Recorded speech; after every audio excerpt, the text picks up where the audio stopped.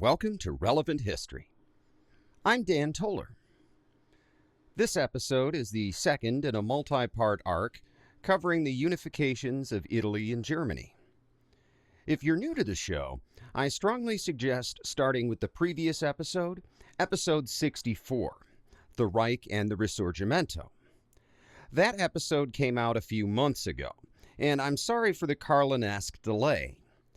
To begin with, the Internet Archive's free library got hacked, and that's where I get like half of my sources, so I didn't have access to them for almost 6 weeks. Nonetheless, I encourage everyone to donate to the Internet Archive if you value their services. They're run by an all-volunteer team, and those guys work really hard to provide an irreplaceable service for free. Speaking of support, Patreon memberships are only $1 a month for the time being, and the subscription link is in the episode description. For that, you get access to all 27 episodes of my video series, Dan's War College. Yes, that's right.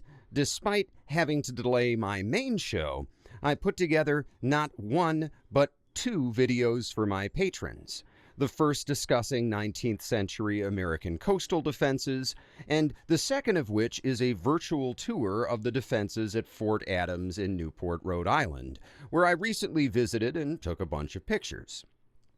Call it a thank you for the continued financial support. So thanks again to all of my patrons, as well as to everyone who shares this episode. You guys keep the show going. But yes, those were 2 roughly hour-long episodes that required writing, recording, and video editing, all of which is done by me because this is a one-man team. Along the same lines, another cause for the delay is distraction by other writing for this show. We're just a few episodes away from the end of Season 1 of Relevant History, and I'm already working on a broad outline with lots of reading for Season 2, which may end up being as long as the first season, but will be more focused on a particular series of events. An announcement on this is forthcoming.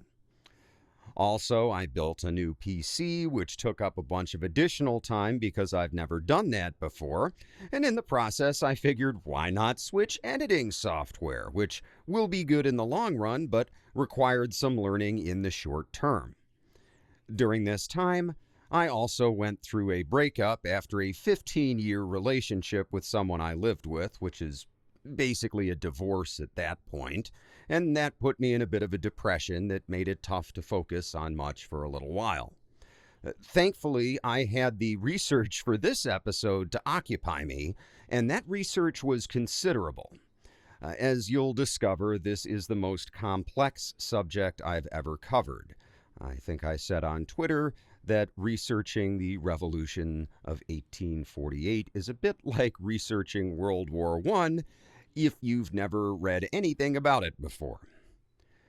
One final show note before we get started. If you follow Relevant History on YouTube, you've probably noticed that instead of a still image, you're seeing a video of me talking. I'm sorry to say this is as exciting as it gets, at least for now. This is an audio podcast, and I only ever put anything up on YouTube to begin with because I have a couple of close friends who prefer to listen that way. But a few other people seem to have found it, and I'm told that YouTube likes videos more than it likes still pictures, so we'll see if we can't juice that algorithm. Okay, that covers everything. Let's get started. Chapter 1. The Sleeping Volcano.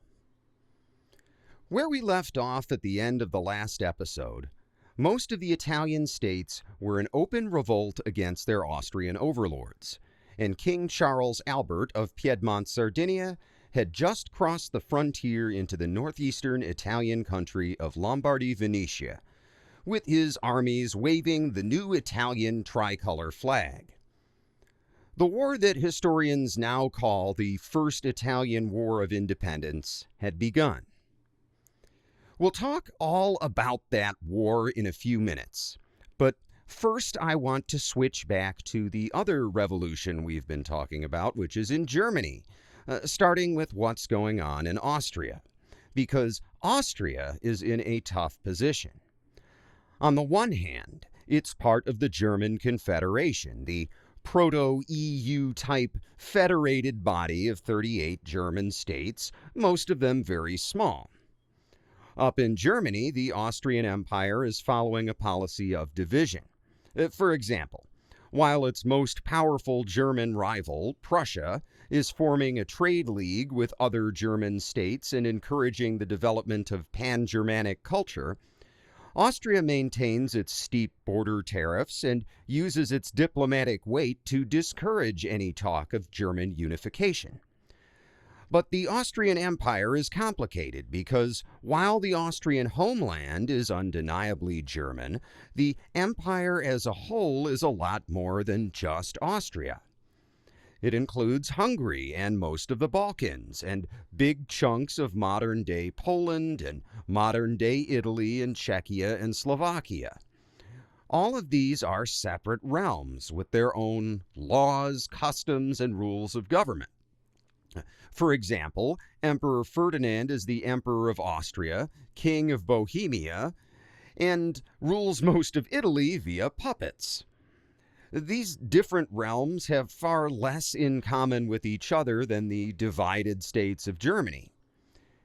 Yet, all are ruled by the same imperial court, and in 1848, that imperial court has been dominated by one man for more than 2 decades. Our friend Clemens von Metternich, Chancellor of the Austrian Empire. Metternich is an old political hand, having served in government since Napoleonic times. And under the new epileptic monarch Ferdinand I, he is effectively the Austrian head of state. High-ranking members of the Austrian court openly accuse him of running an empire without an emperor, but nobody can accuse him of failing to work for that empire's interests. Every one of Metternich's policies is aimed at preserving the empire, from his strict censorship regime to his mass surveillance to his steep border taxes. See, most other European states are able to chart a center-left course during the mid-1800s and maintain some kind of stability through the Industrial Revolution, because liberal political theory has married the less radical aims of the French Revolution to the less reactionary aims of old-school monarchists. If legitimate sovereignty derives from the nation, from the people of a country, then a monarchy can be totally legitimate, provided that it serves the interests of the nation. A king like Louis Philippe in France, for example, can enact a few liberal reforms and reign for years in relative stability. The Austrian Empire doesn't have that ability, except maybe in Austria itself, because the monarchy's claim to legitimacy isn't based on national sovereignty, meaning it has nothing to do with the will of the people or the cultural zeitgeist. The monarchy's claim to legitimacy is based on the Habsburgs family's historical territorial claim to specific lands, irrespective of their relationship to the indigenous people of those lands. If the zeitgeist favors national independence while the Habsburg family's interests favor an empire, there's a conflict of interest. So from the time Ferdinand I becomes emperor in 1835, Metternich tries to freeze the Austrian Empire in a time capsule, where the old imperial claims to legitimacy still go unquestioned. Even Metternich's political opponents recognize that the Austrian Empire's archaic structure puts the chancellor in an impossible position. The liberal interior minister, Franz writes in one of his letters, quote, "If we advance with the zeitgeist, our agglomerate of countries will fall apart. If we do not march with it, we shall be crushed." End quote. Metternich's repressive government is partially successful. From the fall of Napoleon until the early 1840s, there's barely a whisper of revolutionary thought inside the Austrian Empire. That's not because the Austrian people are particularly conservative, but because the censorship regime itself has become the main target of liberal thinkers. In a sense, Metternich is wagging the dog, and the Austrian intellectual class spends an entire generation debating censorship rather than engaging with any other issue. Besides which, life is good in major imperial cities, with plenty of job opportunities in the empire's sprawling civil service, many of which are now open to educated members of the upper middle class.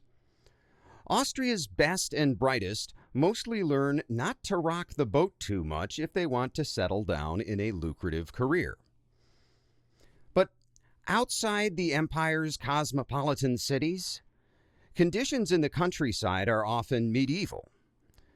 These conditions vary from one imperial realm to another and are most liberal of all in the Austrian homeland. But in Bohemia, for example, peasants still have to perform manual labor for their noble landlords, as well as hand over a tenth of their annual harvest. On the plus side, most peasants can't read, and while many in the urban working classes can read, the censorship regime prevents any serious attempts at working organization. So while much of Europe has revolutionary trouble in 1820 and 1830, like we talked about in the last episode, Austria has stayed pretty quiet throughout that time. Then come the 1840s, and three events converge to finally bring revolution to Austria's doorstep. The immediate cause of the Austrian revolutions of 1848 is the French Revolution of 1848, which we talked about last episode. King Louis-Philippe gets the boot, the French people install a republic led by President Louis-Napoleon Bonaparte, and many places in Europe, such as Italy, experience their own revolutions. But the French Revolution of 1848 doesn't completely explain what happens in Austria because, remember, Austria had already weathered revolutionary waves in 1820 and 1830 without any trouble. So, what's different this time? First, cracks begin to appear in the censorship regime. So, for the first time in a long time, the Overton window in Austrian politics is allowed to shift to the left, and because it's been so long since the window was allowed to shift, it's not so much a gentle slide to the left as an abrupt lurch. Second, the potato blight that cripples much of Europe's farming economy will also trigger a crisis in the Austrian economy. Let's talk a bit more about both of these events going into 1848. The censorship regime begins to fall apart in the late 1830s, not because of anything going on inside of Austria, but because of a proliferation of revolutionary writing outside of Austria.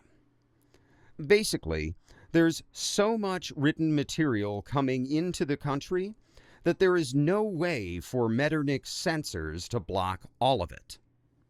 Furthermore, there is a gaping hole in the censorship regime in the form of private couriers. See, Metternich's censors can read everybody's mail, which means the average working person can forget about ordering revolutionary literature through the post. But if you've got enough money, you can hire a private courier service to deliver your mail, and all of a sudden the censors can't read it. So, the first people who start reading a lot of revolutionary literature are not the working poor because they don't have any money to access private courier service. The urban elites, meanwhile, are mostly satisfied with their government careers, so they're not too into the idea of revolution either. It is the rural nobility and upper middle classes that are most susceptible, if not to revolution, then to liberal reforms, because they can see the writing on the wall. The urban elites are isolated to some extent from the peasants and working poor who live out in the countryside and make up the bulk of Austrian society. The rural nobles and merchants are exposed to the worst kinds of suffering on a daily basis, and they can see that when revolution comes, it's not going to go well for them. So you start to see calls for liberal reform coming, ironically enough, from the rural landowners who are among the biggest beneficiaries of the current system. Around the same time, in 1839, a union of Austrian booksellers openly petitions the crown for a relaxation of censorship laws. Ironically enough, this call for a change in the law is itself a violation of the law, but Metternich is not willing to go to war with the publishers, so he agrees to some liberal reforms. In slow, lumbering, bureaucratic fashion, a government commission is established to work out a plan to eliminate some old feudal duties via a buyout program. This mollifies some of the more restrained liberal voices, but many imperial subjects are getting sick of Metternich's backwards regime, and throughout the 1840s, liberal thought leaders get bolder about what they're willing to publish. A good example of this is a pamphlet called Austria and Her Future, published in 1843 by an aristocratic Austrian politician named Victor Franz von Andrian-Wehrberg, who consults with representatives from various local imperial assemblies, called diets, to produce a comprehensive call for imperial reform. Andrian-Wehrberg and other reformers accuse Metternich's government of wasting time as the rest of Europe moves forward, and in Austria and Her Future, they propose a new Austrian federation, with local self-government for people like the Czechs and the Hungarians, united under the imperial aegis for mutual free trade and common defense against enemies like the French, Russians, and Ottomans. Andrian-Wehrberg writes about this from the perspective of one of the empire's minority peoples, but as a native Austrian. He says in part, quote, "An Austrian has no sense of nationhood or national pride, no uplifting awareness of his own strength. Of necessity, he sees and feels himself as isolated, excluded from any community of intellect or sympathy with his fellow citizens of different races, whom he will not and cannot accept as compatriots, and his narrow-minded patriotism embraces no more than his village, or at best his province." This must be a very painful and oppressive feeling for an Austrian, and often have we pitied him on this account, as he stands alone among proud, confident peoples, the Cinderella of the great family of nations. A Frenchman, however mediocre and unprepossessing he may be, gains in stature every time he sings the praises of France, of his Grande Nation, and words lead to deeds, say what you will. Witness the Englishman in his proud isolation, who deems himself a king compared with men of other nations. Witness how the lowliest citizen of Rome looked down on a king of the barbarians, or how the Russian, confident in his own strength and destiny, exalts himself above the rest, and, like Brennus, he tosses his sword into the scale. How small, then, must the Austrian feel, who knows no such sentiments, not a single one, and who can pride himself, at most, on attaining the office of chamberlain or privy councillor. End quote. Andrian-Wehrberg talks for a bit about the Napoleonic Wars and how Austrians felt a brief sense of real patriotism when they fought off the French, and he accuses Metternich's government of wasting that patriotic sentiment by freezing the Austrian political system in carbonite. Then he continues, talking about the surge of patriotism during the Napoleonic Wars, quote, "What these attempts did prove, if any proof were necessary, was how much importance governments, as well as the governed, have always attached, quite rightly, to the existence of national sentiment, or, as we should properly call it, a sense of community or public spirit. In times of normality, Governments, misguided by wrong policies and narrow petit bourgeois exclusivity, have sought to hinder and weaken the citizen's involvement in public affairs, his awareness of the state and nation as complete entities, and the sense of solidarity that binds him to the whole and to his fellow citizens. And in times of danger, it was always governments who saw the need to fall back on that spurned and suppressed ally, patriotism. It is now time that this experience bore fruit. It is time that governments, having learned from history, finally understood that their most trustworthy ally is a strong and constantly active public spirit, engaging every citizen in the state and uniting the interests, opinions, and efforts of each individual in a bond of common cause, and that the machinery of governments alone, without the active participation and absolute conviction of those individuals, can never achieve more than a negative, passive civic life, held together by mere inertia, which of necessity will fall to pieces at the first slight shock. End quote. So, this national zeitgeist that started really gaining strength with the French Revolution is now starting to gain steam in the Austrian Empire itself, particularly among the rural elite, and all of a sudden you have the kind of fertile soil where revolution can take root. But among the farmers and workers, all of this barely registers. As long as the harvests remain good and the economy keeps ticking and nobody's sons are being sent off to war, people are happy. So Metternich's government keeps chugging along, right up until the harvests stop being good and the economy stops ticking. Except, of course, the harvests do not remain good. The potato blight causes mass food shortages, and I should reiterate something that I said last episode. We Americans are most familiar with the potato blight in Ireland, where somewhere around 1 million people starved to death in the late 1840s. But Ireland is unique because the Irish grow potatoes as a monoculture. And when the potatoes get riddled with fungus and become inedible, there's not much left to eat. In Germany and the Austrian Empire, potatoes are just one of many staple crops, so there's still enough food for everybody. Nonetheless, when you take a major staple crop out of the market for a few years, it causes prices on the other foods to go up as demand shifts from one good, in this case potatoes, to another, in this case mostly grains like wheat and barley.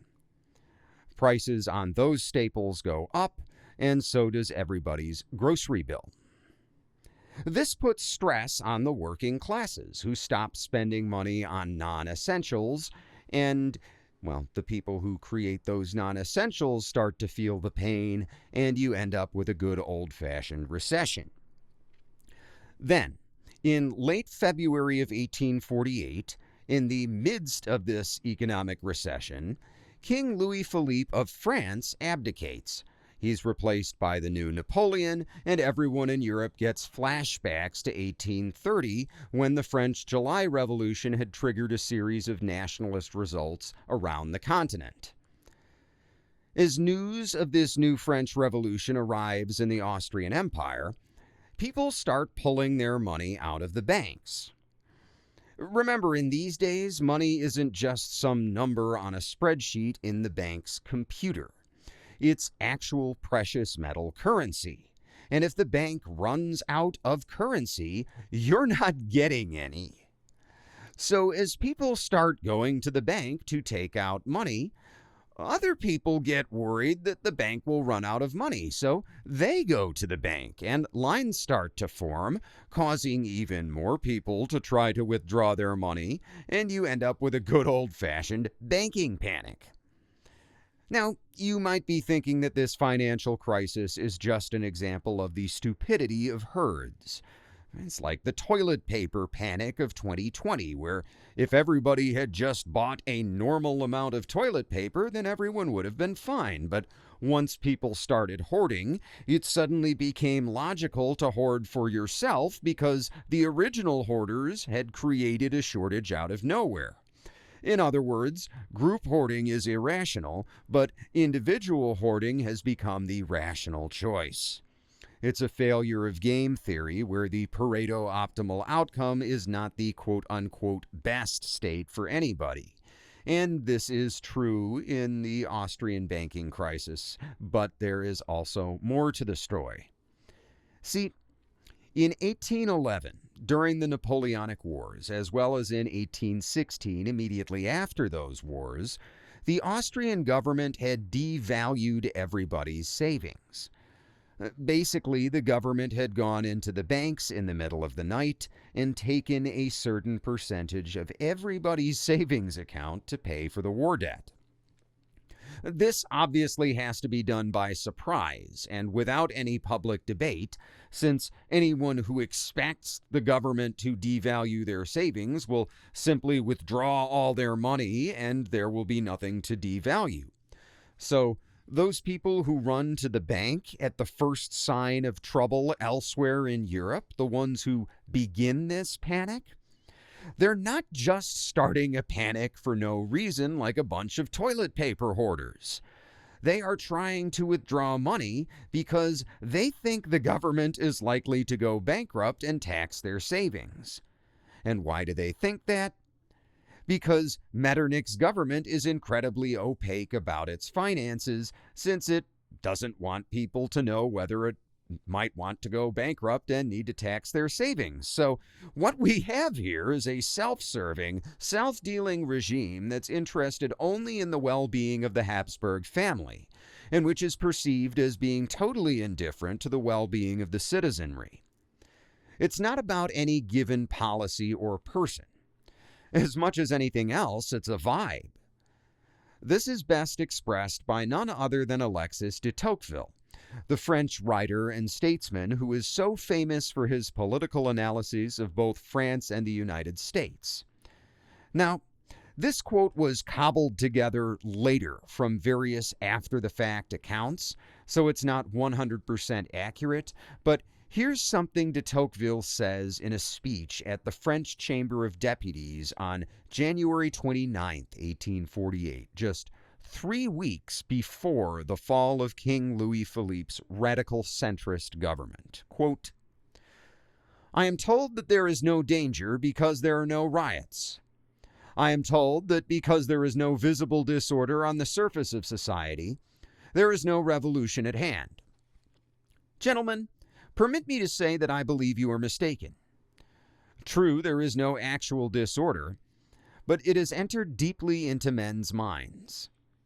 See what is preparing itself amongst the working classes, who, I grant, are at present quiet. No doubt they are not disturbed by political passions, properly so called, to the same extent that they have been.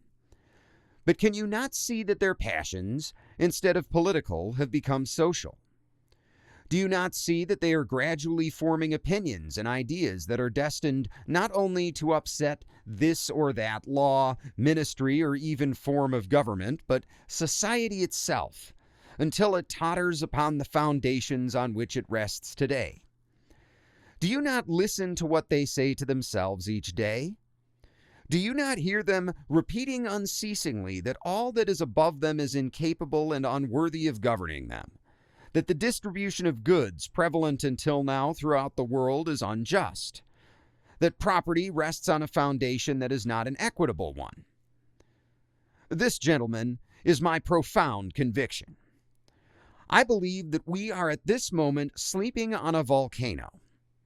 I am profoundly convinced of it. When I came to investigate what, at different times, in different periods, among different peoples, has been the effective cause that has brought about the downfall of the governing classes, I perceived that this or that event, man or accidental or superficial cause, but believe me, the real reason, the effective reason that causes men to lose political power is that they have become unworthy to retain it. Think, gentlemen, of the old monarchy. It was stronger than you are, stronger in its origin. It was able to lean more than you do upon ancient customs, ancient habits, ancient beliefs. It was stronger than you are, and yet it has fallen to dust. And why did it fall? Do you think it was by the particular mischance? Do you think it was by the act, some man by the deficit, the oath in the tennis court? Lafayette? Mirabeau? No, gentlemen. There was another reason. The class that was then the governing class had become, through its indifference, its selfishness, and its vices, incapable and unworthy of governing the country. That was the true reason. Well, gentlemen, if it is right to have this patriotic prejudice at all times, how much more is it not right to have it in our own? Do you not feel, by some intuitive instinct that is not capable of analysis, but that is undeniable, that the earth is quaking once again in Europe? Will you allow it to take you by surprise? Gentlemen, I implore you not to do so. I do not ask you, I implore you. I would gladly throw myself on my knees before you. So strongly do I believe in the reality and the seriousness of the danger. So convinced am I that my warnings are no empty rhetoric. Yes, the danger is great. Allay it while there is yet time. Correct the evil by efficacious remedies, by attacking it not in its symptoms but in itself. Keep the laws as they are if you wish. I think you would be very wrong to do so, but keep them. Keep the men, too, if it gives you any pleasure. I raise no objection so far as I am concerned. But in God's name, change the spirit of the government. For I repeat, that spirit will lead you to the abyss. End quote. Again, de Tocqueville is speaking in France at the end of January, but he might as well be talking about the situation in Austria 6 weeks later. Chapter 2. The Fall of Metternich. This brings us to March 13, 1848, when the Lower Austrian legislative body, the Landhaus, is scheduled to meet in Vienna. And when I say Lower Austria, I mean roughly the area that comprises modern 21st century Austria. The Habsburgs like to keep their lands politically divided, so there are actually a number of legislative bodies in the Austrian Empire, but the Landhaus is in many ways the most powerful because it represents the most influential people in the core Habsburg territories. And not only is the Landhaus operating in this environment where people of all classes have lost faith in their government, but we have the abdication of Louis Philippe in France.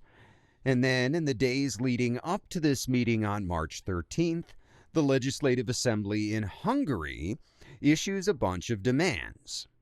Now, we'll get to that in a minute, and I hate going out of order like this, but the whole story is tangled up like a big knot of spaghetti, and you got to start somewhere.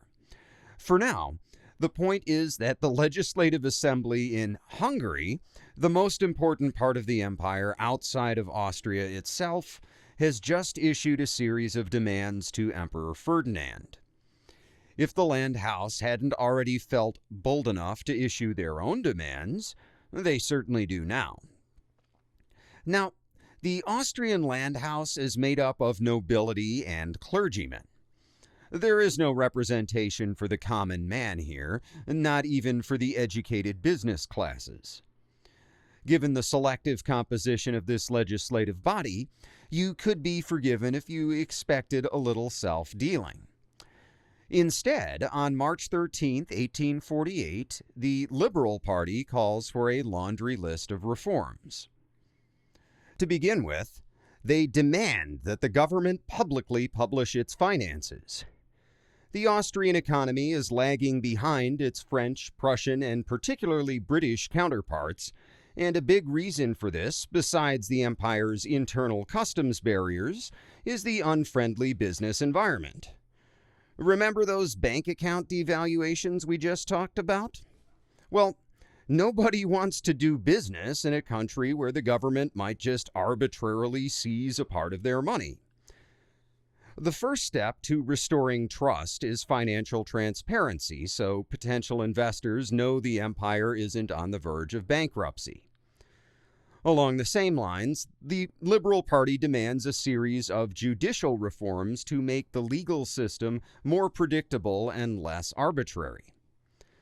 The party calls for religious tolerance, the easing of press censorship, and increased voting rights and government representation, not just for the middle class, but also for peasants, who the party wants to grant the right to vote in provincial elections. Also for the peasants, the party demands relief from two unpopular taxes, the Zehent, or church tax, and the Robat, or an annual period of unpaid labor, which, believe it or not, many Austrian peasants are still obligated to perform for their feudal lords in the year 1848.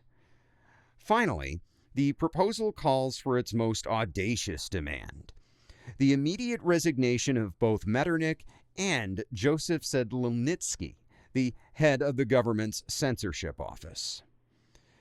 Now, this series of demands doesn't begin in the Landhaus. It actually starts as a student petition, which is presented to the emperor himself on Sunday, March 12th. But this petition has been signed by a number of members of the Liberal Party, who then present it when the Landhaus meets in session the following morning. Crowds of students and middle-class protesters gather in Vienna's city center, waiting to hear the emperor's response. And as these people are waiting, there are radicals passing out leaflets with copies of a speech given in Hungary a few days earlier, where, as I said, the local government has already demanded reform from the Habsburgs.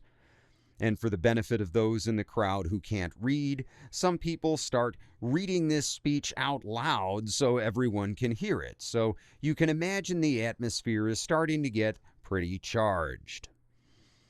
If you remember from last episode, Emperor Ferdinand suffers from some chronic health conditions, including severe epilepsy, so he isn't really running his government. Metternich is. So instead of getting the emperor's response to a call for reforms that includes Metternich's resignation, the people get the response of the man himself.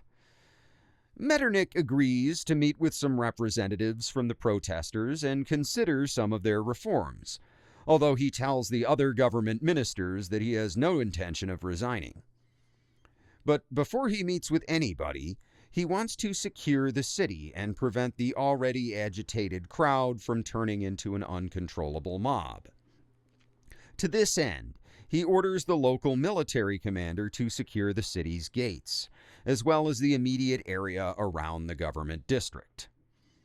The commander, Archduke Albrecht, Duke of Teschen, is one of the emperor's cousins, and he's one of those guys who wouldn't be a commander in a meritocratic society and is only in charge because he's part of the royal family. Anyway, this guy, Archduke Albrecht, orders his men to clear a plaza around the legislative chamber where some students have gotten particularly rowdy and are trying to force their way inside. Foolishly, Albrecht has ordered his men to go in with bayonets and live ammunition, which is not normally the practice when confronting unarmed protesters. Normally, troops would be sent in with bayonets at their sides instead of fixed to their guns, and with blank rounds loaded in those guns, although they'd certainly keep some live ammunition on their persons in case the situation were to deteriorate. Anyway, these soldiers who are being sent in to clear the crowd aren't even Austrian. As is standard practice for the Austrian Empire, this region is garrisoned by troops from a different nationality, which is meant to prevent local troops from joining any kind of popular uprising. Well, These particular troops in Vienna are Italian. They don't speak the language, miscommunications happen, and somehow a series of shots rings out. People in the crowd start panicking, and the soldiers clear out the plaza with their bayonets and rifle butts. At the end of the incident, several people lie dead and wounded in the street. Among them, not just riotous students, but also respected middle-class citizens who, by all accounts, had been peacefully waiting for a government statement and gotten caught in the crossfire. This event galvanizes public support for the protesters, and within hours, 40,000 people have taken to the streets, forcing Archduke Albrecht's outnumbered men to retreat to their barracks. Late that afternoon, the Landhaus formally signs on to the people's demands and submits this list of demands to the State Council or Cabinet, which has 2 hours to respond. The following account of this meeting of the State Council comes from 20th century Austrian historian Baroness Stella von Musulin, who doesn't provide her source, but who would have known some of the people who were maybe not sitting in that room, but who were the children or nephews or nieces of people who had sat in that room. So she's a fairly reliable source. And in her book, Vienna in the Age of Metternich, From Napoleon to Revolution, 1805 to 1848, Baroness Stella von Musulin writes, quote, "They had just 2 hours. Among those present were the Archdukes Ludwig, Johann, and Franz Karl, Kolowrat, and Metternich. During this time, the estates had to hold the crowd at bay. And now, for 1.5 hours, Metternich held a peroration on constitutional theory which contained nothing at all of any immediate relevance. At last, Archduke Johann pulled out his watch. He says, quote, within the quote, 'We have half an hour left, and we have not yet discussed the reply which we are to give the people,' end quote. Continuing the main quote, Kolowrat interrupted, 'Your Imperial Highness, I have sat in this cabinet with Prince Metternich for 25 years, and have always heard him speak like this without ever arriving at the point.' And then Archduke Johann says, 'But today we must arrive at it immediately.' And to Metternich he says, 'Do you know that the leaders of the people demand your resignation?' And then Metternich says, 'On his deathbed, the Emperor Franz made me swear an oath never to abandon his heir. But if the imperial family wishes for my resignation, I should consider myself released from my oath.' The Archduchess assented, and Metternich declared his resignation." End quote. By the way, it's not 100% clear, but from the context, I assume that the Archduchess here is Maria Anna of Savoy, the wife of Emperor Ferdinand, who insists that the people be told that he agreed to everything. And just like that, Clemens von Metternich, who in one way or another has dominated Austrian politics for the last 39 years, is gone. For Metternich, retirement will be easy. After an overland journey to the Netherlands, he and his family will sail to England, where they will spend the next 3 years in the company of distinguished figures like the Duke of Wellington and future Prime Minister Benjamin Disraeli. Metternich will return from exile in 1851 and will spend the next several years writing about politics and acting as an unofficial advisor to various members of the Austrian government, but he will never again hold an official role. He's sort of an elder statesman now, and he will die in 1859 in Vienna, where he has spent much of his life. For the rest of the Austrian government, it is not so easy as riding off into the sunset. As de Tocqueville has said in France, getting rid of a man won't fix all the country's problems. The important thing is to establish public trust, and the most important part of that most important thing is establishing a new government that the people see as trustworthy. To this end, the cabinet agrees on a unity government, led by the liberal Franz von Kolerath in the new position of minister-president, and the conservative Karl von Fickelmont as foreign minister. Keep in mind that the narrow Overton window of this time means that neither of these men is a radical. Kolerath is a center-left constitutional monarchist, and Fickelmont is a center-right constitutional monarchist. Both are what we today would call establishment politicians who have been in public service for decades, and neither man is likely to rock the boat. During their brief time at the helm, von Kolerath and von Fickelmont agree on a constitution called the Pillersdorf Constitution, named after Interior Minister Franz von Pillersdorf, and this constitution becomes effective on April 25th. The Pillersdorf Constitution establishes a parliamentary monarchy designed roughly along the British model, albeit with a much stronger executive branch. Still, there's to be a bicameral legislature with an upper house made up of the hereditary nobility and a lower house made up of elected representatives. And Austrian citizens are to be guaranteed certain fundamental rights, including limited press freedom and the right to a trial by jury. In fact, the entire judicial system is overhauled, with the establishment of Austria's first public prosecutor's office to ensure the consistent enforcement of laws across the land. And the Supreme Court is overhauled to make it independent and not subservient to the Minister of Justice. A lot of this is going to change in the turmoil of the coming years, but the Pillersdorf Constitution has one important clause that will remain a bedrock principle of the Austrian Empire from 1848 until the empire's dismemberment in 1918. And this is a guarantee of rights for minority nationalities within the empire. Well, sort of. Some historians have interpreted this clause that way. See, I could not find an English translation of the Pillersdorf Constitution to read for myself, only summaries, some of which mention guarantees for ethnic minorities, including the right to speak their own languages.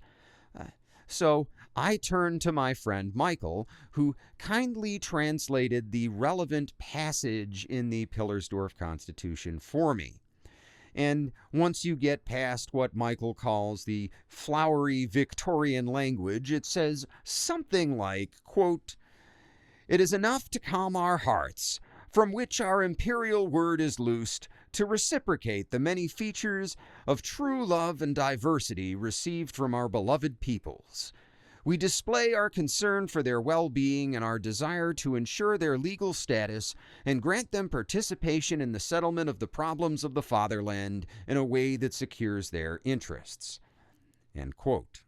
So, best as I can tell, the Pillersdorf Constitution does not make any ironclad guarantees to minorities, but it does at least express the idea that granting equal status to non-ethnic Germans is a good thing for the empire. Unfortunately, despite the best efforts of the Austrian government to keep things on an even keel, fate decides to rock the boat for them, and Franz von Kolerath almost immediately becomes ill and is forced to retire less than 2 weeks later, leaving von Fickelmont as both minister-president and foreign minister. This upsets the balance of power in the government, with the liberal faction now opposed to virtually anything Fickelmont proposes. This is untenable, so less than a month later, on May 4th, 1848, Fickelmont resigns as both minister-president and foreign minister. The new foreign minister is the conservative Johann von Wessenberg, while the new minister-president is Franz von Pillersdorf, the author of the Pillersdorf Constitution. But von Pillersdorf is unable to unify the government behind any particular agenda, and he resigns on July 8th, handing over the reins to a younger liberal named Anton Dobelhoff. But Dobelhoff only serves for 10 days before being forced to hand over the position of minister-president to none other than the conservative foreign minister Johann von Wessenberg, once again leaving the conservatives mostly in control of the cabinet and the liberals mostly opposed to anything that they want to do. And so we will leave the Austrian government there for now, because in all of this confusing mess, there are a few things I want to touch on. To begin with, I want to fix these events in the timeline. Number one, because it's been a while, and number two, because, like I said, this story is really complicated. Remember the 5 days of Milan, that big revolution that breaks out in northern Italy that we talked about at the end of the last episode, where the people of Milan all quit smoking and then revolt against the Austrian Empire, and Charles Albert of Piedmont-Sardinia marches his army to their aid? Well, that revolt breaks out on March 18th, 5 days after Metternich's resignation, and Charles Albert invades on March 23rd, 2 days before the announcement of the Pilarsdorf Constitution. So keep in mind that while all of that is going on in northern Italy and Field Marshal Joseph Radetzky is leading the Austrian army in a fighting retreat, the government back at home is in turmoil. On the flip side, a big reason von Pilarsdorf, Doppelhoff, and von Wessenberg in their turns are unable to effectively lead the government is that the empire is trying to work out an internal political revolution in Austria at the same time that it's fighting a military revolution in Italy that has a lot of external help. Another thing I want to mention is the conspiracy theory angle on all this, because one of my sources, Baroness Stella von Musulin, who I'll remind you is someone who would know, talks about rumors going on in Britain at this time, saying that Metternich had resigned. This wouldn't be surprising if it weren't for the fact that these rumors are going around at a dinner party on March 4th. 9 days before Metternich's resignation. And the people spreading this rumor are none other than members of the Rothschild family, the famous banking clan with its own network of informants throughout Europe. Now, the Rothschilds have gotten rich in large part by using their spy networks to stay ahead of the rest of the financial market. Information is power, as they say. But unless the Rothschild spies have the ability to travel through time, there's no way they would know on March 4th that Metternich is going to resign. Not unless they have insider knowledge of a coup that is not recorded in our history books. Or maybe the Rothschilds are simply misinformed. There is, after all, a lot of political turmoil in the Austrian Empire, and in such an environment, it wouldn't be surprising if the Chancellor were to resign. A third possibility, mentioned by Baroness Musulin herself, is that the Rothschilds may be fabricating a rumor intentionally in order to create movement on the stock market, which they can then take advantage of, and that they just turn out to accidentally be right about Metternich resigning. And this kind of rumor mongering is the kind of thing the Rothschilds are known for, so we'll probably never know the truth, but it's worth mentioning just the same because it's been fodder for so many conspiracy theories. A third thing to keep in mind is that there are revolutions all over the Austrian Empire during this time, not just protests in Vienna. Starting in March of 1848, there are also protests in Bohemia, led by Czech and Slovak nationalists who are demanding more autonomy within the empire. These protests culminate in an armed rebellion by Czech students from June 12th through 17th. The students throw up barricades in the streets of Prague. Dozens of people are killed, hundreds are wounded, and the rebellion is only put down when the local Austrian military commander lays siege to the city. All of this is nothing compared to what's about to happen in Hungary. We've talked a lot about Austria and the broader Austrian imperial holdings in Germany and Italy, but Hungary is the elephant in the room. It's a Habsburg crownland, but it has its own government in parallel to the Austrian one. And, unlike the other smaller parts of the empire that Austria can dominate by sheer size, Hungary is not some minor country. In fact, it is the largest part of the Austrian Empire. Remember from the last episode how most of Austria's navy is dependent on Italian sailors and especially Italian officers? Well, the Hungarians play a similar, if not quite so dominant role in the Austrian army. Many of the best officers and most distinguished regiments are Hungarian. So if there's trouble in Hungary, all of a sudden the government has to worry about the loyalty of army units all over the empire. And with all the trouble elsewhere in Europe, it shouldn't be surprising that the winds of revolution are also blowing through Hungary. Now, the Hungarian Revolution of 1848 is one of those events that could easily be its own episode or series of episodes. There's a lot going on here. But we're talking about Germany and Italy today, so we're going to blow through Hungary in a couple of minutes. Longtime listeners of relevant history will already be vaguely familiar with Hungary's unusual relationship with the Austrian Empire. Long story short, the Hungarian crown is legally separate from the Austrian crown, but the Habsburgs have nonetheless ruled the Kingdom of Hungary for over 500 years. Like any long-term relationship, this relationship between Austria and Hungary has had its ups and downs. Over the last few decades, it's been trending down. See, back in the 1790s, Emperor Joseph II had enacted a series of reforms designed to centralize Habsburg control across the family's various territories.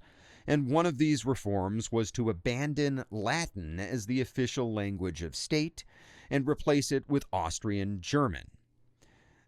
Getting rid of Latin and officially adopting a native language was right in line with Enlightenment principles, but German was not a native language in Hungary. Hungarian was, and many Hungarians had interpreted the progressive change from a dead language to a living language as a change from a universal language to a foreign language and as an attack on their culture. In response, Hungarian elites had funded a wave of Hungarian language writers and artists, the better to preserve their own cultural heritage. By 1848, this Hungarian nationalist movement has escalated to a full-on political revolution. On March 15th, students in Budapest protest outside the home of the Austrian ambassador. These students are carrying flyers that have been printed in Hungarian, and the flyers spell out a series of demands in a short numbered list. These demands are now known as the 12 points, and they read as follows, quote, "What the Hungarian nation wants. Let there be peace, liberty, and concord. 1. We demand the freedom of the press, the abolition of censorship. 2. Independent Hungarian government in Budapest. 3. An annual National Assembly in Pest. 4. Civil and religious equality before the law. 5. A national army. 6. Universal and equal taxation. 7. The abolition of socage. These are the feudal obligations of the Hungarian peasantry. 8. Juries and courts based on an equal legal representation. 9. A national bank. 10. The army must take an oath on the Constitution, recall our troops from abroad, and expel foreign troops from the country. 11. The release of political prisoners. 12. A political union, meaning with Transylvania." End quote. The Austrian government has too much trouble going on in Italy and its own homeland to object to anything the Hungarians are demanding. So the Austrian representative agrees, and in April of 1848, Hungary holds its first democratic elections, and just about every adult male is allowed to vote, not just the nobility. The elections result in a narrow conservative majority, and the new government, led by Prime Minister Leo Spafini, lays out a plan for moderate political reform, with Hungarian law to remain supreme in the Kingdom of Hungary, but with Emperor Ferdinand to remain as head of state. And in one of the government's first acts, the 12 points are written into a series of laws called the April Laws. All of a sudden, Hungary has gone from being an integral part of the empire to being something like a British Commonwealth realm in the Second World War. A useful ally, to be sure, but nonetheless an independent country that has its own agenda. Predictably, this plan has its share of opponents, with many conservative Hungarians opposed to any kind of separation from the Habsburg Empire, while most liberals and nationalists would prefer a more definitive break. So, for most of 1848, the Hungarian government is politically weak, with few ardent supporters despite having won the election. Keep this in mind, because as the temperature keeps rising back in Austria proper, the Austrian government is going to have a lot of focus not just on the rebellion in Italy, but also on events in Hungary, and they're going to lose focus on Vienna.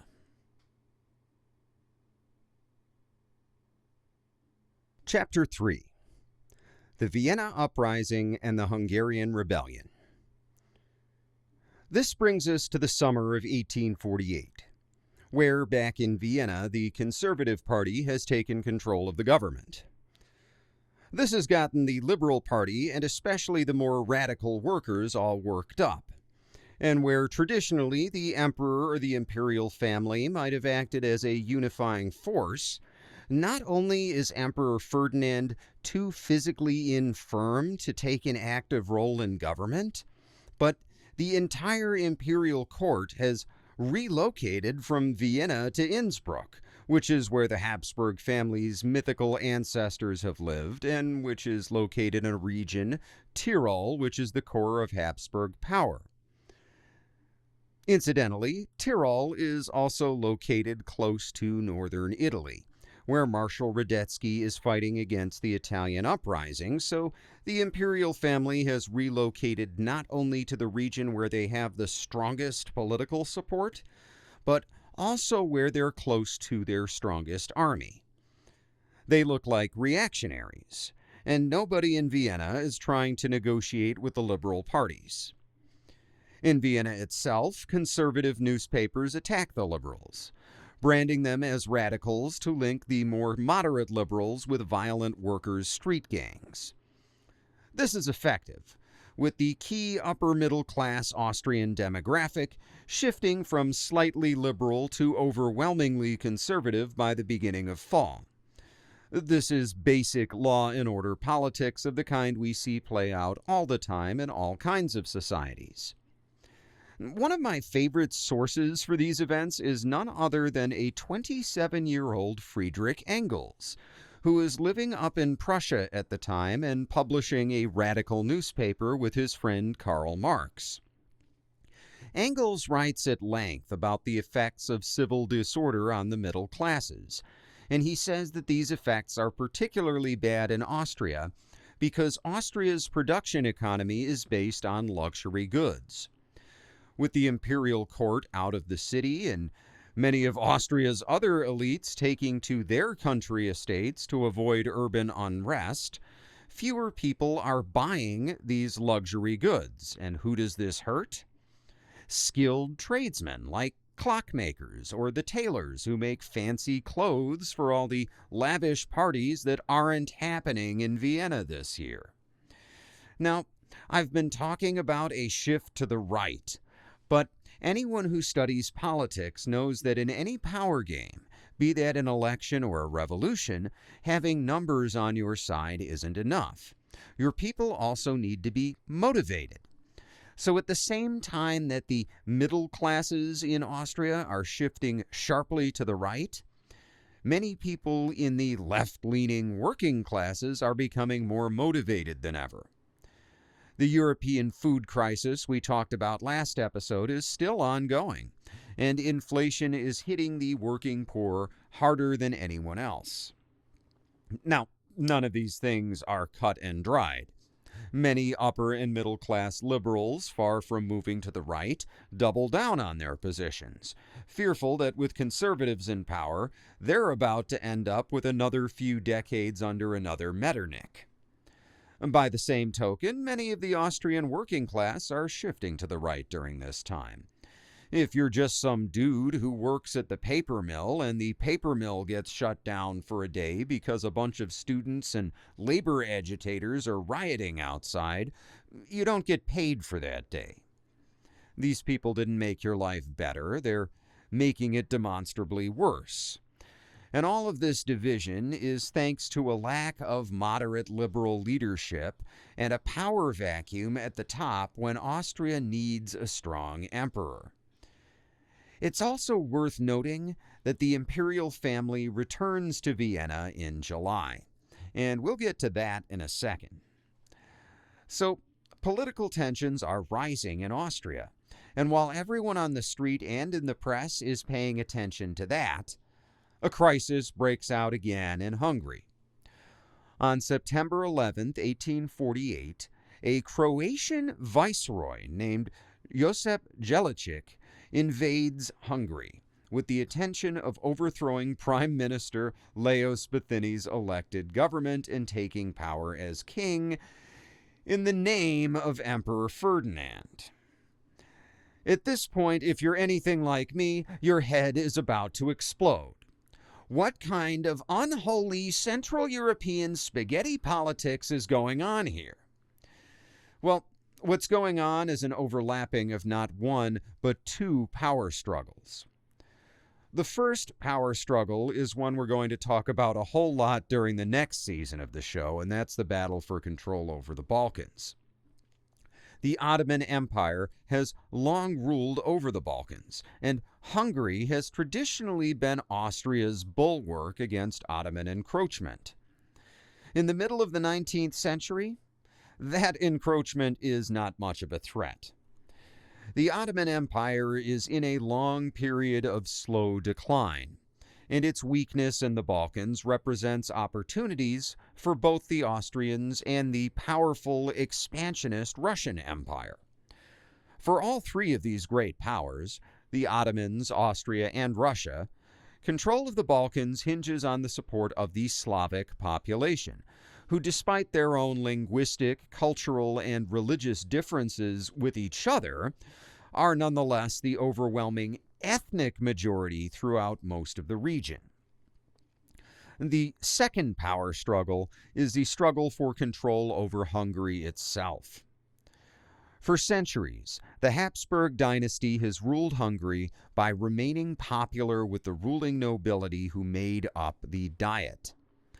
Now that Hungary is under popular rule, this entire model has been upended, and who holds power in this narrowly elected Hungarian government? The ethnic Magyars, which is just the proper word for Hungarians, who make up a majority of the population. This upsets the local Slavs in Hungary, who would rather be part of a multi-ethnic Austrian empire than a Hungarian nation dominated by a Magyar majority. All of this plays into Austrian internal politics because the Habsburg family also relies on the support of another Slavic people, the Czechs, who are often called Bohemians during this time. The Habsburg history with Bohemia is a long and checkered one, but puns aside, wars have been fought over Bohemia's status within the empire, and the Bohemian nobility have an outsized influence in the Austrian court. Now, throw a third power struggle into this mix, The Pan-European Revolution of 1848.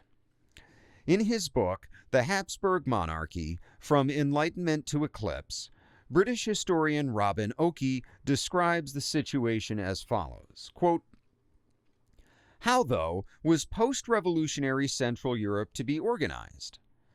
Habsburg Slavs and Magyars had their own visions, ultimately just as utopian. Slavs dreamt of a federated Austria, giving pride of place to its Slav majority and preserving the European balance of power against German or Russian hegemony. Magyars believed in an alliance of the region's historic peoples was the only safeguard of the revolution, linking a united Germany with a liberal Hungary. The Slav program, which has been dubbed Austro-Slavism, was largely a Czech-led affair. The more radical agenda of Polish exiles, which shrewdly enough saw Russia as the mainstay of European reaction, was quickly stalled by the reluctance of new liberal regimes in Prussia and France to take on the Tsar. The gist of Austro-Slavism was for a federation of equal Habsburg peoples, as a barrier to both German and Russian hegemony. On the other hand, the vision underlying this pocky prudence far outran it. The Slav program of 1848 was really the most revolutionary of all, for its concept of national fraternity through ethnic federalism presupposed the greatest change in the status quo. But the Czechs could not persuade even their Bohemian German neighbors to this perspective. The simplest call for national and language equality involved a can of worms. If it meant officials should speak both languages, then the bilingual Czech intelligentsia would get all the jobs because Germans thought learning a minor language like Czech a waste of time. Outside Bohemia, complications multiplied. What of the Hungarians? Priding themselves on political skills gained through their constitutional heritage, they dismissed both the illusions of the Austro-German hegemonism and the Slavs' trust in their dynasty. The mainstream in Hungarian politics after March doubted the dynasty's loyalty to the April laws. If the revolution survived, Austria's Polish, Italian, and German provinces would gravitate elsewhere, leaving Hungary to enter into an alliance with the new Germany." End quote. Into this mix comes a Hungarian politician named Lajos Kossuth. Kossuth is an ardent Magyar nationalist, and while he serves as finance minister in the government of the more moderate Prime Minister Lajos Betyeni, from almost the beginning of Hungarian democracy, Kossuth is the more popular of the two. As finance minister, he unilaterally begins issuing Hungarian currency, something that isn't strictly legal under the terms of Hungary's complex relationship with the Austrian crown. Starting in July of 1848, Kossuth calls for the creation of an expanded Hungarian army and uses his power as finance minister to purchase equipment for 200,000 men. All of this in self-defense, of course. This is the environment in which Emperor Ferdinand and the Habsburg royal family return to Vienna from their little excursion to Innsbruck. Remember, I said they would return to Vienna in July. In his history, titled Germany, Revolution and Counter-Revolution, Friedrich Engels looks at this return from the perspective of a German labor radical. He writes, quote, "The meeting of the Constituent Assembly in July was hailed with delight as the end of the revolutionary era. So was the return of the court, which, after the advent of the reactionary ministry of Doppelhoff, considered itself strong enough to brave the popular torrent, and which at the same time was wanted in Vienna in order to complete its intrigues with the Slavonic majority in the Diet." And by Slavonic, Engels means Austro-Slavic. While the Constituent Diet discussed the laws on the emancipation of the peasantry from the feudal bondage and forced labor for the nobility, the court completed a masterstroke. On August 19th, the emperor was made to review the National Guard. The imperial family, the courtiers, the general officers outbade each other in flatteries to the armed burghers who were already intoxicated with pride at thus seeing themselves publicly acknowledged as one of the important bodies of the state. And immediately afterwards, a decree, signed by Herr Schweitzer, the only popular minister in the cabinet, was published, withdrawing the government aid given hitherto to the workmen out of employ. The trick succeeded. The working classes got up a demonstration, the middle-class National Guards declared for the decree of their minister, they were launched upon the anarchists, fell like tigers on the unarmed and unresisting workpeople, and massacred a great number of them on August 23rd. Thus, the unity and strength of the revolutionary force was broken. The class struggle between bourgeois and proletarian had come in Vienna, too, to a bloody outbreak, and the counter-revolutionary camarilla saw the day approaching on which it might strike its grand blow. End quote. So, the Austrian government forms a middle-class National Guard and goads the working-class gangs into a confrontation and then puts down those gangs at the end of August. Then they ask the Hungarian government to resign and allow an Austrian governor to take power, and the Hungarians refuse. Then the Austrians back the imperial viceroy, this Croatian guy named Josip Jelačić, in his invasion of Hungary. Now, Jelačić himself is a Croatian nationalist who wants to increase Slavic power and rule an independent Hungary for himself. But we will resist the urge to follow that line of thinking any further because thinking about Balkan politics for too long will drive you insane. For now, Josip Jelačić, the Croatian nationalist, is happy to get imperial backing for his invasion of Hungary, and on September 11th, he's got the green light. What does this mean back in Vienna? It means that troops from Austria will need to be deployed to back Jelačić's fully sanctioned invasion. Remember, the Austrian Empire traditionally uses troops from around the empire to put down rebellions in different territories.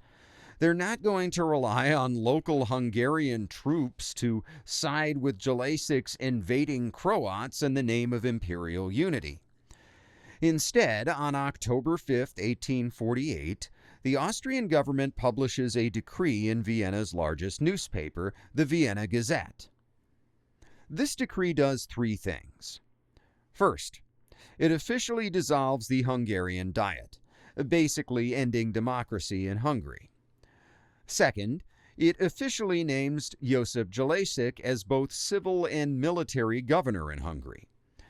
Neither of these things would be terribly controversial with most Viennese people who are accustomed to hearing reports of disorder in one part or another of the empire. It's the third part of the government decree that gets people upset, because that is an order to local troops, many of them Czech, many of them native Austrian, to march south and link up with the Croatian army under Jelačić's command. That march actually won't be too difficult. Jelačić's army has just been defeated by the Hungarians in battle and has retreated into Austrian territory to regroup. Regardless, the people of Vienna, particularly the remaining liberal parties, are very upset by the idea of Austrian troops participating in what they see as a war not against the nationalist government of Lajos Kossuth, who has just taken full power as Hungarian prime minister, but as a war against the Hungarian people, who the Austrians view with a sense of brotherhood.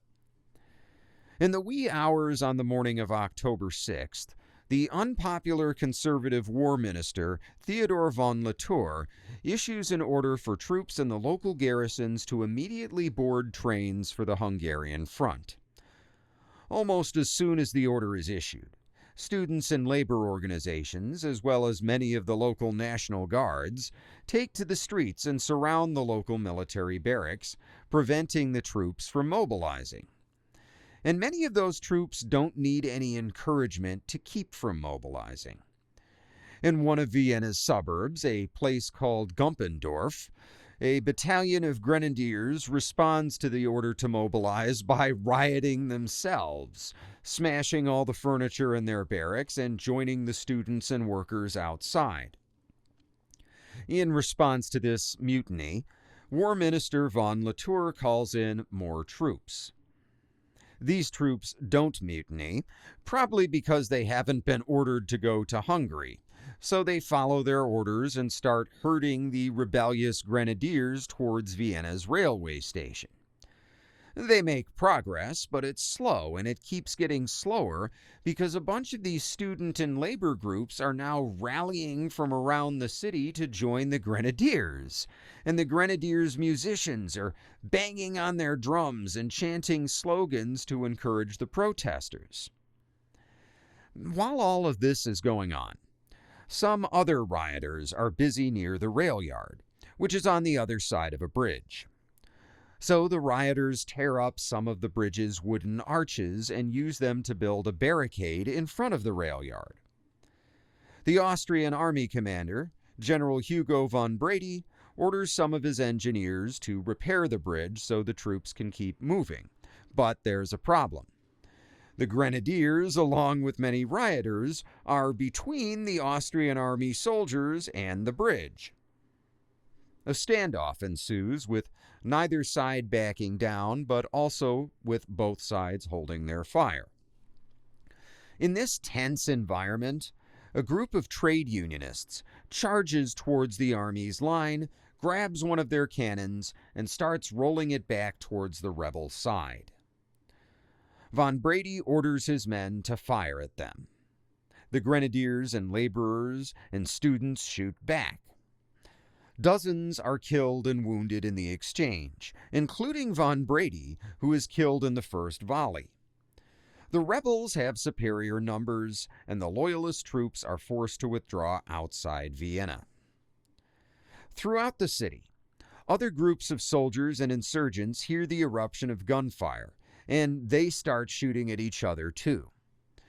As with the situation at the bridge, the insurgents have the advantage of overwhelming numbers, and by evening, all loyalist troops have been evicted from the city. And what I see here, both from Engels and from others, is a vision of complete chaos on all sides. In his book, 1848, Year of Revolution, Scottish historian Mike Rappert writes about the situation in the government district of Vienna as the mob closes in. Quote, Parliament and government alike had called for calm, but by now barricades had risen around the city center. Left with minimal protection, the ministries were exposed to the vengeance of the crowd. Latour was protected by a cordon of soldiers outside the war ministry, but the government, seeking to stop the bloodshed, ordered the military to retreat. This left the minister horribly vulnerable to an angry mob bearing axes, pikes, and iron bars. They smashed at the immense doors of the ministry, shouting, "Where is Latour? He must die!" A deputation from the parliament rushed to the scene to intercede, while Latour took shelter in the attic of the building. The crowd jeered at the deputies and streamed through the ministry looking for their prey. When they found Latour, the parliamentarians tried to shield him from their fury, but they were pushed aside. The minister was then battered to death. His head caved in with a hammer and cleaved with a saber before a bayonet sliced into his heart. He was then set upon with a grisly array of weapons until his mangled, limp body was dragged to the square of Amhof. There, the broken corpse was left dangling from a lamppost for 14 hours before it was finally cut down. Meanwhile, the arsenal had been taken by the insurgents, but only after the troops guarding it had swept the streets with grape shot and inflicted terrible casualties. The revolutionaries had then bombarded the building with captured Congreve rockets, and it burst into flames. Thousands of muskets were seized, however, and some insurgents were seen leaving the arsenal wearing breastplates and medieval helmets, and bearing a range of other historical artifacts, including Turkish scimitars. End quote. Even after taking over the city, the Viennese revolutionaries are directionless. The remaining elected government, which still includes some pro-Habsburg and pro-Austro-Slavic deputies, by the way, does nothing to control the situation. The best armed part of the population, the middle-class National Guard, is also the best organized. It is also just as divided as the elected government, with many individual National Guard units choosing to sit out the rebellion or even take the regime's side, while many other units are on board with the revolution. The workers and students who are the most passionate revolutionaries are the most poorly armed.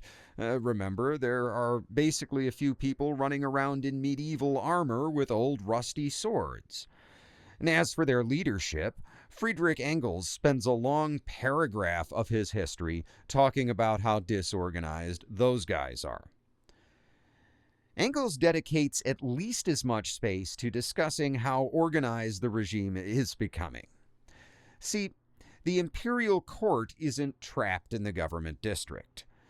They had already left the city before all the rioting broke out, and the emperor is safe now up in Olmütz, which is a city in fiercely Austro-Slavic Bohemia.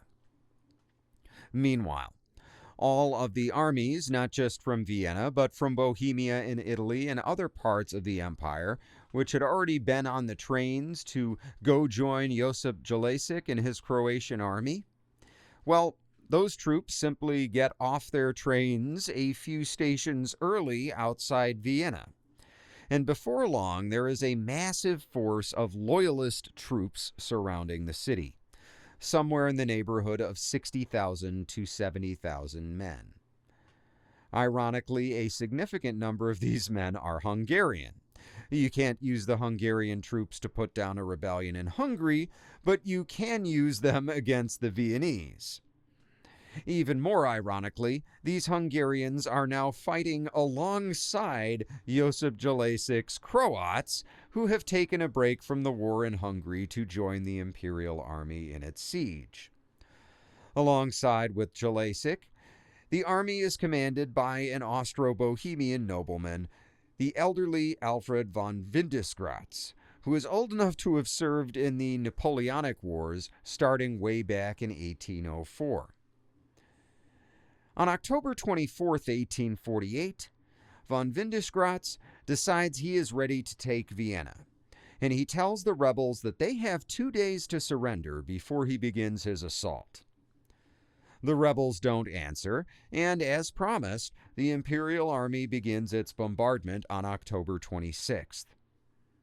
This is a preparatory bombardment, focused mostly on rebel outposts around the city, which the Imperial Army has cleared out by the evening.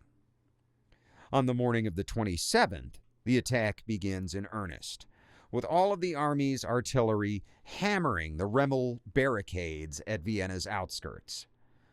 Von Windesgratz personally leads his vanguard into the industrial district, which he wants to capture at once to prevent the rebels from vandalizing it. Meanwhile, Jelačić leads his Croats into the eastern suburbs, where the rebels have some of their strongest support and where they've set up the most barricades. Clearing these areas out takes all day, much of it spent in urban combat at close quarters, but by the end of the 27th, the Imperial Army stands at the gates of the inner city, and the artillery keeps hammering the rebels all night. Artillery that in this era includes not just old-school cannons, but also a lot of rockets that are designed to set fires and spread chaos in the enemy ranks. On the morning of the 28th, von Windesgratz orders his artillery to halt their bombardment, and when the firing stops, the Vienna City Council sends out a delegation to offer their surrender. Everything might have ended here. Yes, there's a hardcore of rebels who want to fight to some glorious last stand, A lot of those guys are the leaders who are probably going to be executed for treason regardless, but for the most part, the Viennese rebels are willing to lay down their arms. But even as the surrender is being finalized, there is a new development. Lajos Kossuth, the Hungarian Prime Minister, has not been sitting idle. Instead, he has been pursuing Josip Jelasik's Croatian army, crossed the frontier into Austria, and a National Guard officer standing watch on Vienna's Cathedral Tower spots the Hungarians at a distance of several miles. And the students and laborers decide they're not going to surrender just yet. They're going to see how this plays out. Well, it plays out horribly for the Hungarians. Windischgratz sends out 28,000 men, a little under half his army, to intercept them. These men set an ambush, and something like 25,000 Hungarian troops march right into a nest of 60 cannons, which open up at close range with grape shot, and after a few minutes of carnage, most of those 25,000 men are running back towards Hungary. The Imperial Army then turns back for Vienna, where they arrive on October 30th, and after another night of artillery bombardment, the Viennese rebels surrender unconditionally on the morning of the 31st. Unfortunately, that handful of hardcore rebels still refuses to surrender. So while most of Vienna's residents hunker down in their homes with white sheets hanging outside the windows, the army has to spend all day clearing out clusters of resistance in more close-range urban combat. In all, around 2,000 Viennese are killed in the fighting, which includes an unknown number of non-combatants caught in the crossfire. In addition, 25 of the captured rebel leaders will ultimately be executed. Chapter 4. Enter Franz Joseph. From the perspective of a radical revolutionary who wants total change right now, the Vienna Uprising is a failure. The rebel leaders are rounded up and executed, and the conservative Habsburg government is back in control. It's also a disaster if you're a Hungarian nationalist. Your army just had the chance to end the war and win national independence with one swift strike on Vienna, and it failed. Nevertheless, the Vienna Uprising does signify the first real pushback from the Austrian people themselves against this idea of Austro-Slavism as a governing philosophy. From a longer-term perspective, the Vienna Uprising has a huge impact, because it hardens the Austrian leadership's anti-nationalist views. The new Prime Minister, Felix von Schwarzenberg, accepts office on one condition. The chronically ill Emperor Ferdinand is to abdicate in favor of his nephew, 18-year-old Franz Joseph. The royal family agrees. Schwarzenberg himself is a pragmatic conservative who immediately assembles a unity cabinet that includes some well-known liberals. On domestic policy, he's known as a centrist, but he will spend his entire tenure aggressively pursuing anti-nationalist policies, first in Hungary, and then, as we'll see later on, up north in Germany. Moreover, Schwarzenberg is something of a role model for the new emperor, Franz Joseph, who is only 18 years old and has spent his entire life growing up in this era of national and liberal thought. More importantly, Franz Joseph is active. Now, I'm not trying to dunk on handicapped people, and history has given us some powerful leaders who suffered from some kind of disability. FDR and King Baldwin of Jerusalem come to mind. But Emperor Ferdinand is so profoundly disabled that he's simply incapable of fulfilling his duties. And we've seen how chaotic things are getting in Austria without a strong figure at the helm. Franz Joseph is not that guy. At least not if you're looking for a traditional conservative strongman type. For one thing, like I said, he's only 18 years old, and while he does hold a commission as a military officer, his mother Sophie has made sure to keep him well away from combat. For another thing, he seems a little bit starstruck by Prime Minister Schwarzenberg, but what Franz Joseph can do right away is show up for public functions. He can rally support for the regime and actively participate in cabinet meetings. As Franz Joseph grows older, we'll see him mature into a more seasoned leader. We'll also watch his views on nationalism shift from outright opposition to a more nuanced belief in a centralized yet multi-ethnic empire with strong minority rights. This in turn will have massive implications for World War I because a far more seasoned Franz Joseph will still be emperor in 1914, and it's his heir, Franz Ferdinand, who will be shot on the streets of Sarajevo, kicking off the whole conflict. But that is far in the future. For now, the most important impact of the Vienna Uprising will be felt in Hungary, where Lajos Kossuth is still licking his wounds and reconstituting his army. With Vienna now securely in imperial hands, all those troops who had needed to stop there to put down the Vienna Uprising once again marched south into Hungary. The Hungarians will put up a valiant defense, but they're now fighting with the imperial regime fully focused on their uprising and without any help from abroad. Now, I'm trying to get past this whole Hungarian uprising thing because it's only ancillary to our story in Germany, so here's the quick version. In January of 1849, General Windischgratz takes the main Hungarian cities of Buda and Pest, but Kossuth fights on, and against incredible odds, his army retakes Buda and Pest in April. In May, he resigns, confidently handing over the position of prime minister to a fellow independence leader, a guy named Bertalan Százmér, who we won't bother ourselves with. But then, the Hungarians get hit by a new enemy, the Russian army. As a matter of fact, throughout the invasion or counter-revolution, depending on your point of view, Windischgratz works closely with Russian troops. I'm not going to go too far down this Hungarian rabbit hole because it only leads to more rabbit holes. See, the Russians are helping the Austrians in Hungary because they've been dealing with their own little nationalist rebellion in nearby Romania, and they don't want any of this revolutionary nonsense anywhere in Eastern Europe. And in Romania, the Ottoman Empire has in turn helped the Russians to put down the rebellion, but not before the issue led to a palace coup in Istanbul. So we're not going any further down this road, not doing it.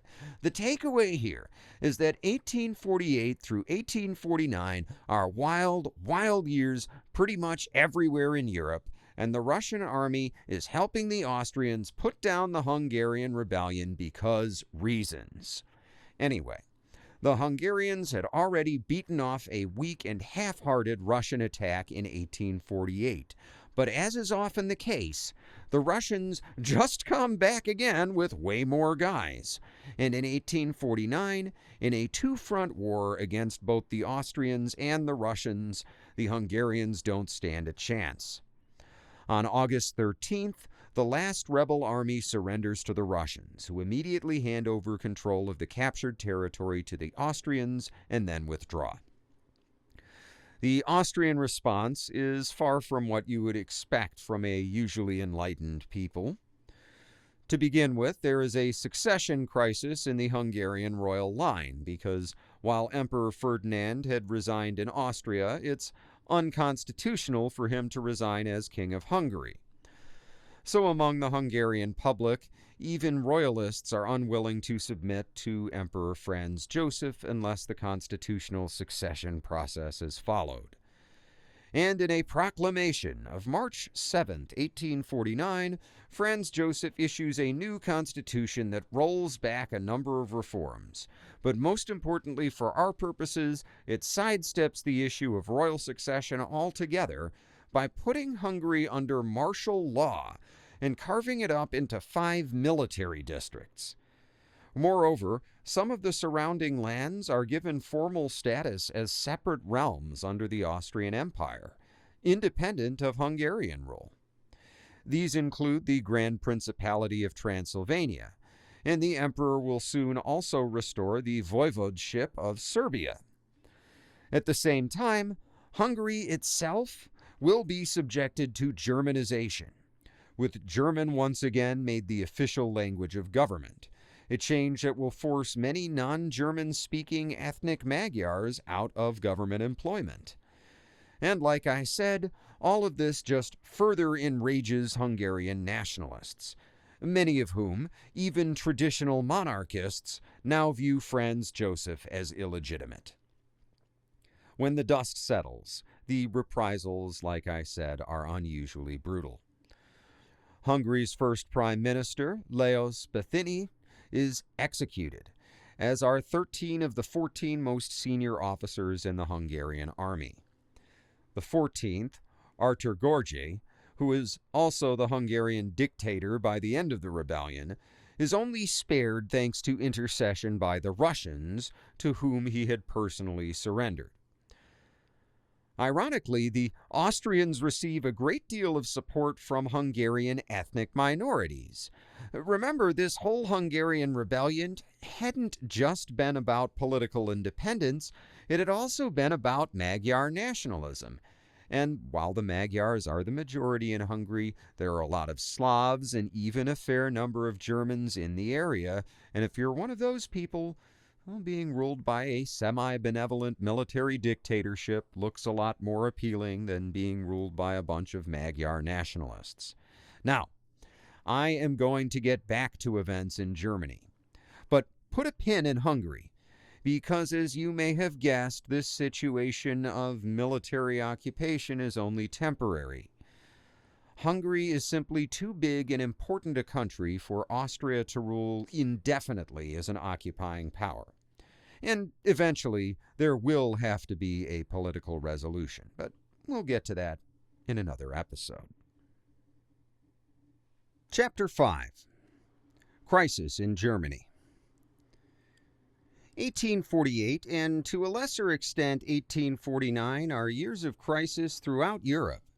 And while Austria is dealing both with liberal revolutionaries and nationalist rebellions, the imperial court watches impotently as German nationalists whittle away at their influence in the German Confederation. These years will see low levels of political violence in Germany, and we'll get to that in a second. But the violence is nothing on the level of the Hungarian Civil War or the Vienna Uprising, nor is it ever widespread. Instead, most of the revolutionary activity in Germany takes the form of old-school political debates, with would-be reformers working within the system to effect change. As we'll see, it gets more heated than that at times, but these small outbreaks of real violence in Germany, while lethal, are also very local. So let's wind back the clock once again to February of 1848, when the French radical centrist king Louis-Philippe loses his throne and is replaced by, for now, President Louis Napoleon. We've seen how this results in revolutionary chaos in Italy, Hungary, and even Austria. In Germany, the sudden change in the French regime isn't so much a political threat as a national security threat. People will often ask why, historically speaking, Germany seems to be such a militaristic country. Even before Germany becomes Germany, even in 1848, when we're talking about Prussia and the 36 or so states that make up the German Confederation, Germany's leading power, Prussia, is a military one. Well, that's because of Germany's location. Being in Central Europe means that if other European countries are going to war, there's a good chance that they end up going through your territory, which may or may not get you involved, even if the war initially had nothing to do with you and you only ever wanted to stay out of it. And if you don't have a powerful military of your own, then you're going to end up as a client state to one or another neighboring great power. This is the immediate concern when French King Louis Philippe abdicates. Not because of any threat from Louis Napoleon's new quasi-republican French regime, but because of the possible reaction from other European powers, by which I mean the Russians. Tsar Nicholas I has taken on the role of protector of Europe's old autocratic order. And even before Nicholas was in power, the Russians had already been the most powerful force in the various anti-Napoleon coalitions at the beginning of the century. So the idea of Russian armies marching into Paris to evict Louis Napoleon and restore the French monarchy isn't totally out of the question. And of course, this army would be marching right across German territory and causing all kinds of trouble. The problem, of course, is that Germany isn't a country at this time. It's a confederation of 38 mostly tiny states. Imagine the European Union if most of the countries were the size of Rhode Island, and you can see how this is a problem. Before we continue, I should stress that I'm about to grossly oversimplify an incredibly complex and dense period of history. This period of time in Germany is really a for experts only kind of deal, and I am far from being an expert. We're talking about 38 states, each with its own government and views and agendas, all trying to negotiate some kind of solution. You could literally do an entire podcast series just on the political debates in the revolutions of 1848 in Germany, and no matter how old you are right now, you would grow old and die before you ever ran out of content. So when I say I'm oversimplifying, I'm really oversimplifying. Even Friedrich Engels, who is present and involved in some of the events, ignores much of 1848 altogether, saying simply, quote, "We pass over the sometimes curious but mostly tedious parliamentary proceedings and local struggles that occupied in Germany the different parties during the summer." End quote. So I will follow Engels' lead and suffice it to say that not much happens as far as Germany forming a united military response to the Russian threat. Truthfully, there is no need. By the time various German states even get into serious negotiations in late spring, it's already obvious to everyone that there is no imminent Russian invasion of France. That said, you still have some kind of government response to everything that's going on in Europe, and what happens in Germany is that all of the various states send representatives to a meeting in Frankfurt in March of 1848. Some of these representatives are appointed directly by heads of state or local assemblies, while others are popularly elected, and still others are invited by people who have already been appointed or elected. So the rules as to who gets to participate in this parliament are kind of ad hoc, and they're a patchwork, and what you end up with is 574 representatives altogether, and they're calling this ad hoc assembly a pre-parliament. What is a pre-parliament, you may ask? If you've ever worked an office job, then at some point you've probably attended a meeting where the only purpose of that meeting was to plan another, more formal meeting. Well, a pre-parliament is basically that, but for a national assembly. The membership of this pre-parliament is disproportionately left-leaning, and that's more or less down to the structure of most of the German states. The conservatives represent the classes that are already in power and feel secure in their power. In these sorts of mostly traditional states, there's simply no need for a conservative political movement. On the left, on the other hand, there's plenty of impetus to form political clubs, organizations, and newspapers. So, when the 574-member pre-parliament meets in Frankfurt on March 31st, 1848, many people expect some kind of radical reforms. And instead, a moderate nobleman named Heinrich von Gagern rallies the Assembly's liberal faction to support a stronger confederation consisting of sovereign constitutional monarchies with a united foreign policy and an elected federal assembly. This is certainly a major change from the status quo, but it's far from the calls for outright pan-German democracy that are coming from the far left. The next day, April 1st, the vote is taken, and a whopping 425 of the 574 delegates support Gagern's proposal. A 50-man committee, creatively named the Committee of 50, is then elected to prepare the ground for the actual meeting of Parliament in May, while everyone else is supposed to go home. The committee has a liberal-ish bent. And this is when things go off the rails. The radicals, none of whose names are terribly important, storm out, and many of them go to the Grand Duchy of Baden in southern Germany, near the Swiss border, where a peasant rebellion has broken out against the local nobles who still act as feudal overlords in that area. And meanwhile, Heinrich von Gagern, the parliamentarian who had led the liberals to victory, also storms out of the parliament when he is not elected to the Committee of 50.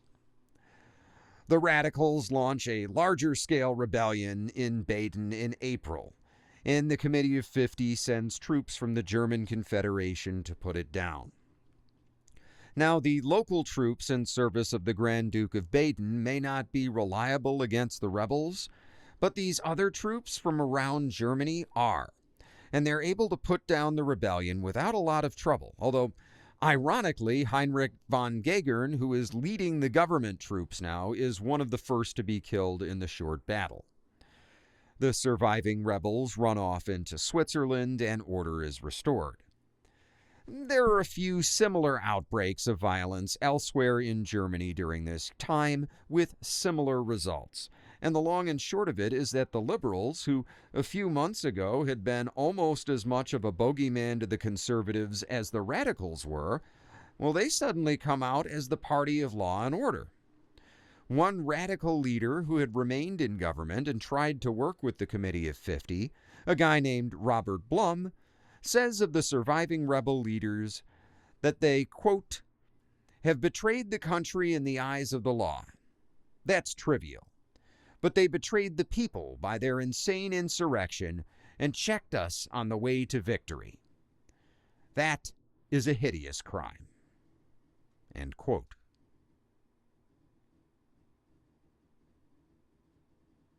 Chapter 6. The Curious Case of Lola Montez. Ironically, if you don't count Emperor Ferdinand's resignation in Austria because Austria isn't part of modern-day Germany, the only German head of state to lose power in 1848 is King Ludwig I of Bavaria. That little snafu has nothing to do with politics in the traditional sense and everything to do with Ludwig I's socially unacceptable behavior. See, Ludwig I is famous as not just a patron of the arts, but an art collector, and spends a significant portion of his fortune not just on Renaissance artwork from around Europe, but also from the classical world. He constructs a number of major buildings in the classical style, most of which are still standing, and the most famous of which is probably the Ruhmeshalle in Munich. He even writes a massive quantity of bad poetry, and you know what? This is 19th century Germany, a cultural wonderland. Ludwig I's removal from power has nothing to do with his lavish cultural spending. and everything to do with his relationship with a certain courtesan named Lola Montez. Is this really relevant to German unification? Not really. But it's the kind of story I can't just skip over, because Lola Montez is one of those characters that sticks in the popular imagination, and in her own way, she's as famous as Metternich, Garibaldi, Engels, and the other major political figures of the day. Now, with a name like Lola Montez, you might be expecting an exotic dancer from a faraway land, maybe from somewhere in the colonies like Cuba. But Lola Montez is not this woman's actual name.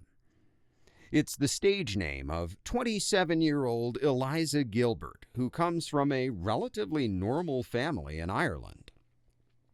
Born in 1821 in County Sligo, Eliza's father was an up-and-coming cavalry officer, and her mother's father was a member of Parliament. Eliza would never remember her time in Ireland because when she was only 2 years old, the family would relocate to India, where her father's regiment was being stationed. In those days, India was a place where white people went when they wanted to die of incurable tropical diseases, and sure enough, within a few months, Eliza's father was dead from cholera. Her mother remarried within a year, and while by all accounts her new stepfather loved her, it soon became clear that Eliza was not like the other British girls her age. She was constantly acting out, and so it was decided that she would be sent to Scotland to live with her step-grandfather and get a proper British upbringing. But Eliza's bizarre behavior would continue, including a penchant for running through the streets naked. Eliza would be moved to England at the age of 10, this time to live at a boarding school run by her step-aunt. But she would only last a year before being moved to yet another school at the age of 11. At 16, Eliza would leave that school by eloping with a young cavalry officer named Thomas James, and the young couple moved to Calcutta, back in British India. But their love was not to last, and they would divorce 5 years later in 1837. Here, Eliza Gilbert falls off the map for a little while, and different sources make different claims about her activities. Some say she stays in Calcutta and learns the art of exotic dancing, while others make all kinds of claims, including that she travels to Spain and learns to dance there. Whatever happens, Eliza Gilbert disappears and reappears in London in 1843 as a stage performer billed as Lola Montez, the Spanish dancer. As it turns out, London is not the best choice for a debut location. It doesn't take long before some audience members recognize Lola Montez as Mrs. James, the cavalry officer's wife. This causes a minor scandal, since in the 1840s it's considered totally inappropriate for a married woman, or even a divorced, formerly married woman, to be performing as a dancer. So, Lola decides to take her act to the European continent, where she's less likely to be recognized. Her European tour is a wild success. Lola perfects a particularly erotic dance that apparently involves a lot of leg work because it's known as the spider dance, and she spends the next couple of years performing this dance in Paris, where she meets and has romantic affairs with a number of famous luminaries, including the writer Alexandre Dumas and the composer Franz Liszt. Among Lola's many partners is a newspaper owner and drama critic named Alexandre Dujarrier, who ensures that her shows always get rave reviews. One day, Dujarrier is at a dinner party with Lola and another man, and the two of the men get into a jealous argument over her. When words fail to resolve the issue, the two men take things outside for an old-school pistol duel, where Dujarrier is shot dead. Lola now has no cover from a press that is growing increasingly hostile. She's deep in debt and is finding it harder and harder to find men who are willing to finance her lifestyle. After yet another personal argument that involves her firing a pistol through a door at one of her lovers, Lola decides to take her act elsewhere. And that elsewhere turns out to be the city of Munich, which is where she enters the story of Germany. By this point, Lola Montez is famous throughout Europe for her dancing, her unpredictable antics, and her almost otherworldly beauty. She creates such an impression that as recently as 2013, Danish rock band Volbeat wrote a song about her and it became a hit single, reaching #1 on the US mainstream rock chart. And the band writes, quote, "Her performance utterly erotic, subversive to all ideas, and for public morality. And as cool as she was, she didn't care. See the miner throw his gold, lifting her skirt, howling like a wolf, hell-raising and full of sin, when Lola was dancing and showing her skin.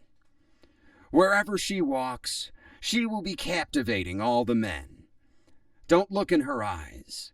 You might fall and find the love of your life. Heavenly, but she'll catch you in her web. The love of your life. Yeah." End quote. This is the Lola Montez who shows up in Bavaria in 1846. And where does she choose to make her grand entrance into Bavarian society? Where else but Bavaria's most famous public event, Oktoberfest. Ironically, Oktoberfest had first been celebrated in 1810 to mark the marriage of King Ludwig and his wife, Therese of Saxe-Hildburghausen, who by now is used to the artistic, whimsical Ludwig's tendency to chase after every other available woman. He's already had more than one affair at more than one Oktoberfest, so it's only natural that he should take an interest in this exotic Spanish dancer. On October 8th, he grants Lola Montez a private audience, officially to hear her request for permission to perform at one of Munich's premier theaters, but really because Ludwig is familiar with Lola's reputation, and he simply has to see her for himself. In his book, Lola Montez, Her Life and Conquests, author James Morton writes, quote, "The private audience lasted far longer than was strictly necessary, and Ludwig could be heard talking loudly in Spanish. It is at this point in their meeting that one of the great Lola legends has arisen. The king is said to have been fascinated by her bosom, and wanted to know whether it was real or false. Whatever things were false about Lola, and there were many, her bosom was not among them.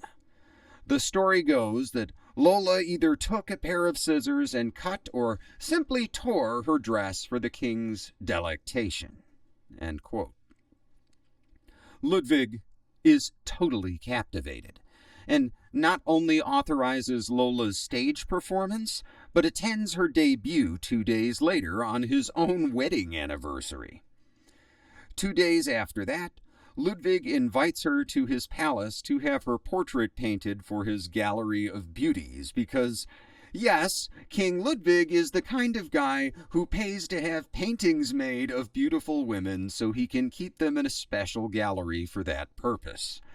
Anyway, Ludwig has Lola come to his palace for these portrait sittings and then starts visiting her at her hotel. And believe it or not, this is not out of the ordinary for him. King Ludwig does his own shopping at the market, he regularly attends theaters and museums on a whim and without security present, and he generally lives his life as if he were a regular person instead of the king. This is how he once managed to carry on an affair with a shopkeeper. Anyway, now he's seeing Lola in her hotel room.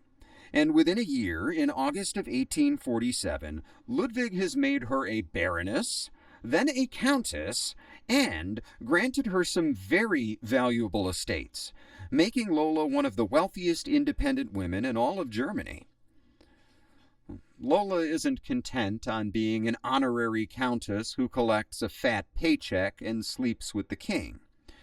She's actually been getting involved with politics, and by late 1847, many in polite society are whispering that Lola Montez, not King Ludwig, is actually running Bavaria. Part of Lola's involvement in politics is purely self-preservation. Despite its liberal, artistic-minded monarch, Bavaria is a culturally conservative country.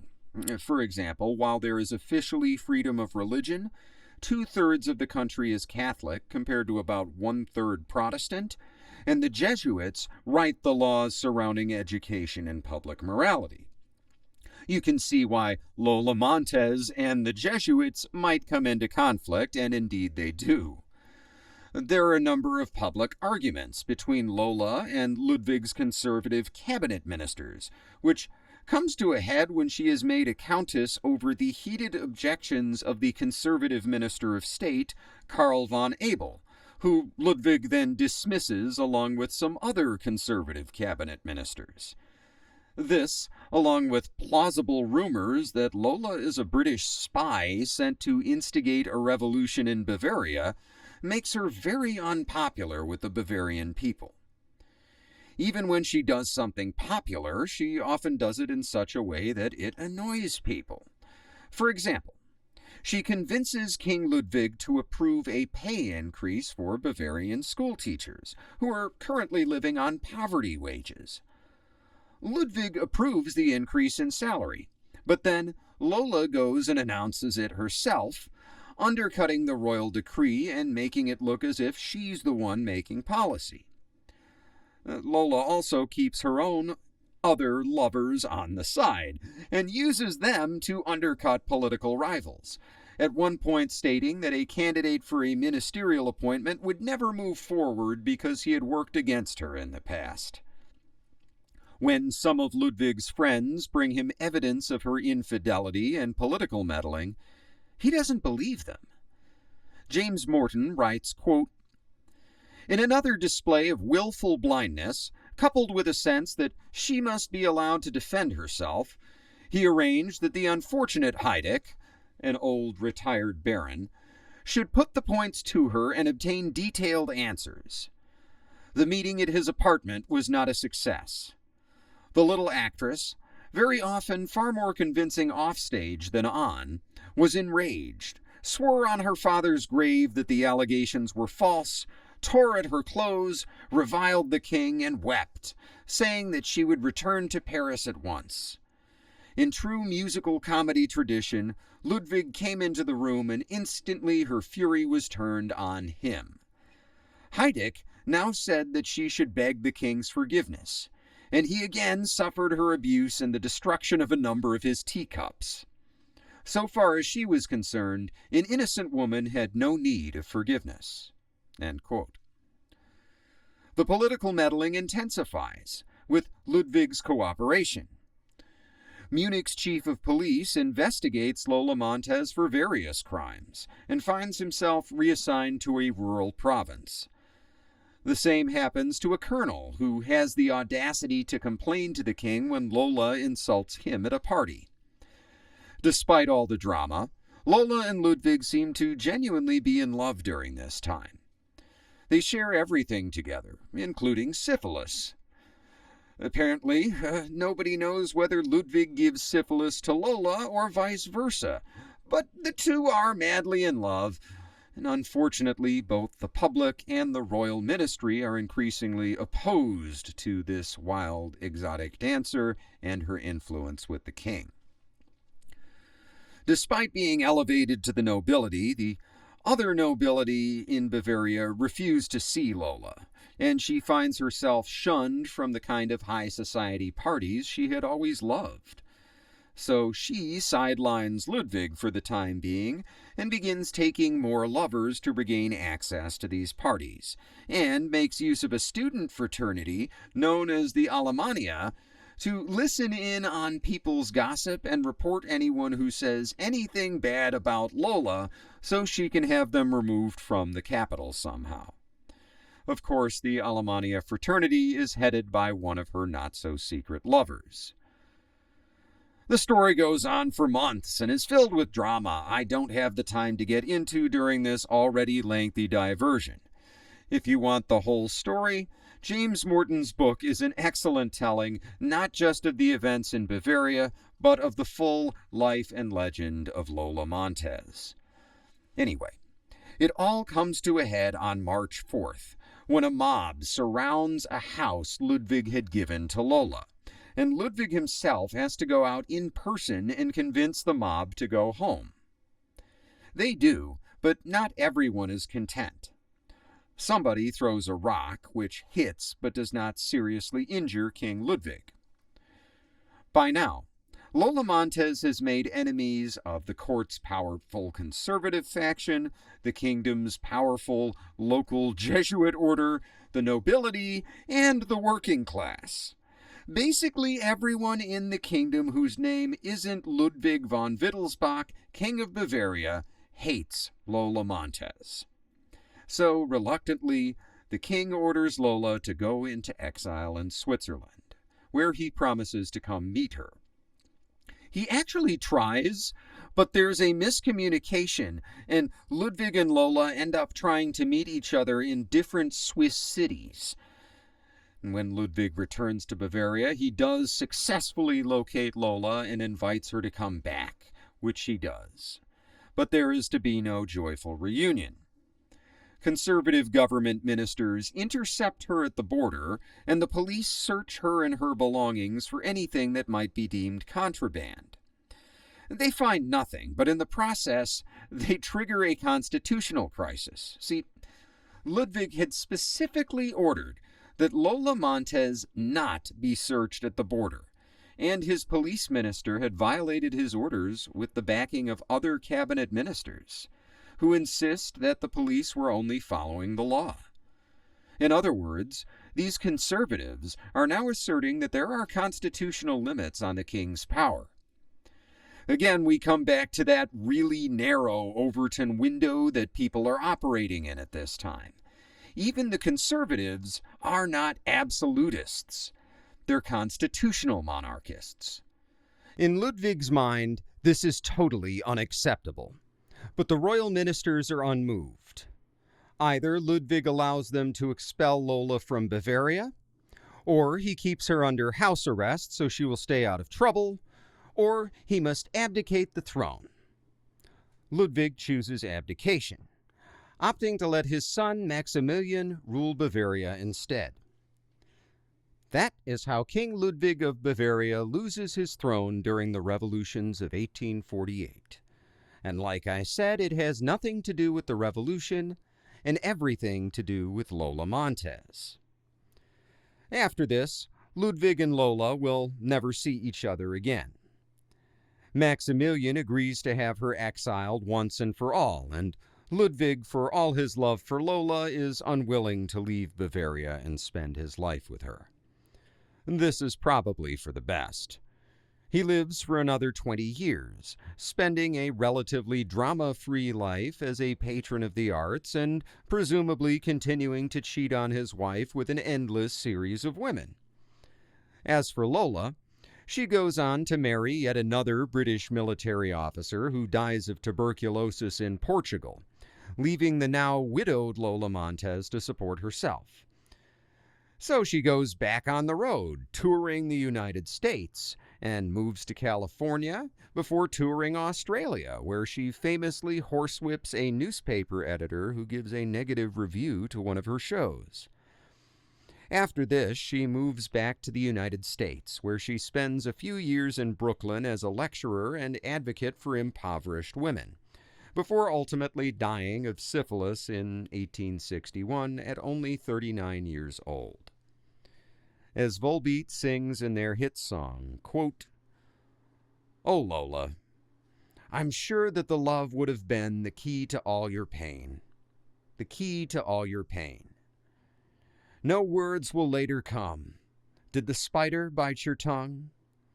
We will surely not forget, we will surely not forget the Lola spider dance." Whoa. End quote. Chapter 7. King Friedrich Wilhelm, the Conservative Revolutionary. We've talked about Austria and the smaller German statelets and how they weathered the revolutions of 1848. Before we move back to Italy, we still need to discuss the other non-Austrian major power in the German Confederation, Prussia. If you remember from last episode, which was oh so many months ago, Prussia is ruled by King Friedrich Wilhelm IV, who is known as a romantic and a patron of the arts. Among other things, he builds the Cologne Cathedral, one of Europe's most iconic architectural marvels. Unlike his fellow romantic, King Ludwig, Friedrich Wilhelm IV is a savvy politician, and he's a master at crafting the perfect public image. He's not about to have a scandalous affair with an exotic dancer, for example. The only real blemish on his image is his drinking, which leads his critics to call him the red-nosed king. But every politician, even every king, has his vices and his detractors. And all things considered, Friedrich Wilhelm IV has managed to hold on to personal power more so than most European monarchs, while at the same time maintaining a liberal-ish facade. At the beginning of 1848, the King of Prussia is one of the few remaining absolute monarchs in Europe, outside of the Russian Empire and some parts of the Balkans. However, unlike in those absolutist countries, Prussia has a proud tradition of local participatory government.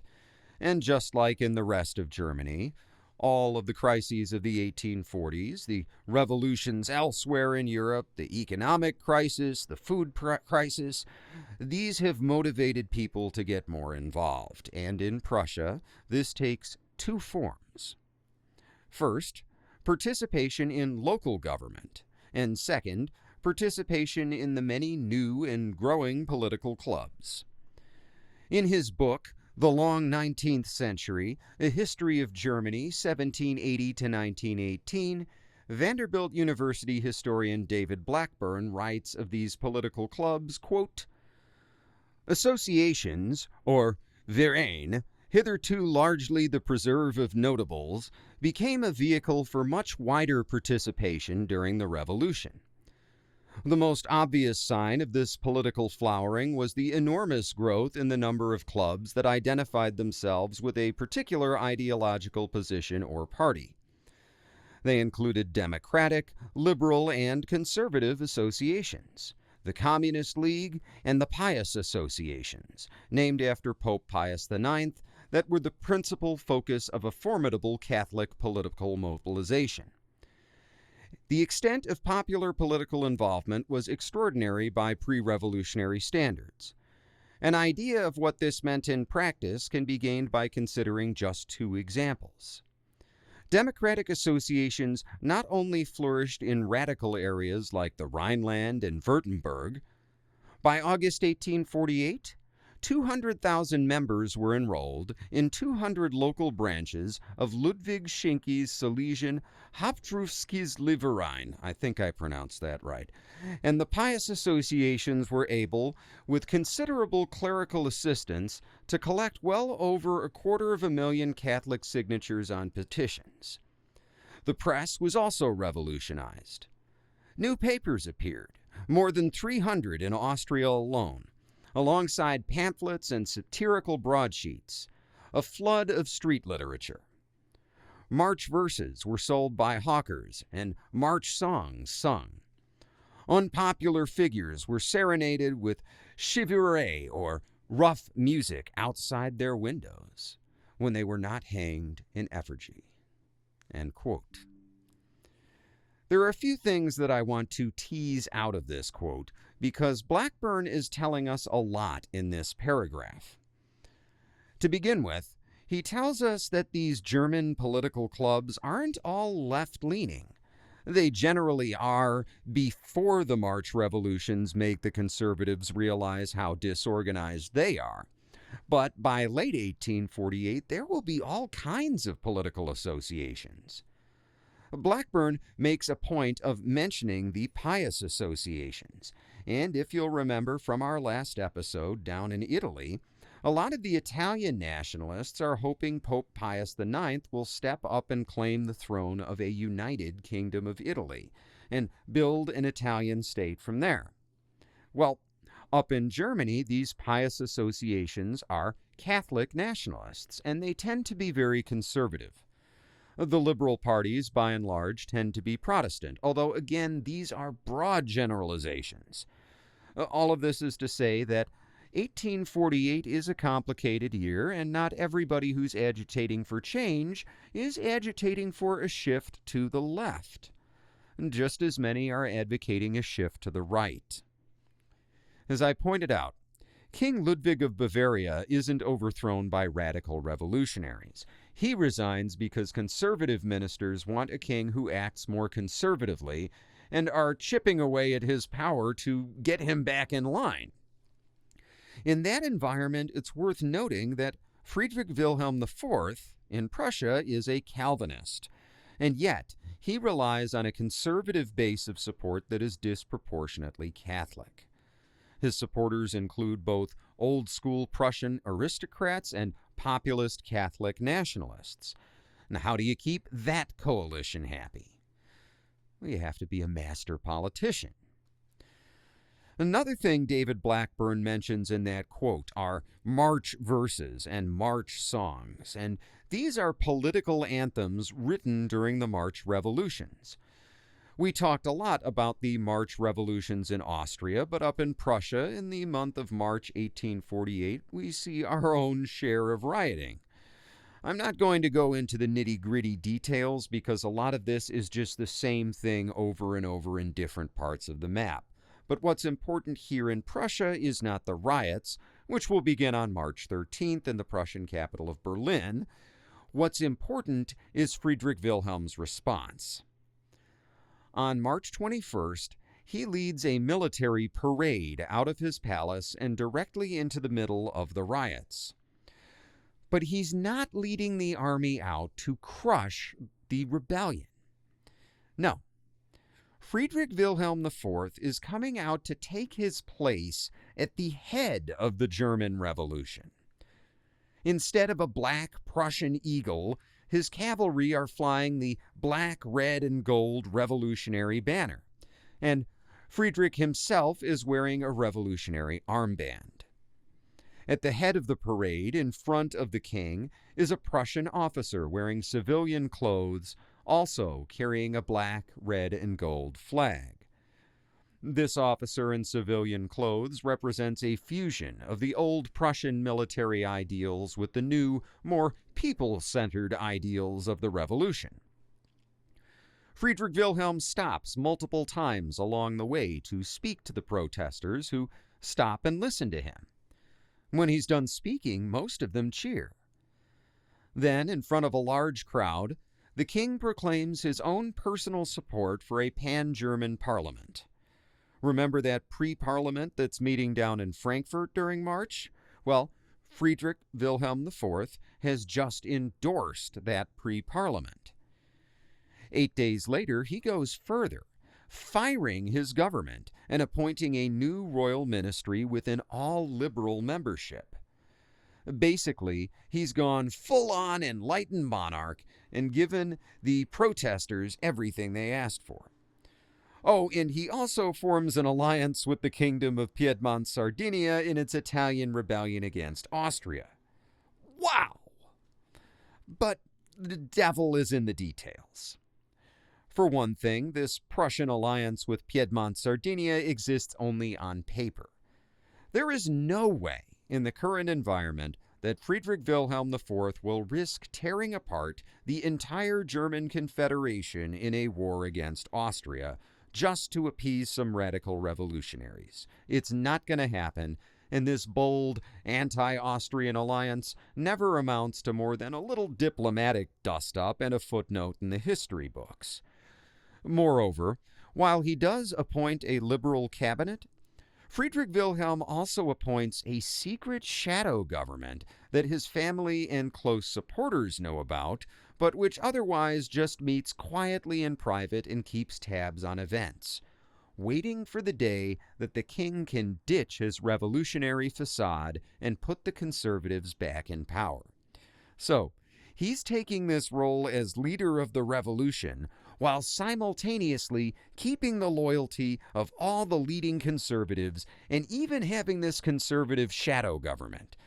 Friedrich Wilhelm IV is just working on a level where most politicians cannot or will not operate.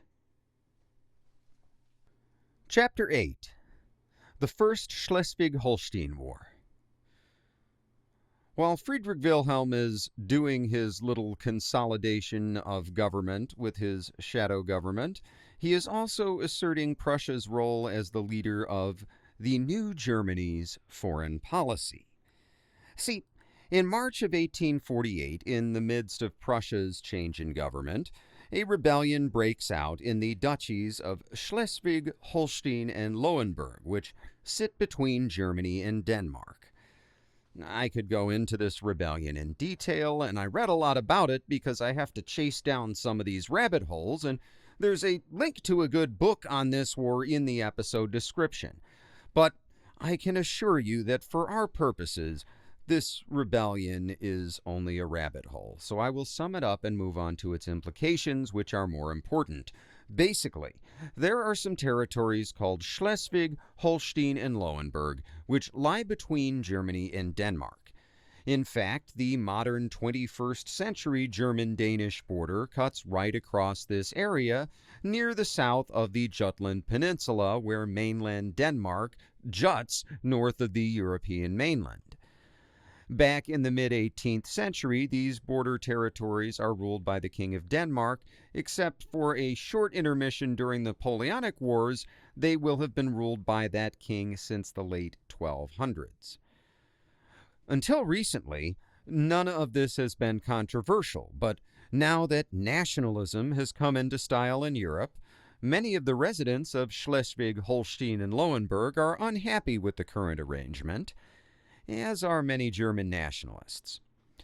See, the southeasternmost of these three territories, Lauenburg, is almost entirely populated by ethnic Germans, not Danes. And while there are many Danes in the central of the three territories, Holstein is nonetheless still majority German. These ethnic majorities are so long-standing that even though the King of Denmark has ruled Holstein and Lauenburg for hundreds of years, these areas are still not part of Denmark.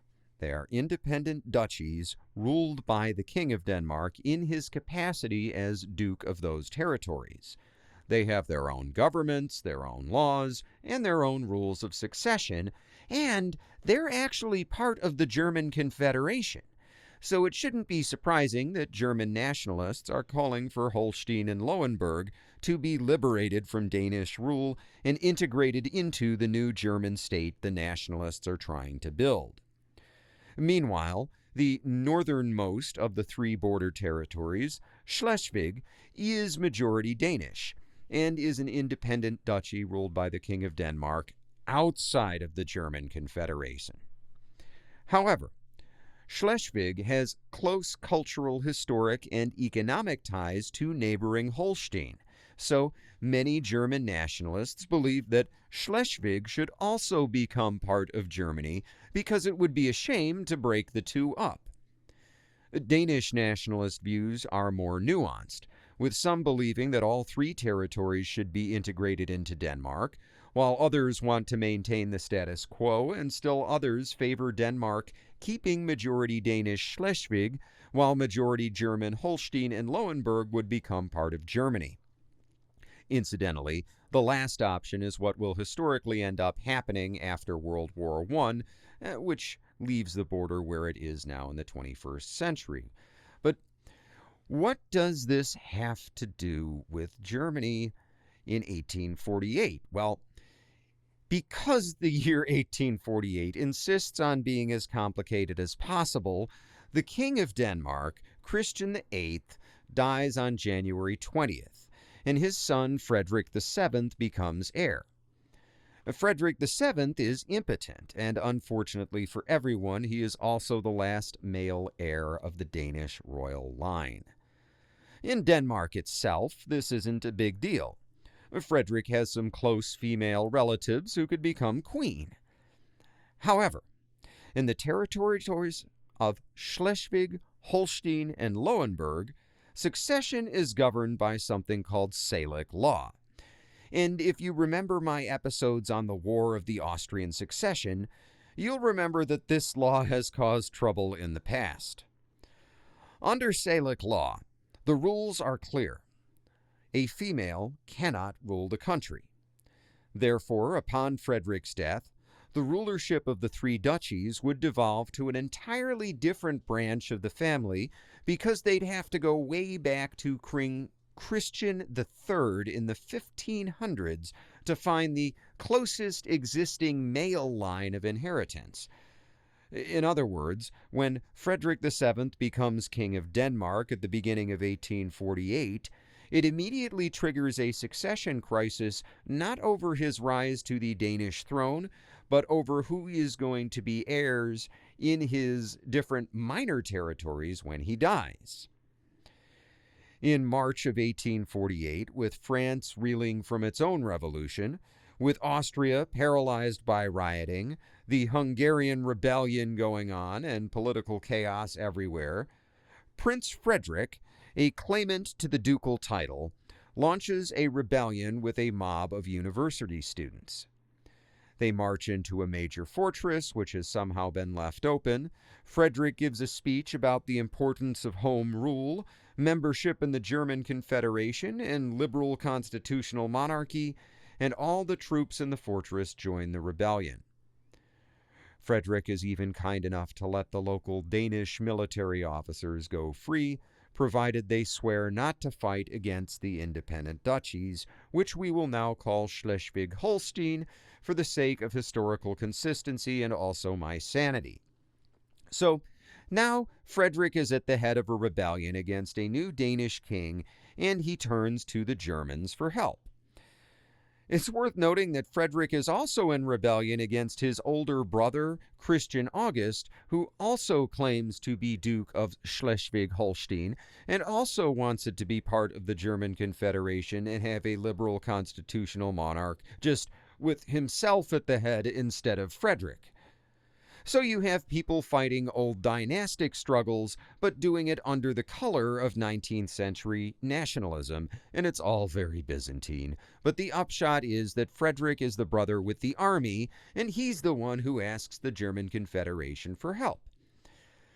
As I said, Holstein and Lauenburg are part of the German Confederation, so any call for aid from these territories brings into question the idea of national sovereignty. The Frankfurt Parliament is being elected as this is going on and claims to represent the German nation. Part of the German nation is now at war with a foreign king. If the Frankfurt Parliament is going to have any legitimacy whatsoever, the current German Confederation Diet needs to answer that call for help. And so on April 12, 1848, the German Confederation Diet formally recognizes Prince Frederick's provisional government of Schleswig-Holstein and calls for Prussian troops to liberate the territory from the Danish. This puts King Friedrich Wilhelm IV in a bind. On the one hand, he's got his own anti-monarchist faction to deal with, and the last thing he wants to do while the police and the military are needed to keep the country stable is to go to war with another European monarch. On the other hand, he's just held this big parade where he flew the German nationalist flag, and he's just appointed this liberal nationalist government, and now he has this opportunity to lead the nationalist military effort. Given his choices, King Friedrich Wilhelm IV decides that if you can't beat him, join him. And only a week after the German Confederation's call for help, on April 19th, Prussian troops crossed the frontier into Schleswig-Holstein. Should be an easy win, right?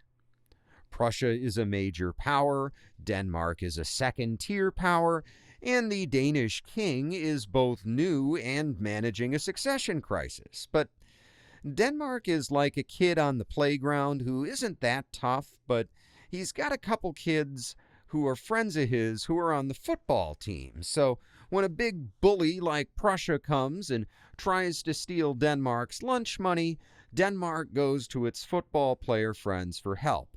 And in this analogy, those football player friends are named Britain and Russia, who are major trading partners that rely on the Danish straits to trade with each other.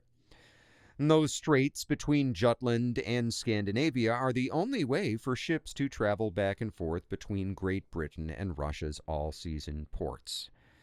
They can trade up north at Arkhangelsk, but only during the summer, and trade via the Pacific isn't practical because the Trans-Siberian Railroad doesn't exist yet, so trade through Russia's Baltic ports is strategically critical. And Britain and Russia certainly don't want any new German nation to extend its territory anywhere near the Danish Straits where it could threaten that trade. And so they start making loud noises that if Friedrich Wilhelm IV doesn't get his troops out of Schleswig-Holstein right this second, they're going to beat him up and steal his lunch money. Russian Tsar Nicholas I even mobilizes his army and deploys part of Russia's Baltic fleet to protect Danish trade near the conflict zone. His wife, Tsarina Charlotte of Prussia, King Friedrich Wilhelm's sister, writes a letter to her brother that includes a veiled threat as well as a plea for common sense in the face of realpolitik. Quote, "The war can be expanded widely if you pursue it. Stop. There is still time. Think about the difficulties Germany has to battle in order to bring about inner security, the dangers which threaten in the West. Do not force upon the Tsar the necessity to come to the existence with strong measures of another state whose downfall Russia cannot regard with indifference and will not tolerate. It cannot come to pass that Denmark is absorbed into Germany. Of this you can be certain." End quote. There are some battles between Prussia and Denmark and negotiations between the major powers. Like I said, rabbit hole. But long story short, Friedrich Wilhelm IV agrees to get out of Schleswig-Holstein and signs a peace treaty on August 26th without consulting the Frankfurt Parliament. The Parliament objects, but without Prussian troops, there's not much they can do to support Schleswig-Holstein, so they too agree to the peace treaty. Here we have Friedrich Wilhelm emulating Napoleon not as a conqueror, but as a sort of semi-absolutist revolutionary leader. He's leading the nationalist reform, and he's ostensibly supporting a liberal government, but he's also the one who makes the tough decisions at the end of the day. Germany needs peace, and he's going to give Germany peace whether the German people's elected representatives want peace or not. This period of peace gives Friedrich Wilhelm IV a much-needed window to take back control of the political situation in Prussia. When the newly elected Prussian National Assembly had convened on May 22nd, members of the Conservative Party had proposed a draft constitution written by Friedrich Wilhelm's own representatives. This draft constitution had been immediately rejected by the Assembly, which has started considering more and more liberal versions of the new constitution with more and more restrictions on the king's power. Around the same time, on June 28th, the Frankfurt Parliament had appointed an Austrian nobleman, Archduke Johann of Austria, as its imperial regent. Basically, its version of a president. So not only is Friedrich Wilhelm dealing with an elected parliament at home that wants to limit his power, but he's dealing with an elected pan-German government that's trying to establish a new German state that will make his position obsolete. Here, he once again manages to play the master politician and the radical left gives him plenty of cover. See, while the Frankfurt Parliament has made German nationalists and liberals ecstatic, the far left isn't happy with the direction it's taking. I mean, the Frankfurt Parliament isn't in power for more than a few weeks before they go and hand the executive to an Austrian archduke. What are they thinking?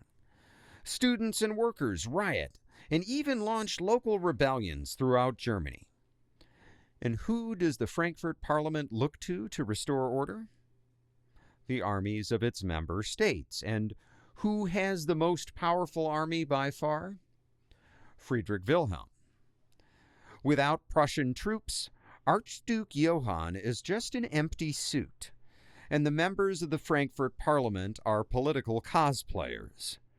Returning to David Blackburn's book, quote, "The Parliament, like the March ministries in the individual states, was left behind by the dynamic of the revolution. On the one side, democratic and radical elements mobilized popular support in the southwest and west. In Saxony, even in rural areas of eastern Prussia like Silesia. Popular impatience led to a series of uprisings put down by Confederation troops ordered in by the Provisional Executive. In Wiesbaden and Frankfurt-Sachsenhausen in July. In Frankfurt again and in Baden in September. An insurrection that brought together social discontent, radical impatience, and nationalist anger over the Schleswig-Holstein crisis. In central Germany, where salt miners and toy makers rose in October.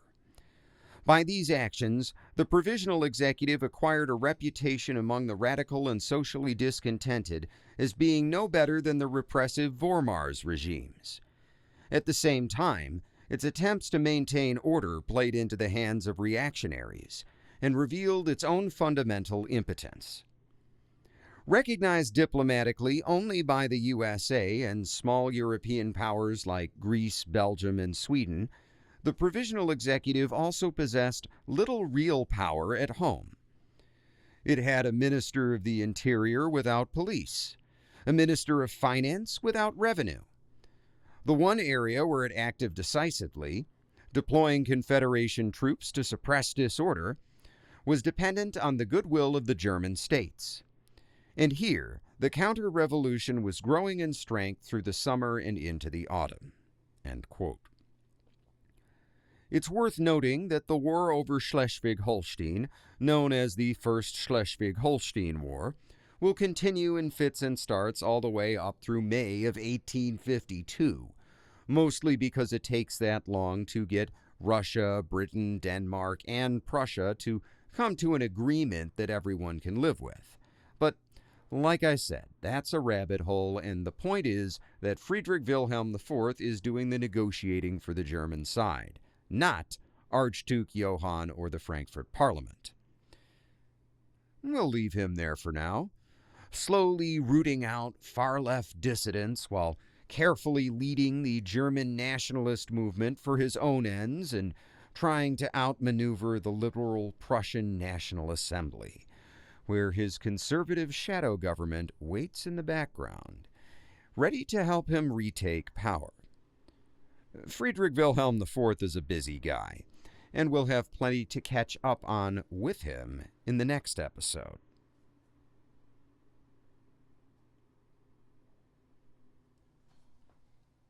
Chapter 9. The Revolution in Venice. For now, I want to get back to the situation in Italy. As you may recall from the last episode, in March of 1848, the people of Milan rebelled against their Austrian overlords, kicking off a revolution known appropriately as the 5 Days of Milan. During this revolt, the sometimes liberal, sometimes conservative, always ambitious Charles Albert, King of Piedmont-Sardinia, declared solidarity with the Milanese rebels and invaded northern Italy to help them out. Within a few days, the local Austrian army, under the command of Field Marshal Joseph Radetzky, was forced to withdraw. If you're a radical Milanese revolutionary, you're probably a bit ambivalent about all this. See, King Charles Albert has invaded not as a liberator, but as the self-declared king of the yet-to-be-established Kingdom of Italy. Fortunately for Charles Albert, most Milanese revolutionaries are not radicals.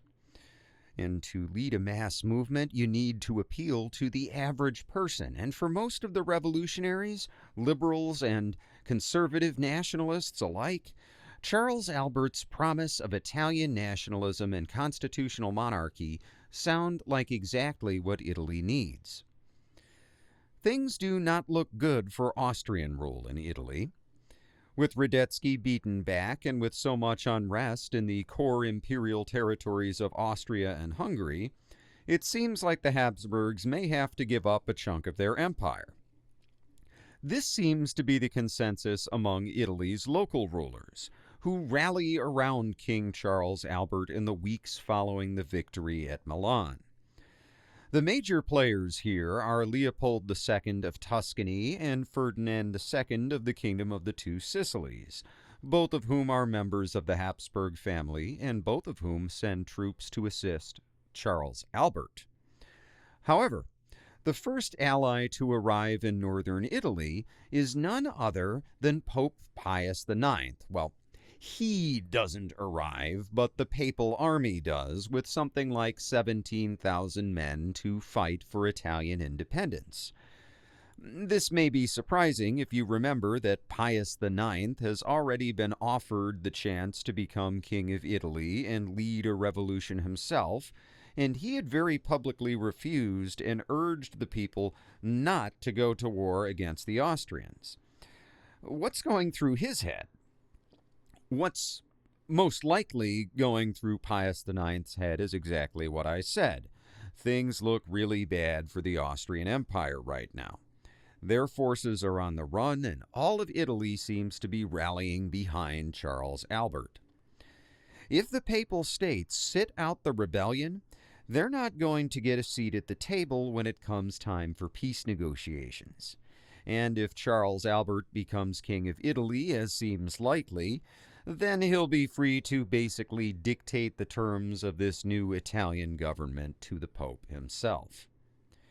By sending his army straight to Charles Albert's aid, and by being the very first power to do so, Pope Pius IX ensures that he will have a great deal of influence in how this country is set up. In fact, despite the fact that Leopold II of Tuscany and Ferdinand II of the Kingdom of the Two Sicilies both have bigger armies than the Pope, Pius IX is the largest contributor by manpower to Charles Albert's revolution. With this many allies, it's going to take a few weeks for Charles Albert to get his coalition's armies together and organized to press the attack against the Austrians. And this gives Marshal Radetzky some much-needed breathing room to come up with some kind of defense. And he doesn't need to think too hard because the Austrian Empire actually has a plan for this. Back during the French Revolution and the Napoleonic Wars, this area of northern Italy had been a constant sore spot for the Austrians.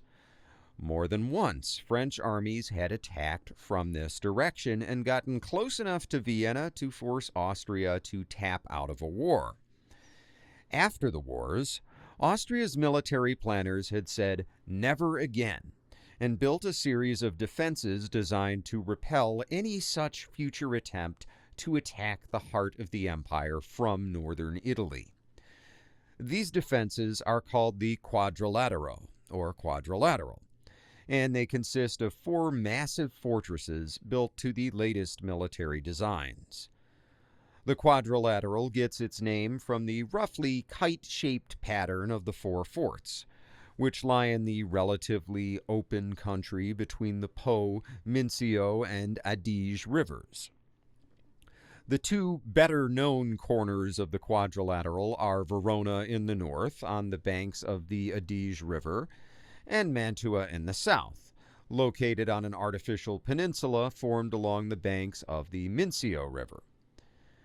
The other lesser-known corners of the quadrilateral are at the towns of Peschiera in the west, which sits at the mouth of Garda Lake, where it drains into the Mincio River, and Legnano to the east on the banks of the Adige River. Now, taking any one of these four forts should be a manageable task for an army that's big enough to invade Austria to begin with. But the thing about the quadrilateral is that you're not just attacking one fort, you're attacking four of them, and they're close enough to each other to be mutually supporting.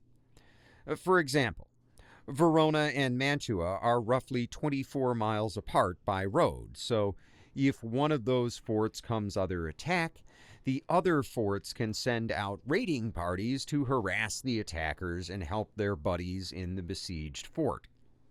So, what does Joseph Radetzky do when his army is under overwhelming attack and he's forced to abandon Milan? He sticks to the plan, and the plan says that if the army isn't able to hold northern Italy, it's supposed to fall back to the quadrilateral. This little reset works to Austria's advantage. Up until now, the Italian revolutionaries have had the initiative.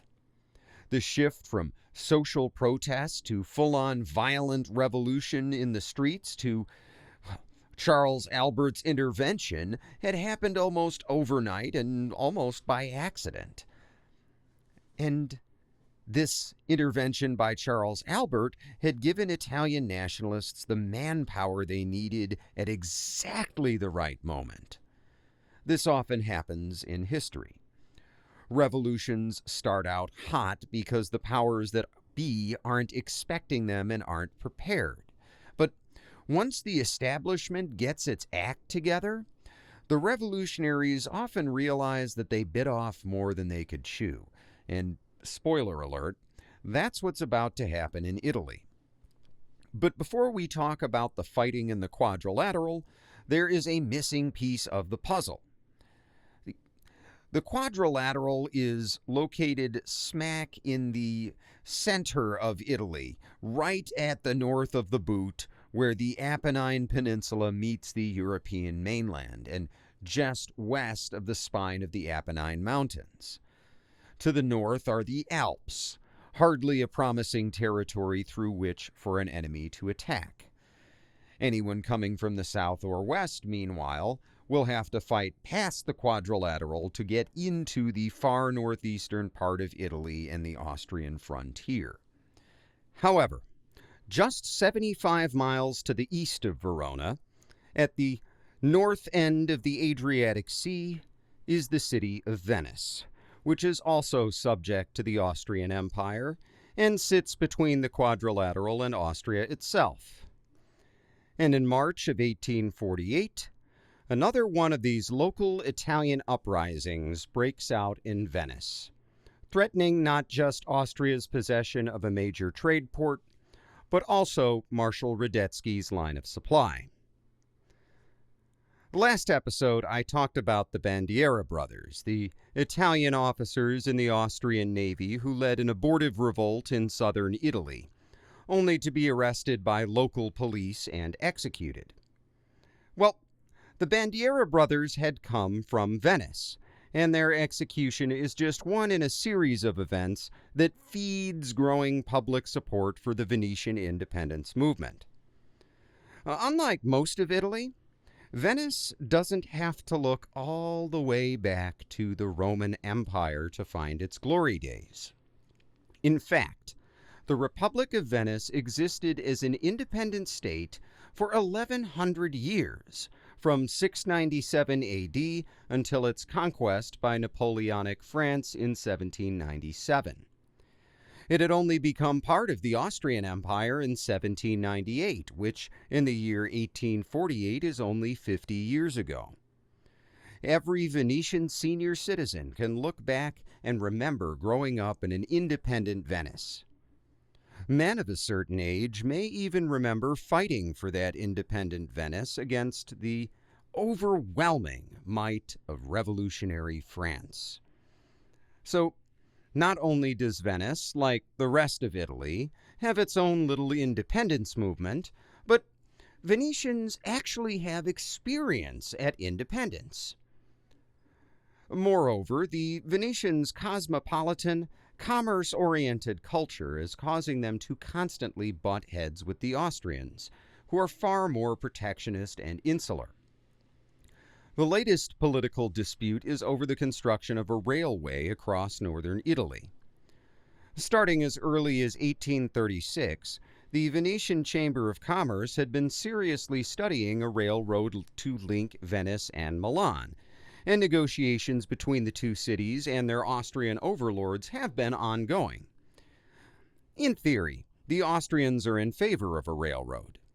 Not only would it link two major cities, but it could then be used to connect Venice further east to the Slovenian port of Trieste, and then north all the way to Vienna.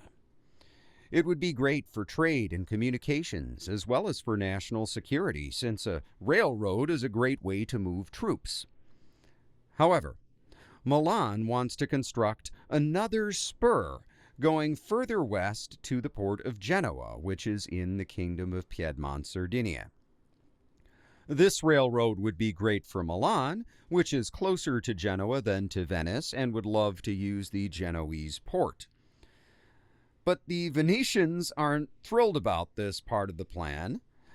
Even so, they're willing to go along, because a railroad would still be a net positive for them.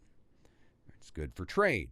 But for the Austrians, a railroad from Milan, a great city of the empire, to Genoa, a foreign trade port, is a non-starter.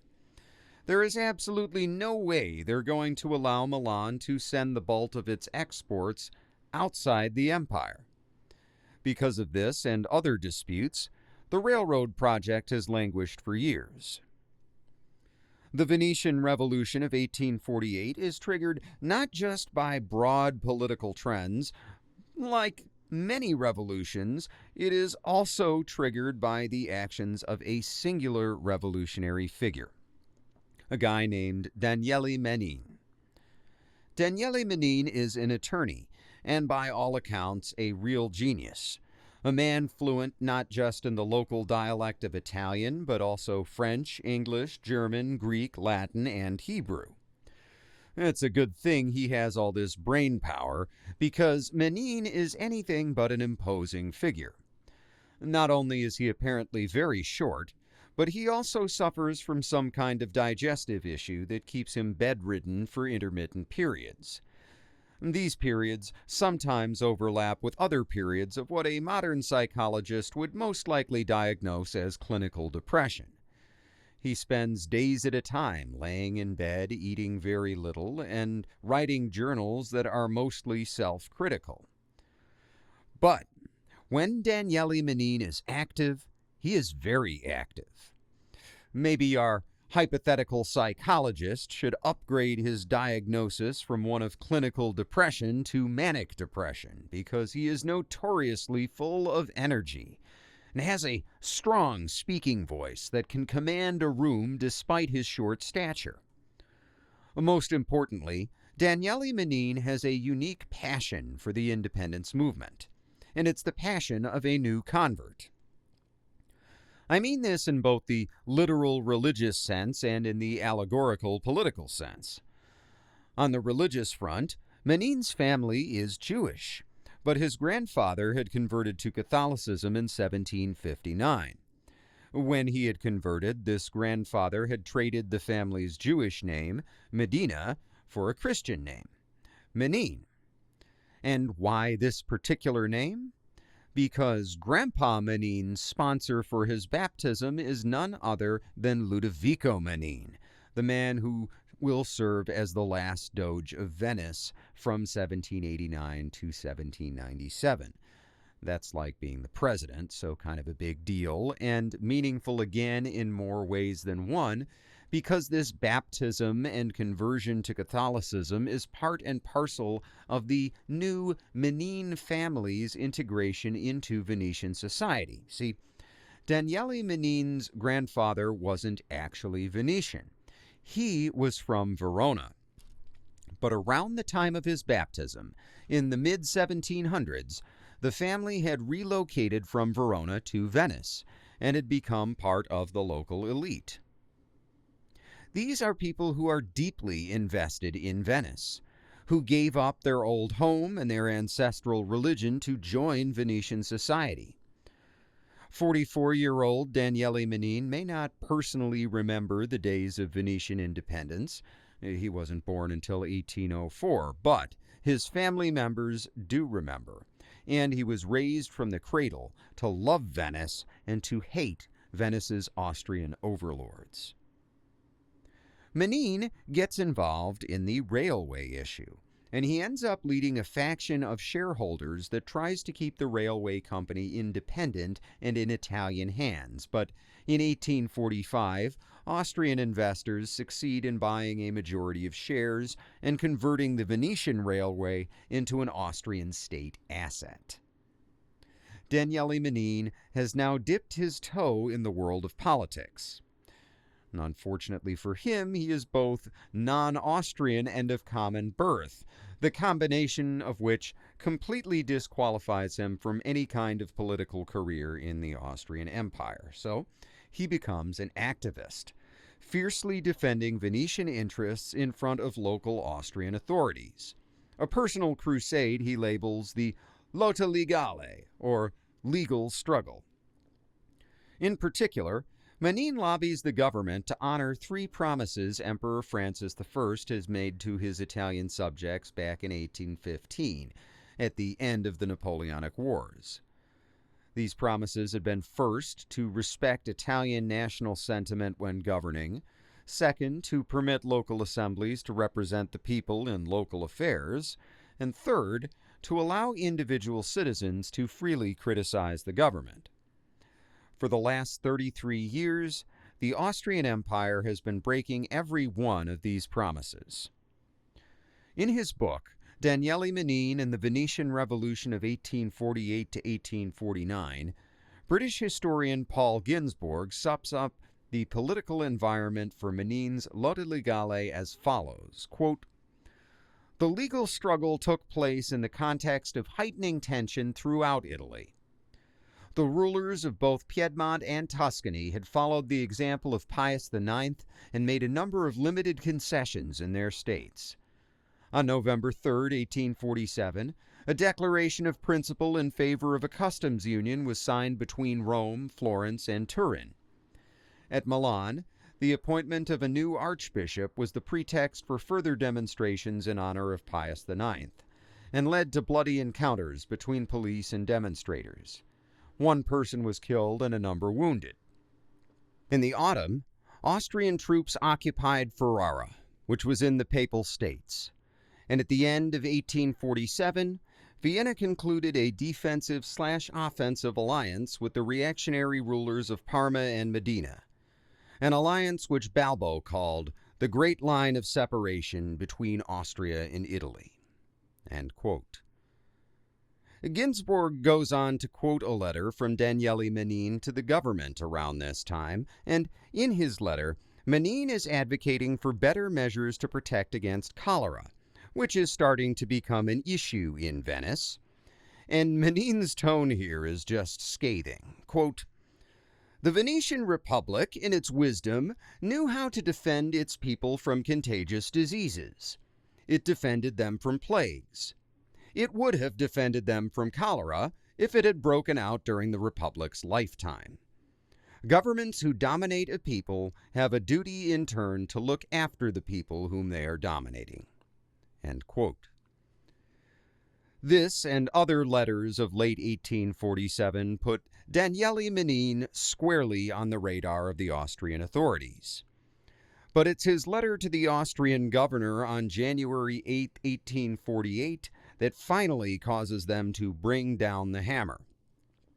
In it, Manin demands full nationalization for a new kingdom of Lombardo-Venetia, and his demands basically look like what the Hungarians are asking for. He demands an independent army and navy that are to be based only in Austria, separate finances from the Habsburg crown, and the abolition of local Austrian governors and police, with the king of Lombardo-Venetia answerable only to the emperor himself. Moreover, Menin demands the emancipation of Venice's Jews, the creation of a new Venetian police force, complete freedom of speech, and the elimination of various agricultural taxes. 10 days later, he and another nationalist leader, Niccolò Tommaseo, are both arrested and charged with high treason.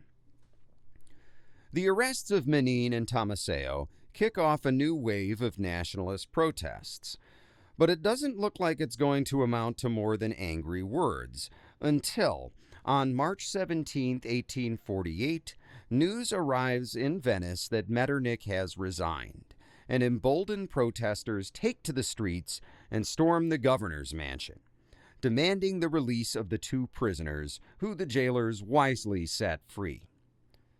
There are more protests throughout the day, and red, white, and green Italian tricolor flags are set up all over the city. For now, though, we're talking about protests, not violence. Other than the storming of the governor's mansion, in which no one is seriously hurt, there's no actual violence, and most of the protesters go home in the evening. Most of them. The next day, March 18th, some Croatian and Hungarian troops attempt to tear down some of these tricolors that have been hung up in the Piazza San Marco, which is this huge Renaissance-style public square where Venetians hold public events, most famously Carnival. Well, as the Croatian and Hungarian troops are tearing down these banners, there are a bunch of protesters still hanging around in the square. And they start chanting and mocking the soldiers who are tearing down their tricolors, and a hot-headed Austrian junior officer orders his men to fire, killing or wounding 5 of the protesters. Predictably, this only makes the Venetians angrier, and as word of the massacre spreads, more people pour back out into the streets. With the protests threatening to turn to a riot, Daniele Menin approaches Austrian Governor Alois Palffy with a proposition. Raise a civic guard to ensure that the protests remain peaceful. This kind of thing has been done before. For example, during the French Revolution, when moderate constitutional monarchists like the Marquis de Lafayette tried to use an upper-middle-class National Guard to protect Paris from working-class mobs as much as from any royalist army. Here in Venice, Governor Palffy doesn't want any kind of revolution, even a moderate one, so he tries to delay Menin by saying that he has to consult with the local imperial viceroy. Smelling a rat, Daniele Menin goes ahead and raises his own militia, which isn't hard given his public profile and status as de facto leader of the Venetian Revolution. By the end of March 18, 1848, more than 2,000 civic guardsmen are patrolling the streets, wearing distinctive white sashes to set themselves apart both from the Austrian soldiers and from independent revolutionary groups who are flying the Italian tricolor. The next day, March 19th, it seems as if everything is going to return to normal. In fact, news even comes from Vienna that the emperor has promised a constitution, and Governor Palffy makes a big deal of announcing this in public before going to a concert that night with his wife, where the crowd gives the couple a standing ovation. Under the surface, tensions are rising. Rumors are going around that Venice's Austrian army garrison, which is made up of Croatians primarily, it's about to be reinforced, and they may even be ordered to bombard the city. At the same time, the revolution in Milan seems to be succeeding. For the Venetian revolutionaries, it's now or never. And while Governor Palffy is getting his ovation and enjoying his concert, Daniele Menin attends a meeting with other revolutionary leaders to come up with a plan to neutralize the Austrian garrison before the local military commander, a guy named Captain Marinovich, can act. As you probably know, Venice is intimately connected to the water, with its famous canals and long-standing trade port. Any attempt to get into the garrison will require the use of water. So Daniele Manin chooses to work with an Italian naval officer named Antonio Paolucci, who promises to mobilize the Italian sailors to take the garrison by surprise. To provide more manpower, Manin and Paolucci turn to local dock workers, who have their own grudge not so much against the Austrian Empire, but against the military commander, Captain Marinovich, in particular.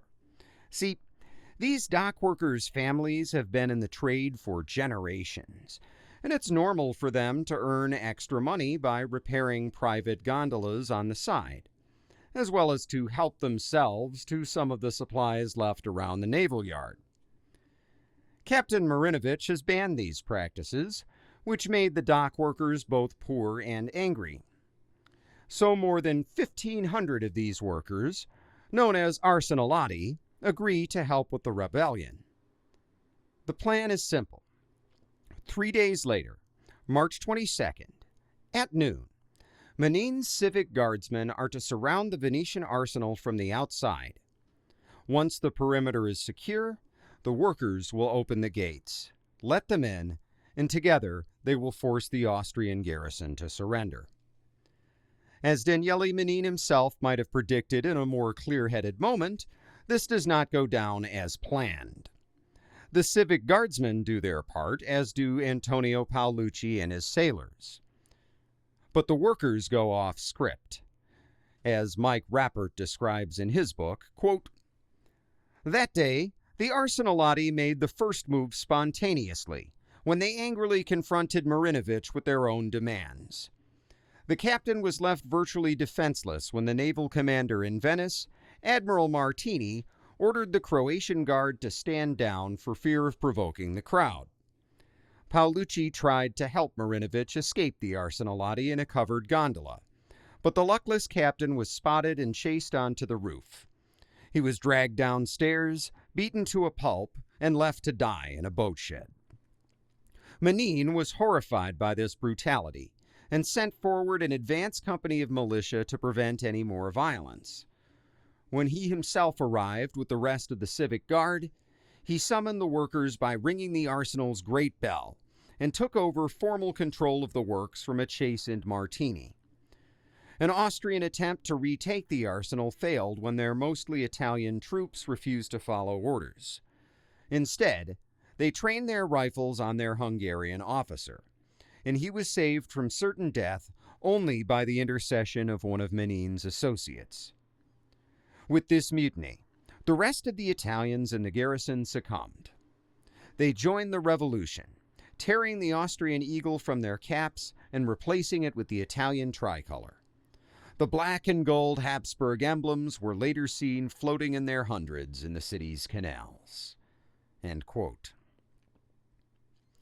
Daniele Manin now orders his civic guard to seize some cannons at the Piazza San Marco and point them at the governor's palace, where Governor Palfy has already gathered Venice's city council. Some of these men are in the pocket of the Austrians, while others are just old-school nobles who don't want Venice's government to fall into the hands of some bourgeois revolution. And this is almost certainly how Manin would have seen it too, by the way. It's a class thing. Manin's revolutionaries have now put on a red Jacobin cap, representing the French Revolution, and they have taken that and put it on top of the Italian tricolor, and Manin himself is leading a chant of "Long live the Republic." However, one member of the city council, Gianfrancesco Avesani, supports the revolutionaries, and he decides it's time to press the advantage.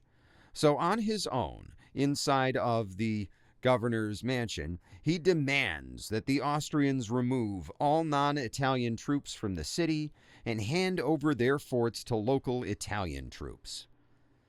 Governor Palfy doesn't dare agree to this, but he doesn't dare resist, so he resigns, turning over command to an Austrian count who withdraws imperial troops from the city and formally hands control of Venice to Avesani, the pro-revolutionary city councilor.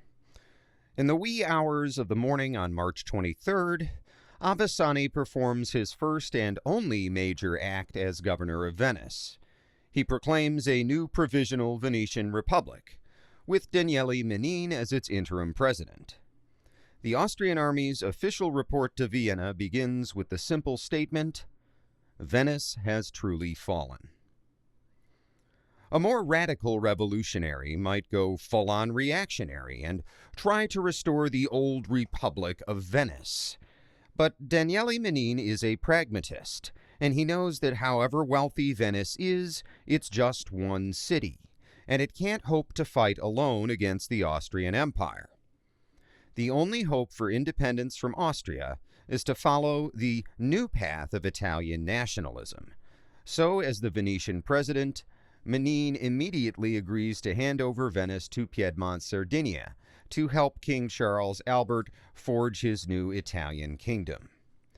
So not only has Austria now lost a major trade port, but this trade port is actively helping the Italian national revolution. Oh, and it's at this point that Prussia signs its agreement with Charles Albert supporting his conquest of northern Italy. And although, like I said, this will never go beyond verbal support, it is surely a distraction the Austrians don't need. Chapter 10. Charles Albert versus Radetzky. Charles Albert will take any help he can get. While the Italian War for Independence couldn't be going better in the north, there's trouble down south.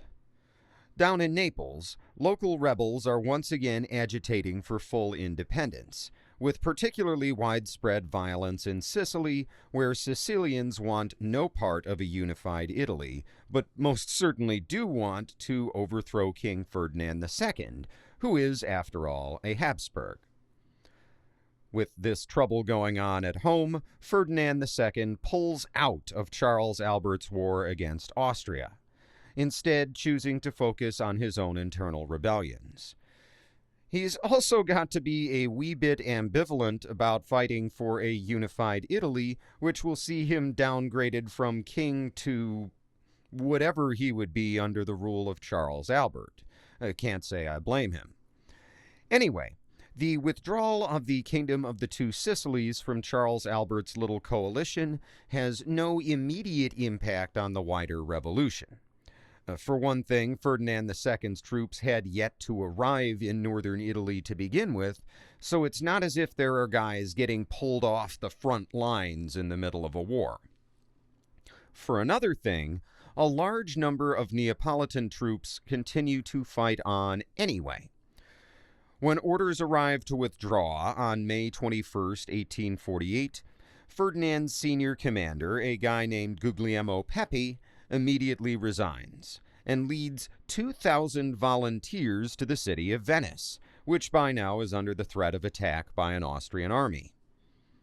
While all of this is going on, King Charles Albert of Piedmont-Sardinia, along with his Italian allies, is bogged down in the Quadrilateral, trying to dislodge Radetzky's Austrian army from those four mutually supporting forts. Fighting during the spring goes both ways, but mostly favors the Italians. By April 10, 1848, less than 3 weeks after the 5 days of Milan, a Piedmontese army is besieging the westernmost fortress in the Quadrilateral, the one at Peschiera, while more Italian armies fan out to occupy the surrounding countryside and cut off Peschiera from the other supporting forts. While Charles Albert and his Tuscan allies are doing this, the Papal Army, which, remember, is the most powerful of the Italian allies, does an end run around Marshal Radetzky's army and occupies the city of Vicenza on the eastern or Austrian side of the Quadrilateral. This leaves Radetzky between 3 enemy armies. At the west side of the Quadrilateral, along the Mincio River, King Charles Albert has besieged the fortress of Peschiera and cut it off from the other forts. To the northeast at Vicenza is the Papal army, while the Venetian rebels lie to the southeast. A lesser commander would do what Marshal Radetzky has been ordered to do and negotiate a settlement. But Radetzky is not just any commander, and he reasons correctly that only one of the three armies surrounding him is a serious threat. The papal army to the northeast is powerful, but it's not actually doing anything. It's just sitting there in Vicenza in a strong defensive position, daring Radetzky to attack it. Unless he's foolish enough to take the bait, the papal army is no real threat at this time. Along the same lines, attacking Venice would be a nightmare. Imagine the anti-insurgent combat in a city full of canals. But the Venetian rebels are mostly militia, and some aren't even armed. They're no threat to march out of Venice and attack the Austrian supply lines. No. The only real immediate danger to Radetzky's army is King Charles Albert. Defeat the King of Piedmont-Sardinia and his allies, including the papal army, will go home. Then the Austrian army will be free to pacify Venice at its leisure. So, Radetzky turns the full weight of his army east against Charles Albert, and strikes first not at the Piedmont-Sardinian army itself, but at its Italian allies. On May 28th and 29th, Radetzky attacks and defeats a division of Tuscan volunteers near the Mincio River, all but annihilating the Tuscan field army. While some of the Tuscan survivors will make their way to Peschiera and link up with Charles Albert's main army, the majority will simply walk home, where they will spread word of the Tuscan army's failure, leading to a loss in public confidence in Grand Duke Leopold II's constitutional monarchist government. See, the Tuscan army had been relying mostly on volunteers to begin with, because most of the Grand Duchy's real professional troops are stationed at home to maintain order and keep radical revolutionaries from getting any ideas about overthrowing the local monarchy and installing a republic. Basically, Leopold II has been trying to thread the needle. On the one hand, providing some support for Italian nationalism under the leadership of King Charles Albert, while on the other hand holding on to his own local base of power in Florence. This will have more implications later, but for now the defeat of the Tuscan division in northern Italy means that Field Marshal Radetzky and King Charles Albert, well, he has him exactly where he wants him, in a one-on-one fight that the Austrian army can actually win. This doesn't go exactly as planned. From his base at Mantua, the southernmost corner of the quadrilateral, Radetzky marches northwest along the Mincio River towards the fortress at Peschiera at the western corner of the quadrilateral.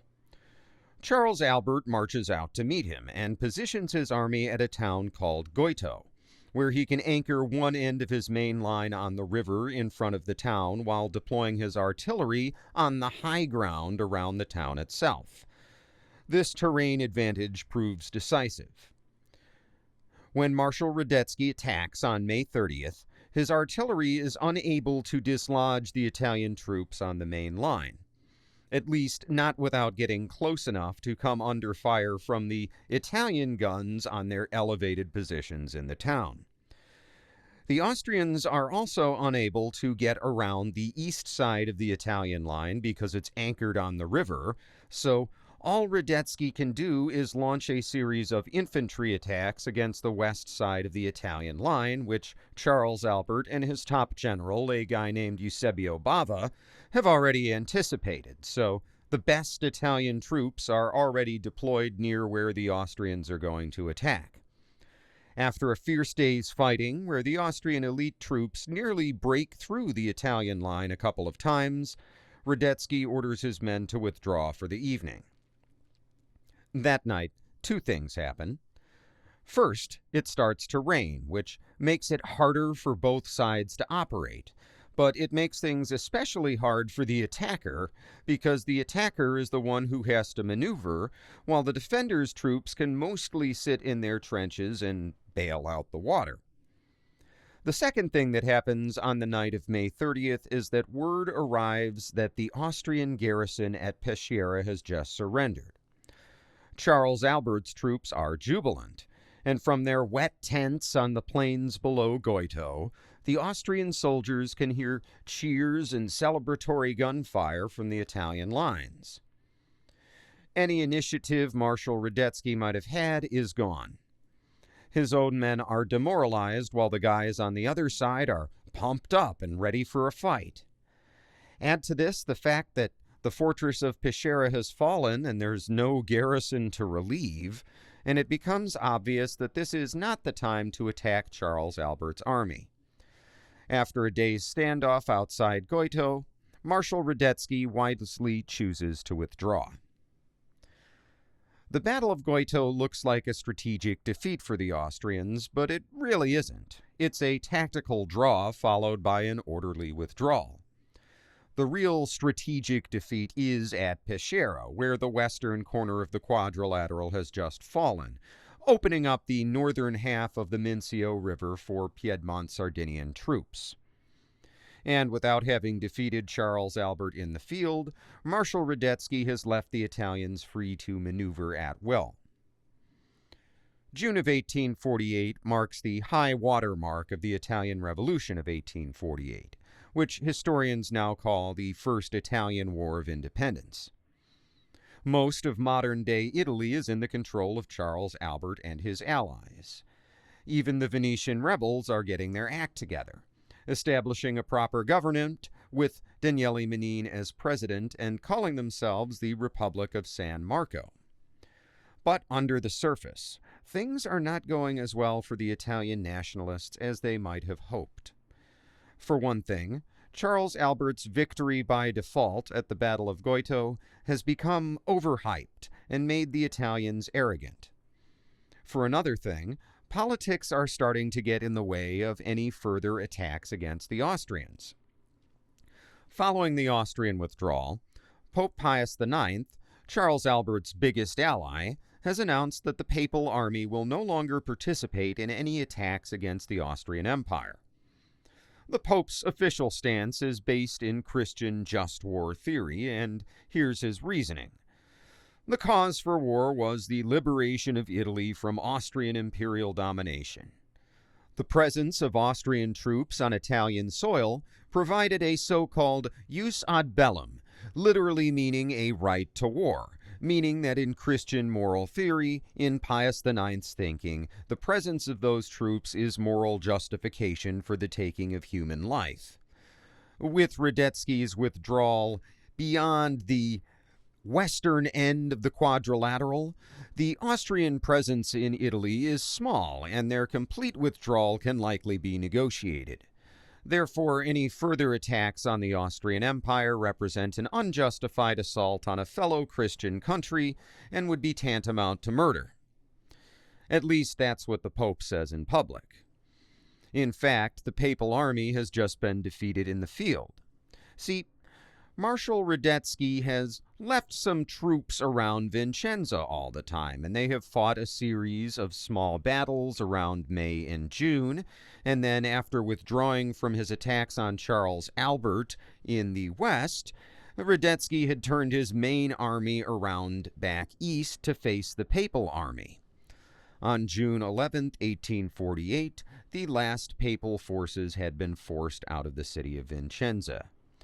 Radetzky's withdrawal from the west, such as it was, had come at the expense of the Papal Army, and with them out of the way and Vicenza back in Austrian hands, Radetzky has secured his supply lines back to Austria. Meanwhile, at this critical juncture, Charles Albert takes a lead from Pius IX and stops pressing the attack. Maybe he's done the math and realizes that attacking the remaining 3 quadrilateral forts and putting them under siege without the help of his Italian allies or the Pope, well, that just isn't practical. Regardless, he decides that instead of pushing for further military victory, he is going to establish political legitimacy and goes around setting up local referendums in the liberated territories, most notably in Milan, for the Italian people to vote on becoming part of his new Kingdom of Italy. So, while Marshal Radetzky is licking his wounds and preparing for the next fight, Charles Albert is acting like he's already won the war. This proves to be a fatal miscalculation.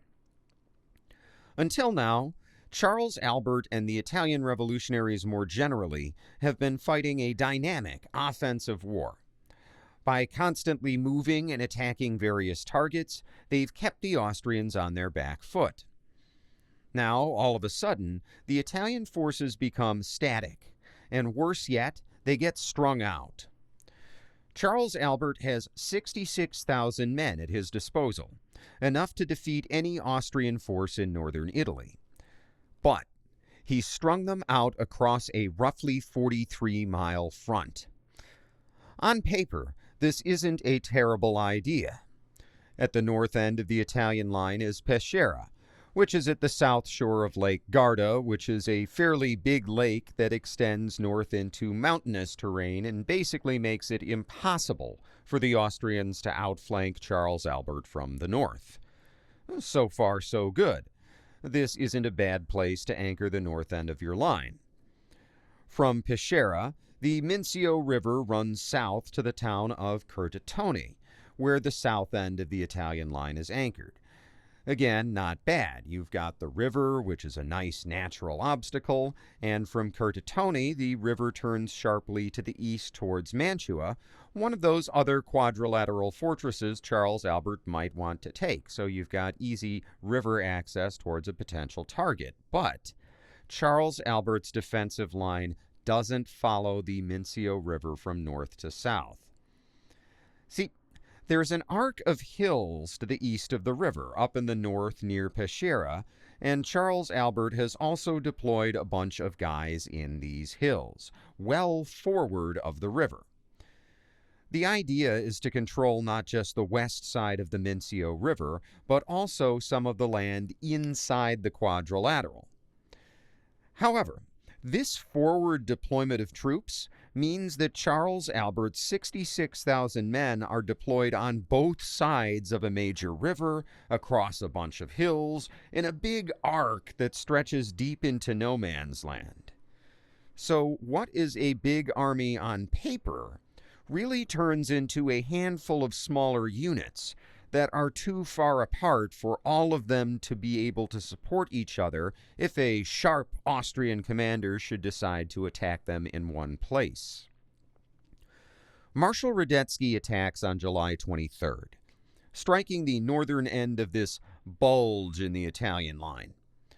With 60,000 men, he marches all the way to the Mincio River, arriving just south of Peschiera late on the 24th. The Italians withdraw in good order to a more defensible position on the west bank of the river, but now Radetzky's men have cut off the northern half of that bulge in the Italian line. And you have this weird situation where the Italians still have their bulge into Austrian lines in the south, but the Austrians have created their own bulge in the north. So if you look at the disposition of forces, it's kind of like a yin-yang. Now, Charles Albert and his generals decide to exploit this by attacking with the troops at the head of the spear, so to speak. Those guys in the northeastern part of the Italian bulge, right, they're kind of down in the south, but way east, cutting into the Austrian lines, they're going to attack north, right into the back of that Austrian bulge, and they're going to cut off Radetzky's supply lines. Basically, they're going to roll up his army before he can move any further and roll them up. My sources for what happens next are pretty slim, and the only tactical details I can find on the fighting, well, the details are in Italian. But the long and short of it is that the Italian counterattack fails for two reasons. First, communications are terrible, and troops in the Italian rear don't get their orders to move to the front as quickly as they should. Remember, everybody's all spread out, and it's going to take time for the troops to get into position. Second, it doesn't seem like the entire Italian high command is behind this counterattack, and some of the generals in the north, the guys who had just withdrawn towards Peschiera, well, one of them is supposed to lead a attack of his own up in the north to kind of keep Marshal Radetzky's troops distracted, and he refuses to lead this counterattack altogether. So some troops aren't getting their orders, some aren't going to show up to the fight at all, and by the time Piedmont-Sardinian General Eusebio Bava attacks the town of Custoza on July 24th, he's able to occupy a nearby hillside, but he doesn't have enough men to press the attack. Radetzky turns his men around from the Mincio River, and because he doesn't have to worry about that other general counterattacking him from the north, he's able to pull most of his troops away, and he counterattacks on the 25th, and without any reinforcements or support, Bava is forced to retreat, which he does in good order, falling back only a few miles from the town of Custoza by the end of the day. Now, at first, this only looks like a minor Austrian victory. In fact, Radetzky's army suffers roughly twice the losses of his Italian counterparts. So, how much of a victory can it really even be? But the Battle of Custoza is one of those tipping points in the history of war where one side loses momentum. The Italians are now falling back on the entire front. And after another fighting retreat on July 26th, the Austrian army is across the Mincio River. That nice natural barrier that Charles Albert was keeping between himself and Radetzky, gone. Not only that, but ever since the Papal army got kicked out of Vicenza, Austrian reinforcements have been trickling into the Quadrilateral. Not a ton of them. There's still that whole civil war in Hungary and domestic unrest at home that they have to deal with, but there are enough of these new troops trickling in to present a real threat to Piedmont-Sardinia, which is now basically fighting all by itself. At this point, Charles Albert could form another defensive line at the Oglio River and fight the Austrians there. It's likely that he could hold there and reach a political settlement with the Austrians that allows the formation of something like an Italian version of the German Confederation. Maybe not full nationhood like the hardcore Italian nationalists want, but at least a step in that direction. In such an Italian confederation, Charles Albert's Piedmont-Sardinia could even play the role of Friedrich Wilhelm's Prussia, as the dominant power in a growing country. Instead of trying for this, or even launching some bold Napoleon-style counterattack against mounting odds, Charles Albert retreats even further west, all the way back into Milan, where the revolution had started. And he arrives there on July 31st. Why does he fall back so far? Politics. Chapter 11. Enter Garibaldi. While Charles Albert has been fighting for a kingdom of Italy that does not yet exist, many people back home are still talking about the idea of a republic. This idea runs deepest in Milan, where the people are about to turn to a popular revolutionary named Giuseppe Garibaldi, who we'll talk about in a second. But even back in Piedmont-Sardinia's capital city of Turin, there's a nascent Republican movement. In his book, The Making of Italy, 1796 to 1870, English historian Dennis Mack Smith writes, quote, "Against the advice of his generals, Charles Albert decided to fall back on Milan, his main motive being to prevent the proclamation of a republic there. The king was anxious to avoid being saved by the French troops, whose help was now being sought by the Milanese. as he was also anxious to discourage the kind of popular war Garibaldi was now beginning to fight on his own. There were fairly good chances of defending Milan if a real effort had been made, but the king seems to have done almost nothing to exploit them. When General Salasco was instructed to conclude an armistice, not only Garibaldi, but the king's ministers at Turin accused Charles Albert and the generals of doing this so as to suffocate the revolution. End quote. This armistice, which is named after the poor general who's ordered to sign it and is known as the Armistice of Salasco, is signed on August 9, 1848, and it basically resets the Austrian relationship with Piedmont-Sardinia to the pre-war status quo. Charles Albert is to withdraw his army back into his own land and to stop helping anti-Austrian revolutionary movements. This will free up Marshal Radetzky from fighting Piedmont-Sardinia's professional troops and allow him to focus on local revolutionary movements instead. For his part, Charles Albert gets a much-needed breather to run back to Turin and recover. Charles Albert will keep his crown for now. In Tuscany, his friend Grand Duke Leopold II will not be so lucky. And just as a refresher, Leopold II is a liberal monarch who also happens to be a Habsburg, while the Grand Duchy of Tuscany is nestled in the northwest corner of the boot of Italy, centered on the city of Florence, with Piedmont-Sardinia to the northwest, Milan to the northeast, and the Papal States to the south. So Tuscany is smack in the middle of Italian politics, and Leopold II is keenly aware that he could lose power overnight, not just to a revolution, but also potentially to some kind of political coup. He needs to maintain an aura of strength, which is why he'd withdrawn his army from northern Italy back in May after one defeat in the field. He can't afford another one. But instead of strengthening Leopold's position at home, the return of the army weakens it. Many of the returning soldiers have no jobs to return to, so now they feel betrayed by their country. Throw in a healthy dose of pre-existing Italian political radicalism, and it's easy to understand what happens when news arrives in Florence of Charles Albert's defeat at Custoza. The people are already demoralized, and now the Austrians are one step closer to Florence itself, and they riot. Leopold II's centrist cabinet resigns, and the new prime minister is a center-left politician named Gino Capponi.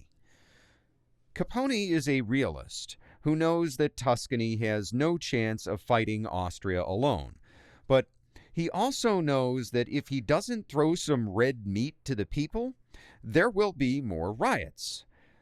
Like a master tightrope walker, he takes a seemingly impossible middle course, staying out of the revolution for now, but promising to commit more Tuscan troops if the armistice breaks down between Austria and Piedmont-Sardinia and Charles Albert rejoins the fight.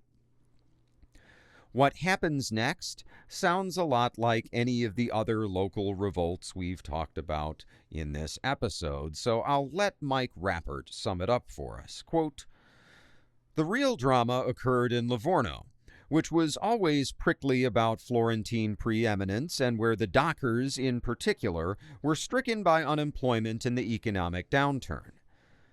The Livornese Democrats were roused by Father Gavazzi, the fire-breathing friar and preacher of holy war who, ignoring a ban imposed by the government, had stepped ashore in the port. When he was arrested, Livorno rose up on August 23rd. The crowd tore up the railway lines and occupied the arsenal. With the port threatening to become virtually an independent city-state, Capponi, in desperation, sent the popular radical Francesco Guerrazzi to try to calm Livornese spirits. Guerrazzi had himself been arrested in January for leading an insurrection in the city, but now he was afraid of the prospect of social upheaval. He had to exercise all his moral authority and some physical force to prevent the radicals from proclaiming a republic. But despite his work in restoring some semblance of order, Capone disliked him and replaced him with a Democrat and fervent advocate of a Constituente, Father Giuseppe Montanelli, who had been lionized as a hero for his valor at the Battle of Curtatone. Yet even he struggled to master the situation in the city. Ultimately, the only way for the Grand Duke to prevent more violence was to yield to the Democrats and appoint a radical ministry. In October, he chose Montanelli, who refused to serve without Garazzi, and so the two radicals assumed power together. End quote. Long story short, the Italian Revolution of 1848 is failing, and the constitutional monarchists are either stepping aside or getting pushed aside, and the revolutionary movement is being taken over by radicals. Tuscany is example A. Example B is Milan, which by late summer has fallen to Radetzky's Austrian army. But in the countryside outside Milan, a revolutionary leader named Giuseppe Garibaldi is starting to win hearts and minds among the Italian people. Giuseppe Garibaldi is something like Italy's George Washington, although, as we'll see, the modern nation of Italy, much like the United States, has more than one major founding figure. But Garibaldi is this guy that just keeps on fighting no matter what. And while he's obviously an Italian nationalist, I also think that Garibaldi just loves fighting. By the time he enters our story in 1848, he's already been fighting in one war or another for 13 years, to the extent that many historical sources will refer to him as a professional revolutionary. Giuseppe Garibaldi was born in the city of Nice in 1807. Nice is located along the Mediterranean coast to the northwest of the Boot of Italy, and at the time of Garibaldi's birth, it had actually been an occupied city. While previously part of Sardinia, Nice had been annexed by revolutionary France in 1792. Nonetheless, Garibaldi's parents, Domenico and Maria Rosa, were both Italians, and in 1814, when Garibaldi was just 7 years old, Nice would be transferred from France back to Piedmont-Sardinia during the negotiations at the end of the Napoleonic Wars. Yay, Italy. Actually, nobody cares, because Nice will end up going back to France in 1860, but that happens later in our story. Garibaldi wouldn't be who he is if he hadn't grown up where he did. His family was respected in Nice, where his mother, Maria Rosa, was known for her philanthropic work, while his father, Domenico, was the captain of a merchant ship called the Santa Reparata. Domenico was an esteemed captain, known for getting his goods to port on schedule, even in the harshest conditions. The young Giuseppe would take after his father, spending time on a handful of ships. By the time he was 26 years old in 1833, Giuseppe Garibaldi had already worked as a teacher in the Ottoman Empire when he was stuck in port for a while due to a war with Russia. And not long after that, he had traveled to Russian ports on the Black Sea. Here in the far east of Europe, Garibaldi would meet a number of Italian political exiles, including some who were connected to the Young Italy movement. In November of 1833, Garibaldi had traveled to Genoa, which isn't very far from Nice. There, he had met Giuseppe Mazzini, the founder of Young Italy, who we talked about a lot in the last episode. There's a lot of speculation about this meeting because neither man writes anything about the specifics, but here's what Garibaldi does say in his autobiography, quote, "A passionate lover of my country from childhood up, and burning with indignation against her oppressors, I was earnestly desirous of being initiated into the secret plots for her redemption. With this object in view, I sought everywhere for books and other writings relating to Italian liberty, and to the men whose lives were consecrated thereto. On a voyage to Taganrog, I fell in with a young Genoese, who was the first to inform me of the progress of our cause. Columbus can hardly have experienced so much satisfaction at the discovery of a new world, as did I on finding a man who was actually concerned in the redemption of our country." End quote. Garibaldi doesn't even mention Mazzini by name.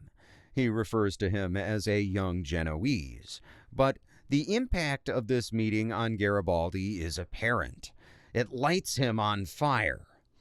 He immediately gets involved in an abortive insurrection in Piedmont, which he kind of skips over in his autobiography, but then he continues, quote, "I threw myself body and soul into what I had so long felt to be my true element, and on the 5th of January 1834, I left the Porta della Lanterna at Genoa, disguised as a peasant, an outcast from my country.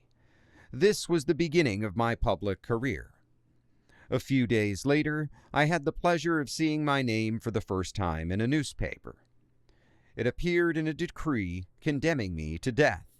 End quote. Garibaldi spends some time in Tunisia and works as an ambulance volunteer in Marseille before he decides to sail for safer waters in the New World, and soon arrives at Rio de Janeiro in the Empire of Brazil.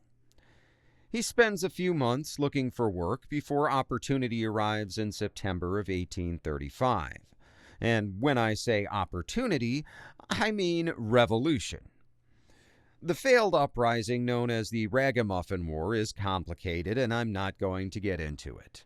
It's similar to many civil wars where one part of Brazil had benefited from trade restrictions while other parts of Brazil wanted free trade, and because of steep tariffs, the cost of salted beef got really high, and there were some cowboys called gauchos who all got really hungry, and it's another one of those rabbit holes that could be really interesting, but we would also get way off track.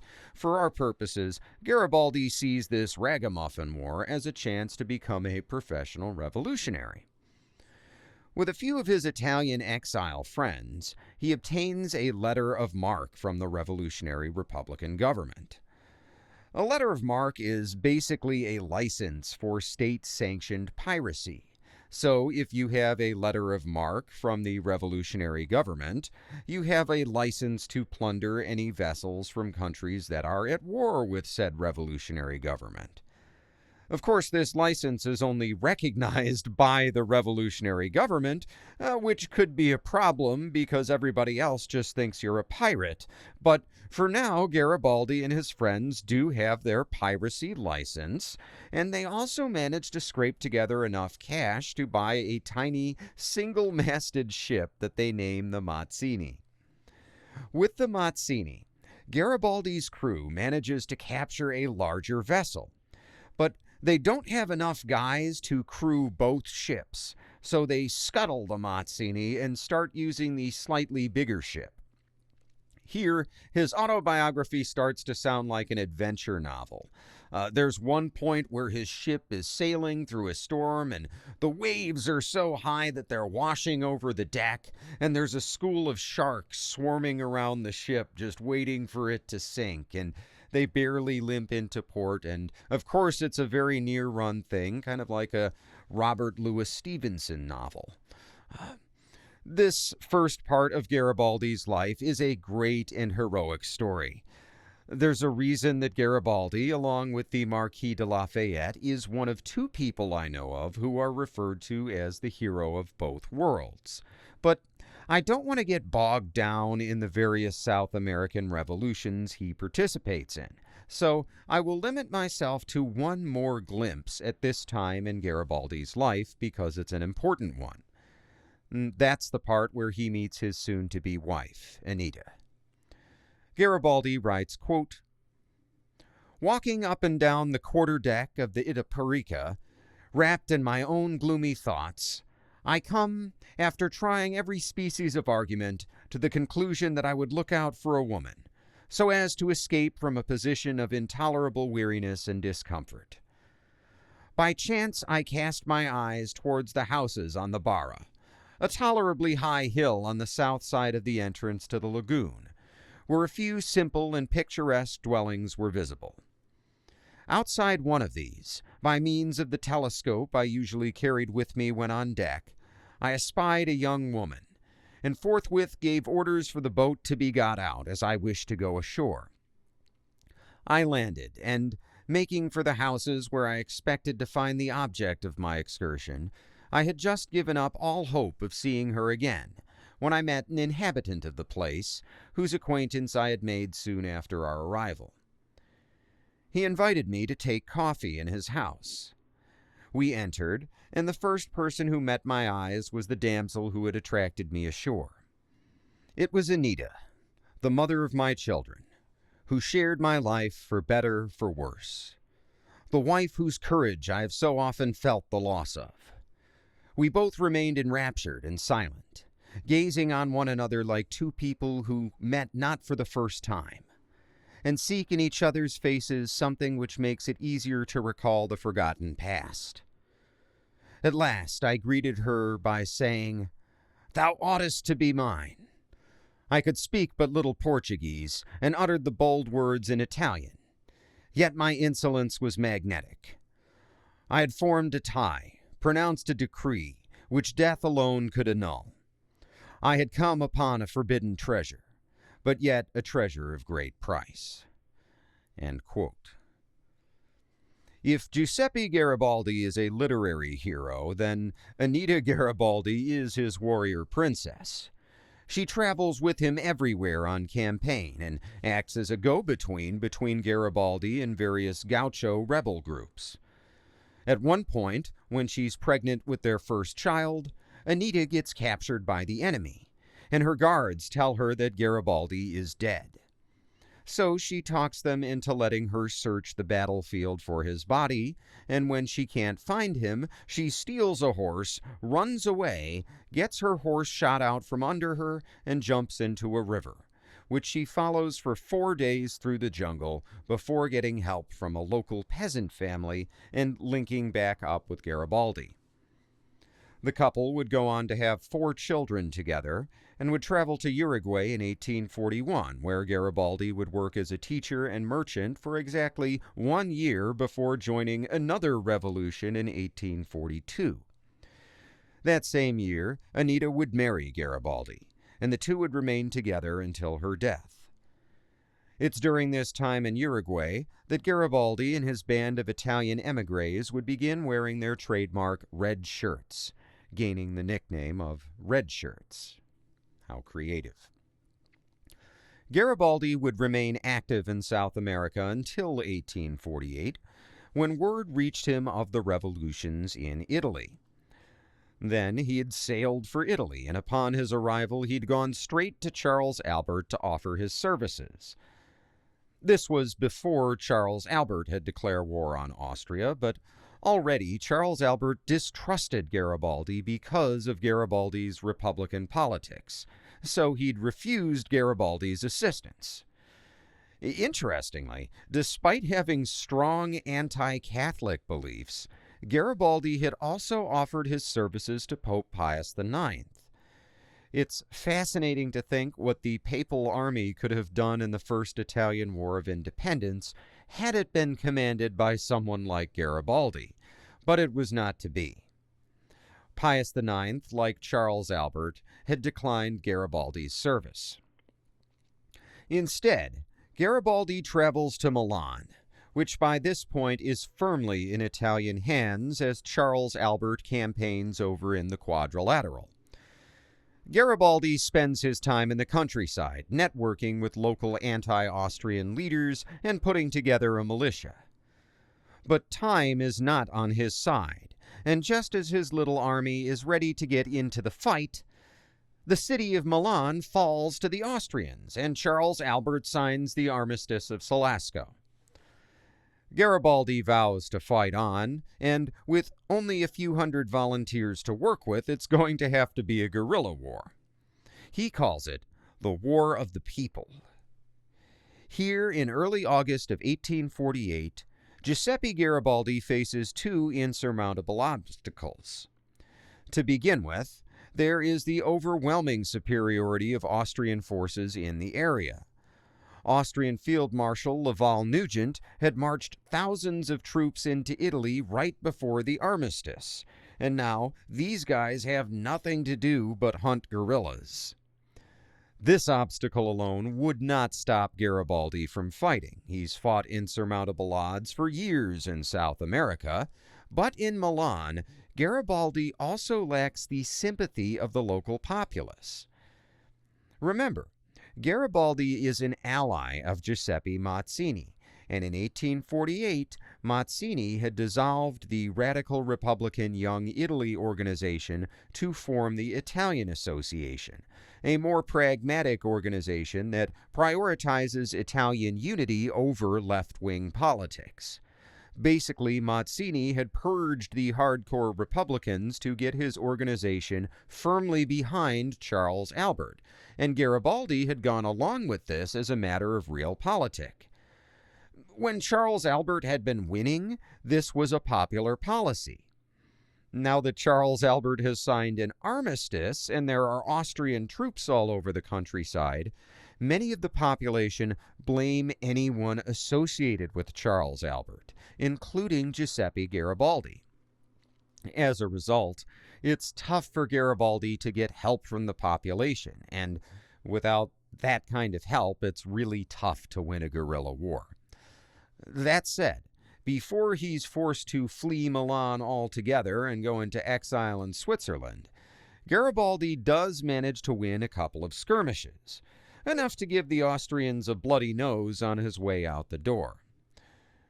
In the absence of any tangible long-term victories in the 1848 revolution, these defiant skirmishes would take an outsized importance that would feed Garibaldi's legend.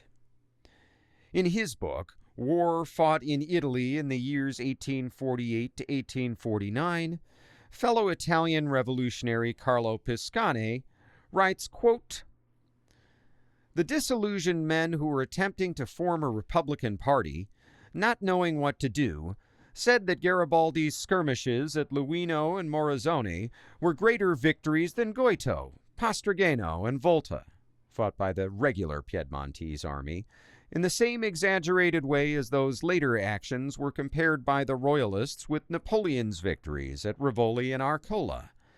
And just as the monarchists had proclaimed Charles Albert a great captain simply on the grounds that he had an army, so the Republicans declared Garibaldi a great captain even though he did no fighting and had no army.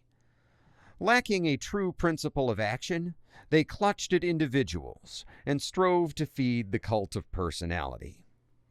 End quote. Cult of personality or no, Garibaldi's legend will only grow, and his stay in Switzerland will be brief.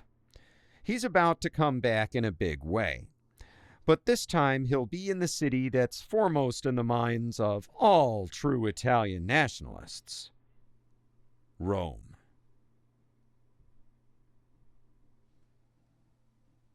Chapter 12. A Sidebar on Sicily. Okay, so we're not going to Rome quite yet. Since we'll be there for almost all the rest of the episode, I am just inserting a quick sidebar here so that we can stay up to date on the rest of Italy. You may remember that a few months back, King Ferdinand II of the Kingdom of the Two Sicilies had withdrawn his troops from Charles Albert's Italian army to put down a rebellion at home. And as a refresher, the Kingdom of the Two Sicilies consists of Naples, or southern Italy, and, well, the island of Sicily. Unrest in the city of Naples in southern Italy is put down relatively quickly, but by the beginning of September 1848, almost all of the island of Sicily has been taken over by Sicilian nationalists, who have declared a new Kingdom of Sicily that wants nothing to do either with Ferdinand II or with any broader Italian nation. On September 1st, Neapolitan troops land near the city of Messina, where King Ferdinand's last remaining troops on the island are holding out. Messina is a heavily fortified port that's been involved in numerous wars since the classical era. The Royal Army there has been on the defensive for nearly a year, as a sustained rebel siege has winnowed them down from a substantial force controlling the whole city to a small garrison that only holds a single citadel near the mouth of the harbor. On September 3rd, the Neapolitan Relief Army begins its assault. With the local Sicilians fighting tooth and nail for every street and with irregular fighters hiding amidst the civilian population, Ferdinand II's general in command of the expedition, Carlo Filangieri, orders a brutal bombardment. Along with regular cannonballs and explosive rounds, the Neapolitan artillery fires a new kind of shell: phosphorus, which burns intensely even in the presence of water and destroys entire city blocks. When the ground is clear, Neapolitan troops are ordered to advance, killing anything that moves. And when Messina's rebels officially surrender on September 6th, a few holdouts keep on fighting. So on the morning of September 7th, General Filangieri orders an 8-hour bombardment of the city's center, killing untold numbers of civilians before finally ordering his infantry in to relieve the garrison. By the end of the day, Messina is in the hands of the Royal Army, and Ferdinand II now has a base from which to retake the rest of Sicily. The siege of Messina is proof of the oft-repeated observation that civil wars are the most brutal wars. Innocent civilians are burned to death in their homes or shot down by infantry as they try to run away. Women and children seek shelter in churches only for the attacking soldiers to march in and do horrible things to them. One letter from a survivor mentions a woman who is not only raped, but then has her breasts cut off before finally being beheaded, and the sense we get from the historical sources is that this case is not unique during the assault. If this kind of thing were to happen today, people would call it a crime against humanity, and there would be calls for General Filangieri to be hauled before the World Court.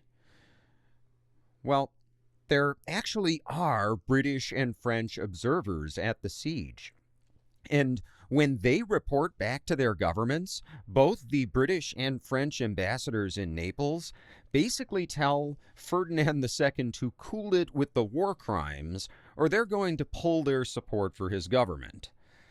So on September 11th, King Ferdinand signs an armistice with the rebels. When the armistice inevitably ends in early April of 1849, General Filangieri will once again go on the offensive, besieging the key strategic city of Palermo on April 14th. By mid-May, Palermo will be in royal hands, and the revolution in Sicily will be completely pacified. However, this brutal pacification campaign will leave scars that resonate into the future, even down to modern times. And to begin with, the brutality of the Neapolitan Bourbon army — remember, Ferdinand II is part of the House of Bourbon, like the old kings of France — the brutality of the Bourbon army when they bombarded Messina will become something of a legend. A few years down the road, when the Sicilians rebel again, the garrison there will be the target of their anger. Not only that, but even with all the brutality his army can muster, Carlo Filangieri is not able to crush the resistance entirely. Like many civil wars, the civil war in Sicily is multi-sided, and besides the Sicilian nationalist rebels, there are also gangs of armed criminals called squadre, who are rebels in the sense that they're running around looting people and don't recognize the government, but not in the sense that they have any agenda or political beliefs beyond personal enrichment. Deciding that the nationalist rebels are the more dangerous concern, General Filangieri uses his army to fight them, while appointing a Sicilian named Salvatore Maniscalco as the island's chief of police, and ordering him to deal with the squadre.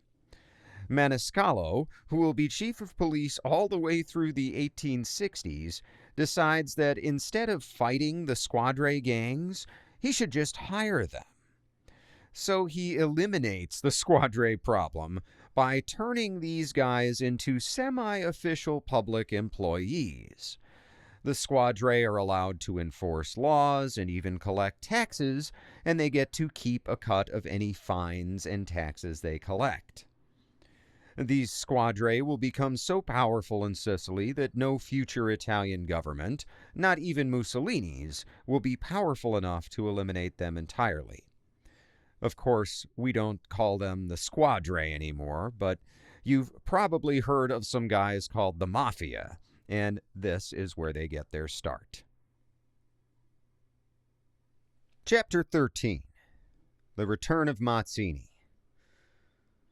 Let's get back to September of 1848, when Pope Pius IX has become more and more concerned with unrest in the Papal States. The countryside is as calm as any place in Europe. Most of the rural people are deeply devout Catholics who are content to enjoy apolitical lives in one of the safest countries on the planet.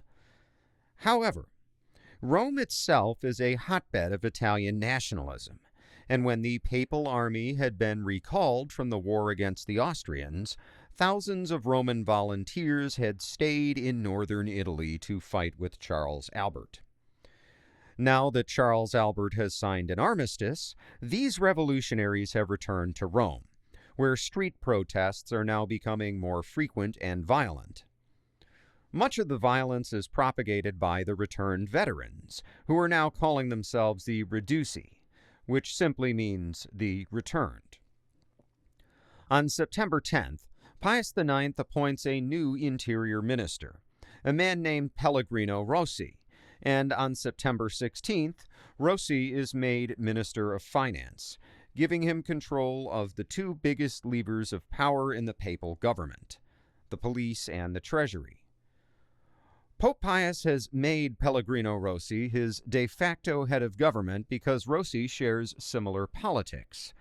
A center-left moderate, Rossi is an Italian native who had served as the French ambassador to the Papal States before getting summarily fired when Louis Philippe's French government had fallen back in February. Given his experiences in France, Rossi is all too aware of the dangers of revolution, and he tries to block any revolutionary movement by giving the people some moderate liberal reforms. For example, the Papal States will now function as a constitutional monarchy, with an elected Senate that has real power over spending. But it's not going to become a full-on republic. The Pope will still be head of state and will still retain significant power of his own. Pellegrino Rossi shares Pius IX's foreign policy views as well. Italy needs to be free of Austrian control, but not as a unitary nation-state in its own right. Instead, the existing Italian states should form a confederation for trade and mutual defense, and the Papal States should take a leading role. This view had played into Pius's withdrawal of papal troops from the war against Austria when they had a good chance of winning. Yes, they might have ejected the Austrians, but they also would have furthered the cause of Italian nationalism. Just as badly, a victory against the Austrians would have given Charles Albert control over all of northern Italy, making Piedmont-Sardinia significantly more powerful than the Papal States. So along with moderate liberal reforms at home, Pellegrino Rossi favors a wait-and-see approach to the Italian Revolution, with papal troops remaining on the sidelines, at least for now.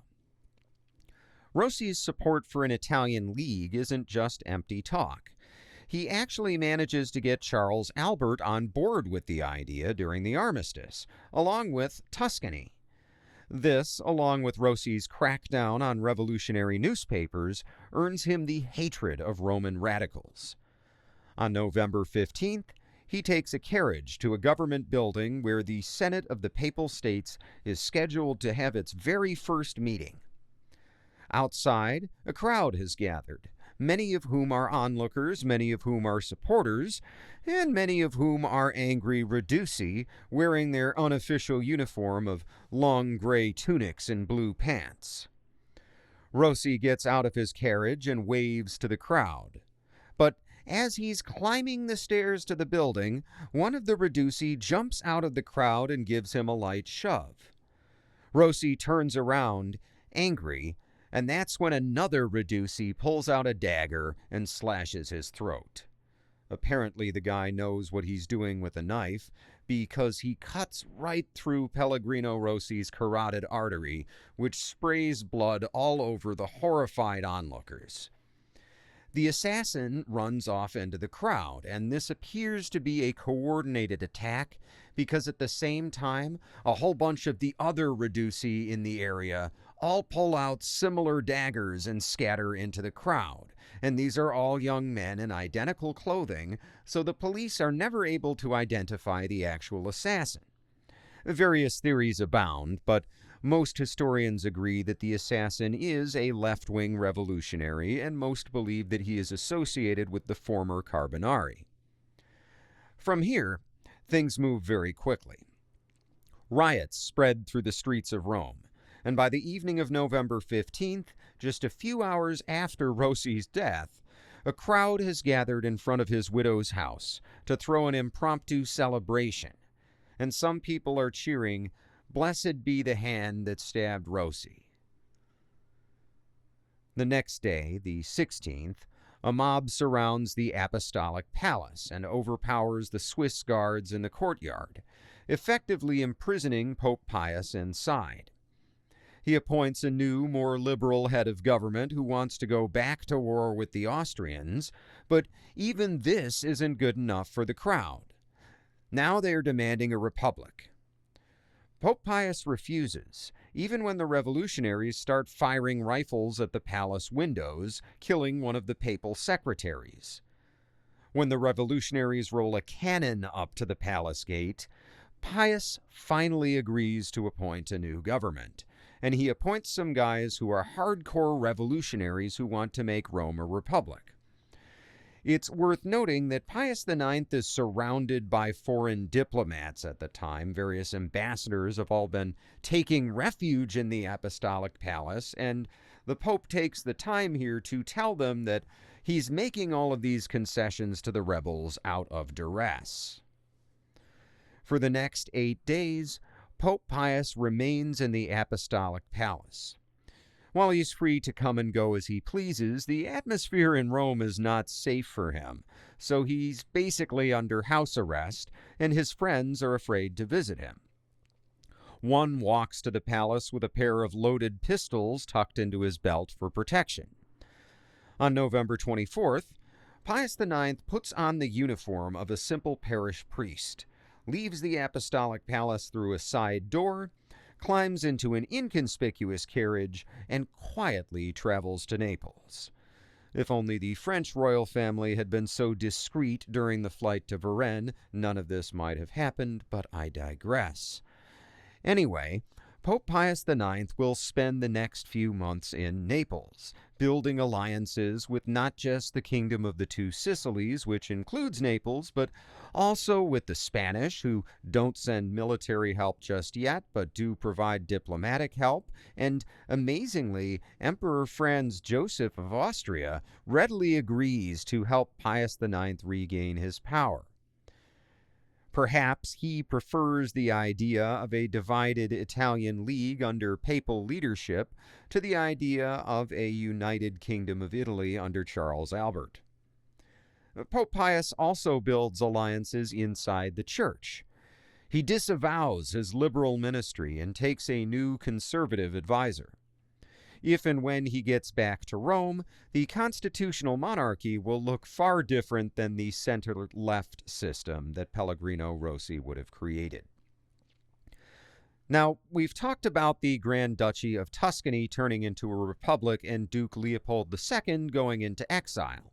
And it's here that a familiar character re-enters our story, Giuseppe Mazzini. He's been in the background the entire time, first fomenting the Bandiera brothers' failed uprising in 1844, then more recently reforming Young Italy into the less republican, more nationalist Italian Association. Mazzini has also been busy on the ground.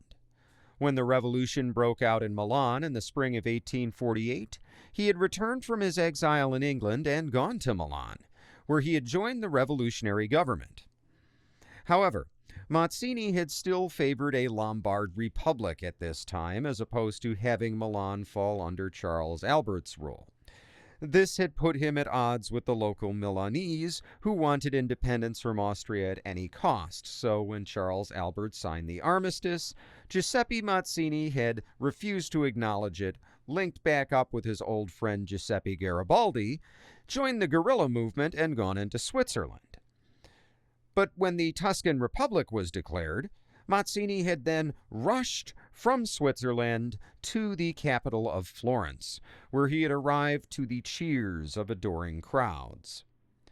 But he would find no place in the Tuscan government, which was already run by a radical Republican triumvirate of local politicians, and they weren't keen on anyone else getting into power. So Mazzini would travel on to Rome, arriving there on February 5th, 1849, the very day that the Roman Republic is declared.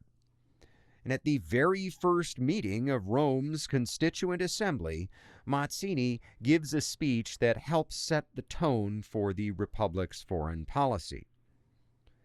Mazzini argues for the unification of the Roman and Tuscan republics as a defense against both Austrian and Piedmontese hegemony. He's now fusing his nationalist and republican views, and he's telling the Romans, if you want a republic, it needs to be big enough to stand up to both King Charles Albert and Emperor Franz Joseph, and that means at minimum joining with Tuscany. This would be fine, except that the Tuscans have already made it clear that they have no interest in joining some new republic that will obviously be dominated by Mazzini and Rome. This provokes a reaction in Florence, where the local triumvirate's radical Republican supporters riot on Election Day, which is March 5, 1849. Armed gangs march through the streets, intimidating moderate and conservative voters and smashing up ballot boxes in right-leaning precincts. This intimidation campaign is so successful that modern historians estimate voter turnout rates of around 20%. And it's no surprise that the new Tuscan government is made up of only radical Republicans. And I guess I should be super clear about what I mean here, because in this context, the term radical republic does not simply refer to far-left politics. It also refers to a belief in local home rule, shunning both the old ruling dynasties and the new nationalist movements. These radical Republicans want many of the same things as Mazzini, such as universal male suffrage, but they don't share his vision of a united Italy. They want a local Tuscan republic, and that's it. At the same time, radical Republican policies are not popular in the Tuscan countryside. I mean, geez, these guys only won the election by suppressing the urban vote. Much like our modern world, politics in this time period often take on a sharp urban-rural aspect, and so it is in Tuscany, with most of Florence's population in support of the revolution and with most of the rural peasants and clerics against it. Organized bands of peasants even launch a counter-revolution, seizing goods along the roads between Florence and other cities, and at one point even threatening to march into Florence itself and put Leopold II back on the throne. Because of the situation in the countryside, the Tuscan Republic is paralyzed, with the triumvirate never holding real control over anything outside of Florence itself. This puts the Roman Republic in a bind. Although it controls Rome for now, the Austrians are openly planning to come crush the little republic and restore Pope Pius IX as soon as they're done mopping up the remaining resistance in northern Italy, which is mainly in Venice. With Charles Albert on the sidelines, the Tuscan Republic paralyzed, and Ferdinand II going full-on anti-revolutionary down in Naples and Sicily, and even giving sanctuary to the Pope, there's nowhere for the Romans to turn for aid in their city's defense, much less to help him mount an offensive against the Austrians. The Roman Republic stands alone. Chapter 14. Charles Albert tries again. At this point, fate intervenes once more, and by fate I mean Charles Albert.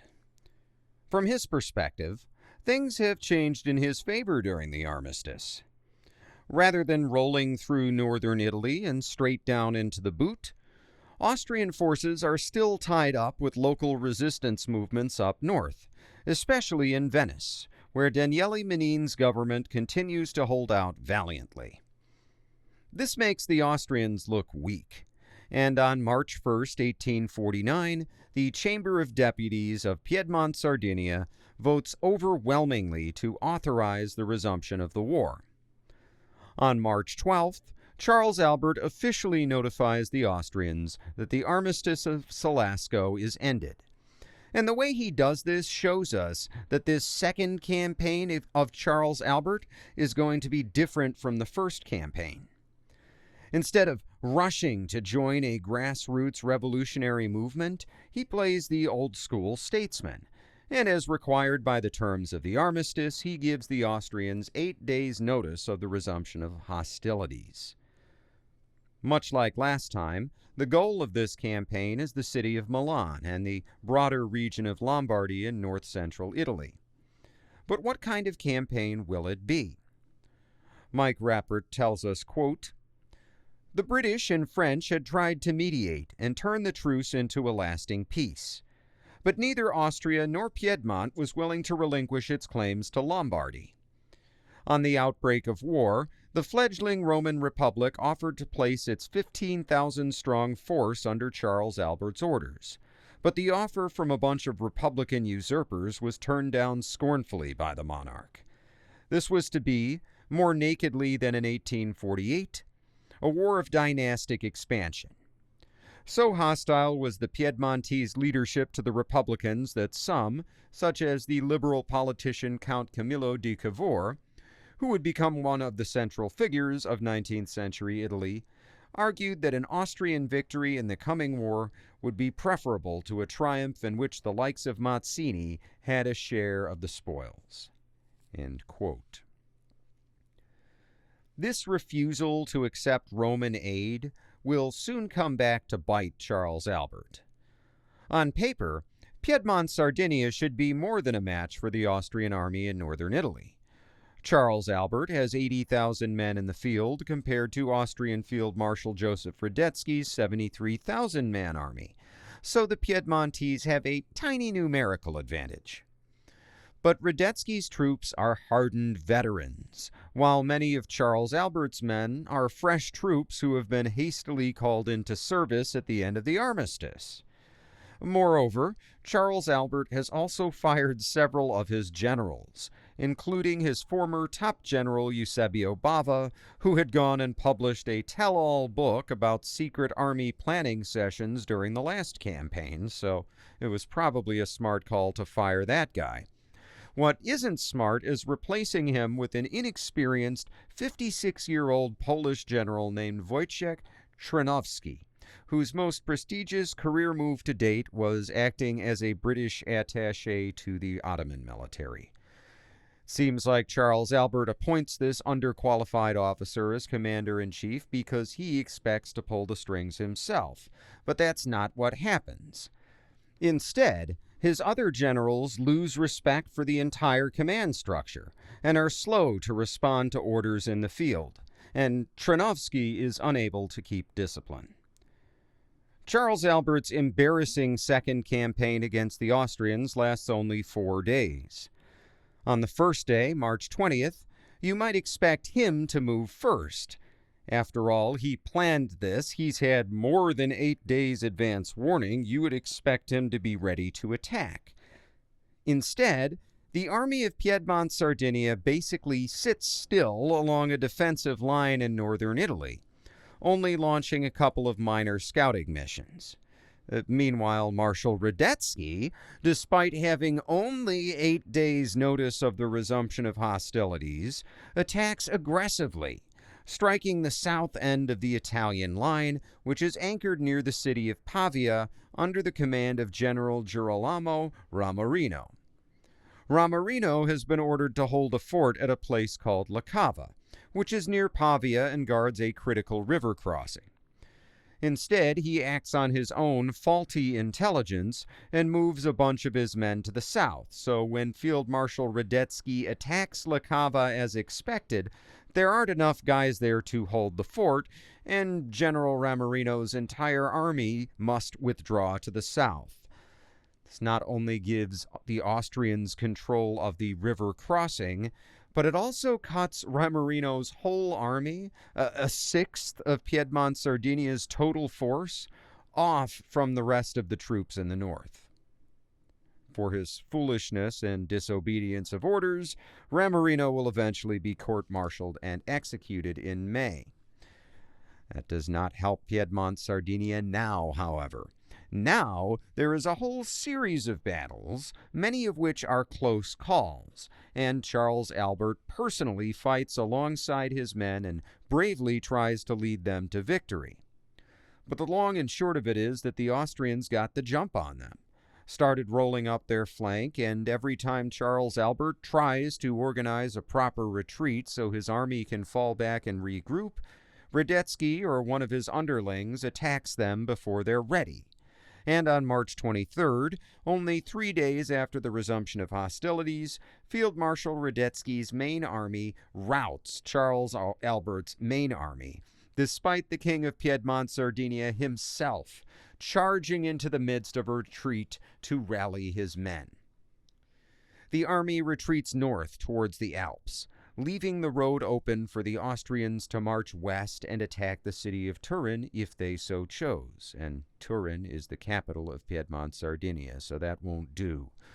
Later that evening, Charles Albert meets with an Austrian representative and hears their peace terms, after which he promptly resigns as king, leaving his 29-year-old son Victor Emmanuel in charge of Piedmont-Sardinia, hoping that he can negotiate better terms with the Austrians. And in the end, the terms are surprisingly lenient. Austria doesn't ask for any land back beyond what they owned before the war, and they only ask for the payment of a small war indemnity. This isn't because the Austrians have some special love for Piedmont-Sardinia. It's because they don't want to provoke more uprisings and calls for independence. Already, the port city of Genoa has revolted against Piedmont-Sardinia, with many of Charles Albert's returning war veterans joining a workers' revolution against Victor Emmanuel's new government. Austria doesn't want any of this. It creates disorder near their frontier, and it also threatens to draw in French intervention, which would only make the French more powerful in northern Italy, which the Austrians don't want either. So, the Austrian government looks at all of their options and decides that a stable Piedmont-Sardinia with a moderate constitutional monarchy under Victor Emmanuel II is the best possible outcome. They make a generous peace, and Victor Emmanuel is now free to put down the Genoese rebellion and govern his country as he sees fit. As for Charles Albert, there's no longer any place for him in Italy. Distrusted by just about everybody and now without a throne, he travels to Portugal, where he plans to board a ship for the New World. Unfortunately, he gets sick on the way and begins suffering liver symptoms, which worsen and force him to stop in Portugal in the city of Oporto, where he settles in a house with an ocean view. Sadly, his symptoms continue to worsen, painful abscesses break out on his skin, and he suffers from 3 heart attacks, the third of which kills him on July 28, 1849. In less than a year, Charles Albert has gone from hero of Italy to disgraced former king to dead at the age of 51. His body is returned to Turin and is buried in the royal crypt, where it remains to this day. Chapter 15. The Fall of the Roman Republic. The collapse of Charles Albert's army opens the way for the Austrian army to enter southern Italy, sparking a panic in the Roman Republic. On March 29th, 2 members of the government's ruling triumvirate resign, and both are replaced. None of the names of these men are terribly important except for one, Giuseppe Mazzini, who now takes one of the 3 seats. Because with Mazzini on the triumvirate and his massive public backing, the Roman Republic is now a revolutionary dictatorship in all but name. But if the dictator's lifestyle is any indication, then his rule is clearly benevolent. Mazzini lives in a simple 1-room apartment, has no bodyguards, and eats dinner in public at a popular restaurant where anyone can speak with him. Freedom of the press is restored. Freedom of religion is established. The Inquisition is banned, and religious courts are replaced by secular ones. At the same time, Mazzini's government is even-handed in its enforcement of the laws.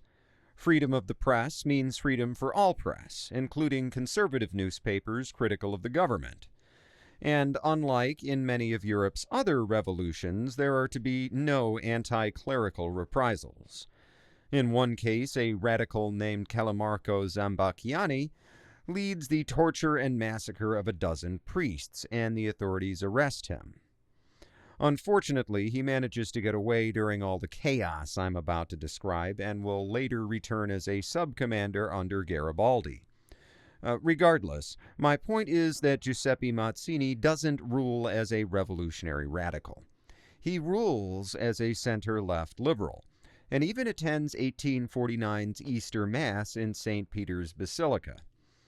This display of loyalty to the Catholic faith, if not to Pope Pius IX, helps establish Mazzini as someone the people can trust, particularly in the deeply religious countryside surrounding Rome, where you'll remember people were already skeptical of the revolution. Securing the loyalty of the people is step 1. Step 2 is building the Roman Republic's defenses. This Mazzini does with the help of Giuseppe Garibaldi, who has spent the last few months recruiting a 4,000-man army to fight the Austrians in northern Italy. After Charles Albert's humiliating defeat at the hands of Marshal Radetzky, Garibaldi knew he couldn't fight the Austrians alone, so now he has marched south to the Roman Republic, recruited thousands of more men, and is guarding the northern frontier against Austrian attack. Unfortunately for the Roman Republic, the Austrian army is not their only threat. Now, I don't know how many of you guys play grand strategy video games, but one of my favorites is Europa Universalis 4. And Europa Universalis has this neat mechanic where if you occupy Rome, then every Catholic power on the map will automatically become hostile until you give Rome back to the Pope. Now, that game is set in the centuries before this time period, but there's still enough residual old-school Catholicism around in the middle of the 19th century that the Roman Republic now faces a growing coalition. Along with the Austrians in the north, the Roman Republic now faces an open military threat from the south, where Ferdinand II has massed his own army along the frontier. Ferdinand, who just a few months prior had been an ally of Charles Albert, is now totally fed up with the revolutionaries, thanks in large part to his experiences in Sicily. And now he's having dinner with his guest, Pope Pius, and making plans to restore the Papal States. Spain is on board, with the Spanish crown offering financial assistance to Pius IX's allies. But crucially, the Italian Revolution has lost the support of the French Republic. Up until now, French President Louis Napoleon Bonaparte, along with the British, has acted as a mediator between Italian nationalists and the Austrian government. This is partially a matter of realpolitik. France and Austria are historical rivals, and France does not want Austria to become too powerful in Italy. It's one thing if they put down some rebellions in areas near the Austrian frontier, like Venice or even Milan. It's another thing if Austria is dictating terms all the way down in Rome.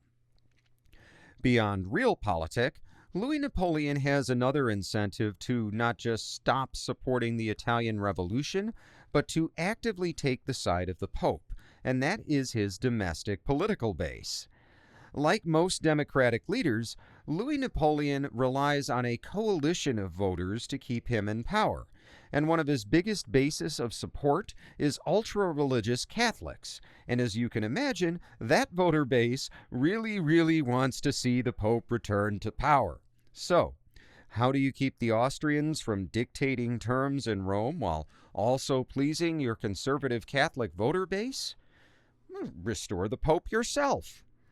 So, in April of 1849, the French organize a seaborne expedition, and on April 24th, 6,000 men under the command of General Nicolas Oudinot occupy the fort of Civitavecchia, which is Rome's main source of trade. On April 30th, Oudinot marches on Rome, and a 9,000-man Republican coalition commanded by Giuseppe Garibaldi and other Italian nationalists takes up their defenses. Garibaldi writes in his autobiography, quote, "From the highest points in Rome, the hostile army was seen advancing slowly and with precaution, marching in column along the road from Civitavecchia to Porta Cavallaghieri. Having some within cannon shot, they placed some of their artillery in commanding positions and deployed several corps which resolutely marched up to attack the walls. The French general's mode of attack showed an utter scorn of us. It was a case of Don Quixote and the windmills. He attacked us just as if we had no ramparts, or as if our walls had been garrisoned with children. In truth, General Oudinot, the son of a marshal of the First Empire, had not thought it necessary, in order to crush 4 brigands d'Italiens, to provide himself with a map of Rome. He soon perceived that we were men defending our city against hirelings who were republicans in name only. Those gallant sons of Italy, after having calmly allowed the enemy to approach, poured into them a volley of cannon and musket shots, which killed a great many of the most advanced." End quote. Oudinot's French pushed through the wave of Italian fire, taking heavy losses before pushing into the dense streets at the foot of Vatican Hill.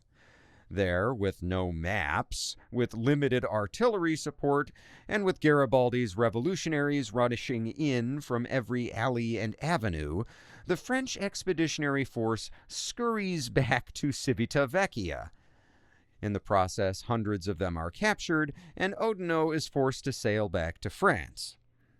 Giuseppe Mazzini orders the prisoners returned to France as well, with copies of Article 5 of the French Constitution in their pockets, which reads, quote, "France respects foreign nationalities. Her might will never be employed against the liberty of any people." End quote. This Republican victory stirs the hopes of Garibaldi and others, but it's a false hope, because all the while the noose is tightening. At the same time as the revolutionaries are beating back the French attack, a Spanish army of 4,000 men has landed at the port of Gaeta, 60 miles northwest of Naples, where Ferdinand II has his base of operations and Pius IX is living in temporary exile. In the north, the Austrians are slowly advancing.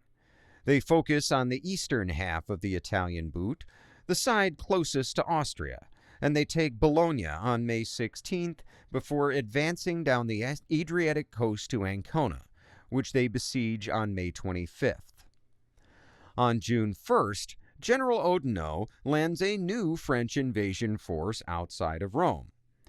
The French government has run a quick PR campaign claiming that the previous expedition was a successful reconnaissance in force, and Oudinot is now returning with a larger invasion force of 30,000 men. Rome's defenders now number 16,000, not counting a large number of civilian resistance fighters and non-combat volunteers such as the more than 6,000 Roman women who volunteer as nurses during the siege. For a month, the French relentlessly bombard the Roman walls, as French troops methodically take one strategic point after another. Garibaldi leads a vigorous defense, often putting himself near the center of the fighting while wearing his trademark red shirt, which is also worn by some of his best soldiers as South American veteran red shirts. Anita, his Brazilian bride, who is once again pregnant, nonetheless insists on fighting by his side. Despite the Italians' bravery, they're no match for the superior French numbers and General Oudinot's more cautious, methodical approach to the attack. He appears to have brought maps this time. On July 1st, after 30 days of fighting, the French control almost all the city of Rome, and Garibaldi reports to Mazzini that he can no longer guarantee the safety of the Republican government. Unable to fight, the triumvirate surrenders to the French on July 2nd.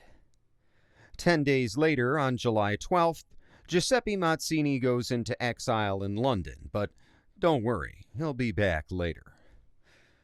Before the official surrender, in the wee hours of July 2nd, Garibaldi rallies his 4,000 most loyal supporters in St. Peter's Square and gives the following short speech as reported by an eyewitness. Quote, "Soldiers, you who have shared with me the labor and the dangers of fighting for our fatherland, you who have won a rich share of glory and honor, all you can expect if you now come with me into exile is heat and thirst by day, cold and hunger by night.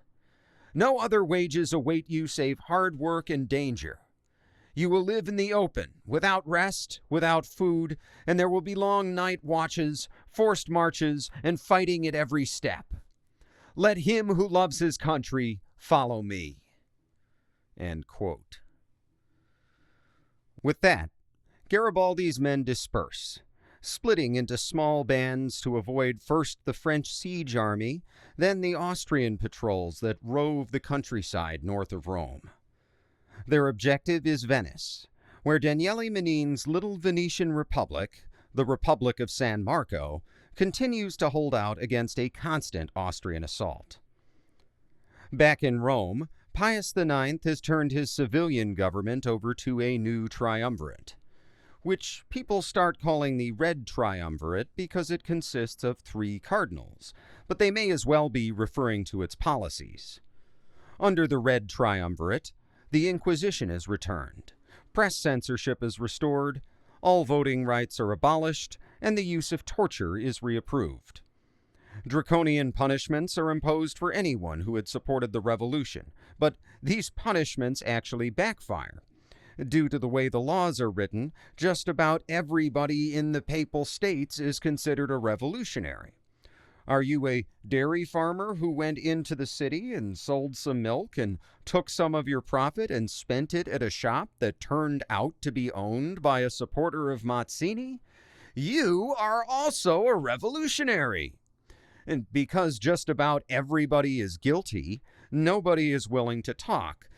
Sort of omerta sets in across the whole society. Witnesses for even serious crimes are impossible to come by, and at the end of the day, only 38 Roman revolutionaries are punished in any way. As reactionary purges go, this is about as mild as it gets. Meanwhile, Tuscany's Republican government has fallen after the Austrians occupied a single small city, and crowds of joyful peasants ran in from the surrounding countryside to greet them as liberators. Unable to control even the small estates around Florence itself, the government had voted in April to hand power back over to Grand Duke Leopold II, who had returned to his throne after putting down a couple small pockets of resistance. So if you're Garibaldi and you're trying to get your army somewhere they can actually do some good, the Republic of San Marco is your only option. Chapter 16. The Siege of Venice. As dedicated as the Venetian resistance is, their little republic isn't long for this world. Venice's greatest strength is its geography. It's located at the north end of the Adriatic Sea, making it the closest Mediterranean port to much of Central Europe. It's also positioned on an island, which is itself sheltered in a coastal lagoon surrounded by barrier islands. So we have a rich city with plenty of trade, which sits on an island in an incredibly defensible position. This is how Venice was able to run an influential merchant republic for over 1,000 years. Until early May of 1849, the island of Venice itself had maintained a railway bridge to the mainland. Remember that railroad which had gotten Daniele Manin so interested in politics to begin with? Well, here it was, supplying crucial supplies to Venice. The north end of this railway bridge, where it had met the mainland, had been guarded by two forts, Fort Marghera and Fort San Giuliano. I'm speaking in the past tense because after beating Charles Albert once and for all back in March, Austrian Field Marshal Joseph Radetzky had turned his army back from the west and besieged Venice with more than 30,000 men. The siege force's first goal was to cut Venice off from supply, which they did by besieging Forts Marghera and San Giuliano beginning on May 4th.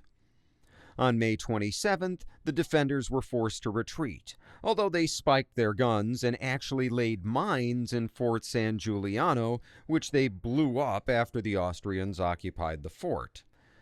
The Venetians had retreated in good order across the railroad causeway, tearing up the first 5 bridge arches behind them so the Austrians couldn't follow. As it happens, there were some railway platforms at intervals along the sides of this causeway, and the Venetians positioned artillery on these platforms to shoot back at the Austrians on the seashore. And Mike Rappert tells us that the Austrian artillery in turn start targeting the guys on the closest platform. And to be asked to man a gun on this platform at the end of the bridge was a death sentence. And yet guys kept doing it anyway. It was a valiant defense, but the damage was done. Without a railroad, Venice could no longer be supplied by land. The Austrians have also been blockading Venice by sea, and by the time Giuseppe Garibaldi and his 4,000 or so men are on their way to help, an Austrian fleet is shelling the city day and night with huge 24-pound artillery on the land and naval guns at sea. And if you look at everything they're facing, it's remarkable that the Venetians hang on as long as they do. Because not only are they dealing with traditional artillery, they're dealing with the 19th century equivalent of cruise missiles, incendiary balloons. From land and sea, as the wind allows, the Austrians are releasing experimental hot air balloons that are timed to drop small explosive payloads over Venice.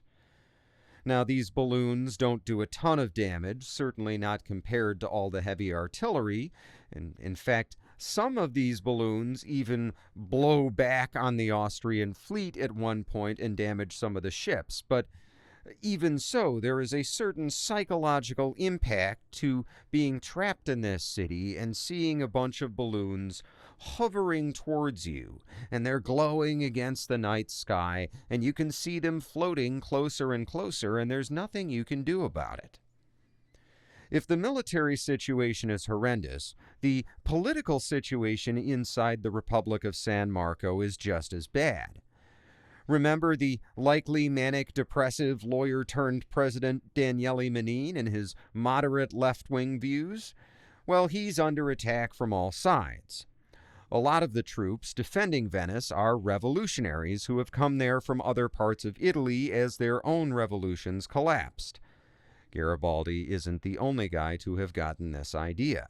And Daniele Manin needs these fighters if he's going to have any chance of fighting off the Austrians. But These fighters, as you may expect, are very passionate revolutionaries, and their far-left politics don't sit well at all with the old-school Venetian leadership, which still favors a kind of merchant republic where only the wealthy are able to vote. So on the one hand, Daniele Manin has super radical revolutionary troops to keep happy, and on the other hand, he has some members of the political elite openly saying that they'd rather surrender to the Austrians than allow universal manhood suffrage. Remarkably, Manin manages to chart a middle course and wins the support of some labor groups, mostly the influential Gondoliers Union, which back his proposal for a limited vote. It's this kind of talent for coalition building that allows Daniele Manin to remain president and keep working for some kind of negotiated settlement. His best offer to the Austrians is for Venice to surrender in exchange for becoming a special autonomous zone within the Austrian Empire. Marshal Radetzky's best offer is amnesty for Manin's fighters and safe passage to exile for the military leadership. So basically, the revolutionaries will be allowed to walk away with their lives, but Venice is going to be part of the Austrian Empire again, no matter what. As summer goes on, the Austrian blockade takes its toll. Price controls on basic necessities, which had actually worked as long as the railway bridge was open, now have to be lifted out of necessity. The Venetians even begin mixing rye into their wheat bread, which seems like a minor sacrifice to even bring up during a siege, but the Venetians are really pampered and they get really upset without their white bread, and anyone who can afford it starts hoarding white bread, and because bread is one of the most important food staples for most people, this throws the whole food market completely out of equilibrium. On July 15, 1849, things get more serious. The city's mills shut down completely. The granaries are empty. There is no more grain with which to create flour, not even rye. The next day, there's a panic as everyone rushes to buy whatever bread they can, and crowds of women who arrive to the bakery too late can be heard crying in the streets. The next day, the 17th, Manin's government begins issuing ration cards, and to make matters worse, there is also that cholera outbreak in the city, which is now exacerbated by poor nutrition and crowded conditions. The handwriting is on the wall, and all but the most brain-addled revolutionaries know it. On August 5th, after the reading of a report in the Venetian Assembly on the deadly progress of the cholera epidemic, Daniele Manin demands approval from the Venetian Assembly to take complete power as dictator so he can negotiate a surrender as quickly as possible. If the Assembly votes any other way, he warns, he will resign as president. The Assembly agrees and votes 56 to 37 to make him dictator. 17 days later, on August 22, 1849, Manin surrenders to Marshal Radetzky on Austria's terms. There is to be no Venetian autonomous zone. Venice is going back to Austria, full stop. And just like that, the First Italian War of Independence is over. There is to be no nationalist victory, at least not this time. But the memory of this fight will live on in those who were there. And the blood of the dead, as it so often does, will create fertile soil for a future revolution. Paul Ginsborg summarizes the fight of the Venetians as follows, quote, "For 5 months, Venice was to withstand every Austrian attempt to force her into subjugation. With no hope remaining, the Venetians rivaled the Romans in the heroism with which they defended their city. G.M. Trevelyan, in describing Garibaldi's defense of Rome, wrote, 'If the Englishman does not know when he is beaten, the Italian sometimes knows it and does not care.' It was like this with the Venetians. As the summer reached its height and the Austrian guns intoned their incessant message across the lagoon, Venice began to starve. A chicken cost a working man his week's wages. There was no wine, and butter could not be bought even by the rich. Then to these deprivations were added the horrors of bombardment and finally the ravages of cholera. Throughout it all, the Venetian people did not once raise their voice to demand surrender. On August 13, 1849, when Mazzini spoke to the Venetians for the last time from his balcony on the Piazza San Marco, he was so overcome with emotion as to be unable to finish what he had been trying to say. Stepping back into his study, he murmured to those nearest to him, "Such a people! To be forced to surrender with such a people." End quote. The surviving Venetian revolutionaries go into exile wherever they can. Daniele Mazzini himself departs on a French ship, arriving in Marseille in early September. To add insult to injury, his wife Teresa dies of cholera herself shortly after their arrival. In France, Mazzini would link up with other Italian exiles in Paris and become a constitutional monarchist, convinced that only Charles Albert's successor, King Victor Emmanuel II of Piedmont-Sardinia, can unite Italy. Daniele Mazzini is more right than he will ever know. Always a frail man, his health collapses in 1857, and he dies in Paris. After Italian unification, his remains will be returned to Venice and buried with honor outside the Basilica San Marco, where they remain to this day. Chapter 17. The End of the Revolution. As for Garibaldi and his 4,000 men, their road to Venice is fraught with challenges.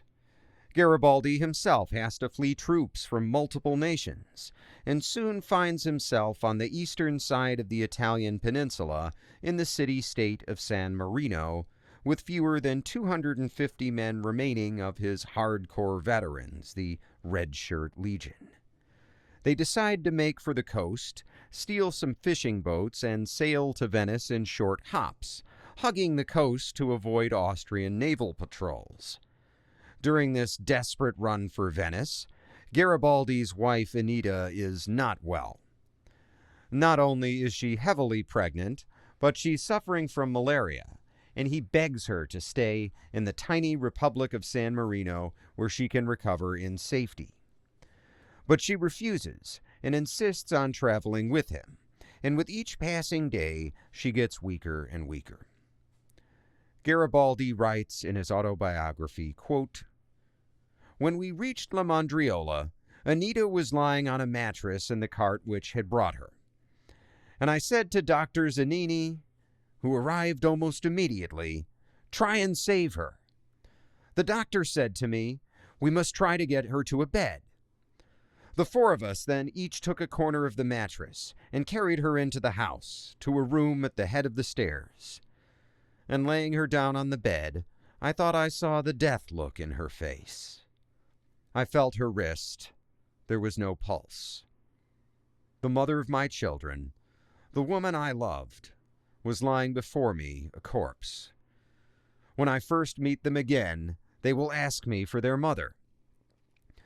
I mourn bitterly for the loss of my Anita, my inseparable companion in the most adventurous passages of my life. I directed the good people about me to bury the body and left, yielding to their entreaties and knowing that I should compromise them by remaining longer.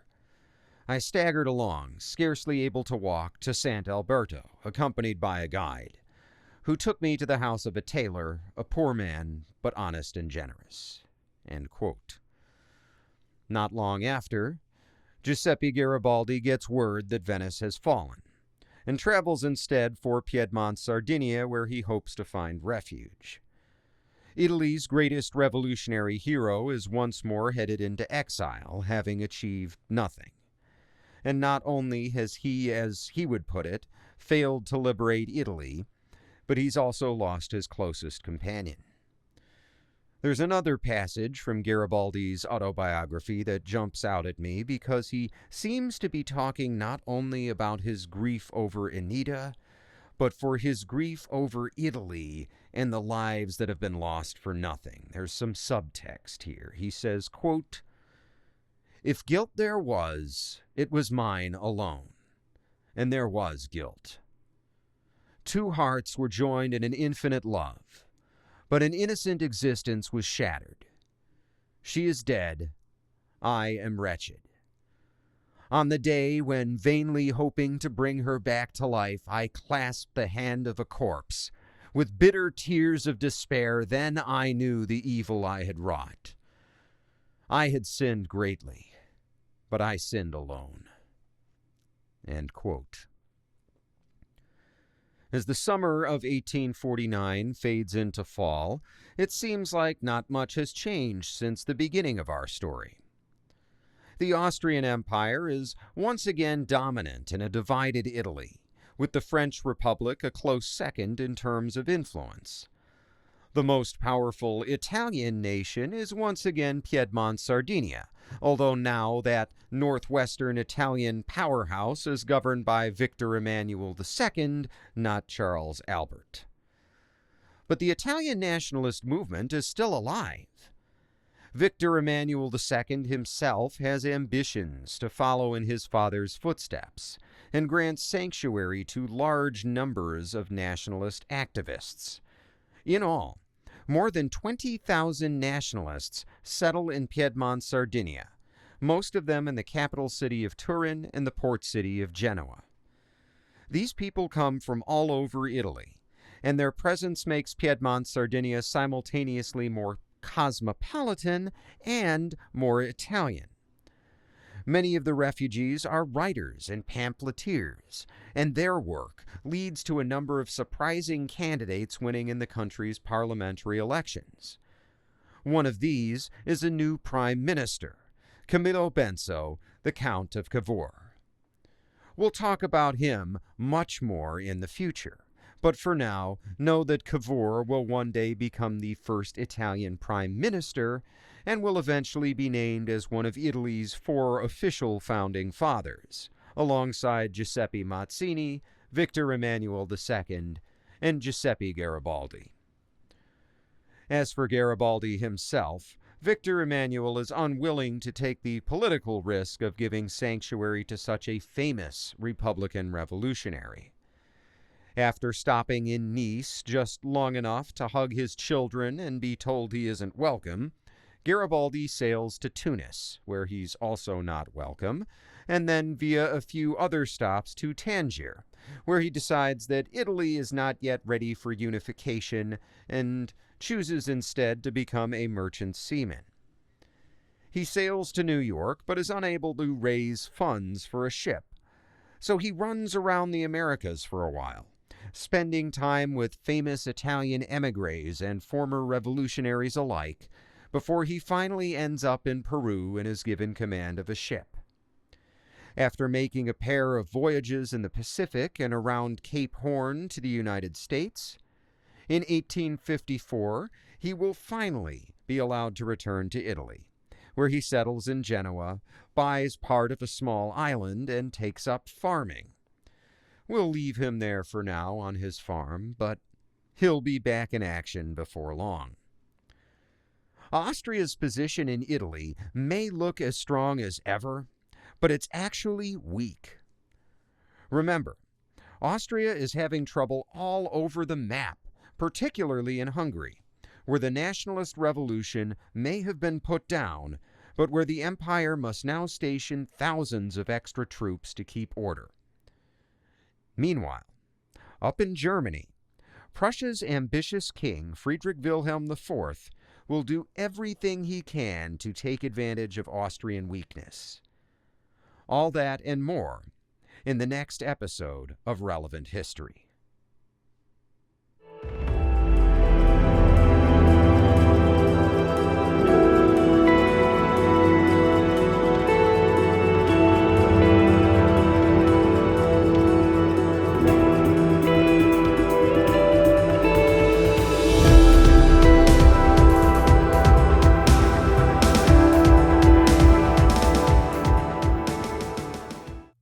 Greetings, history fans. It's Dan again, reminding you that Patreon memberships are only $1 a month. For this, you get access to all 25 episodes of my video series, Dan's War College, as well as an exclusive members-only Discord channel. This is a temporary offer.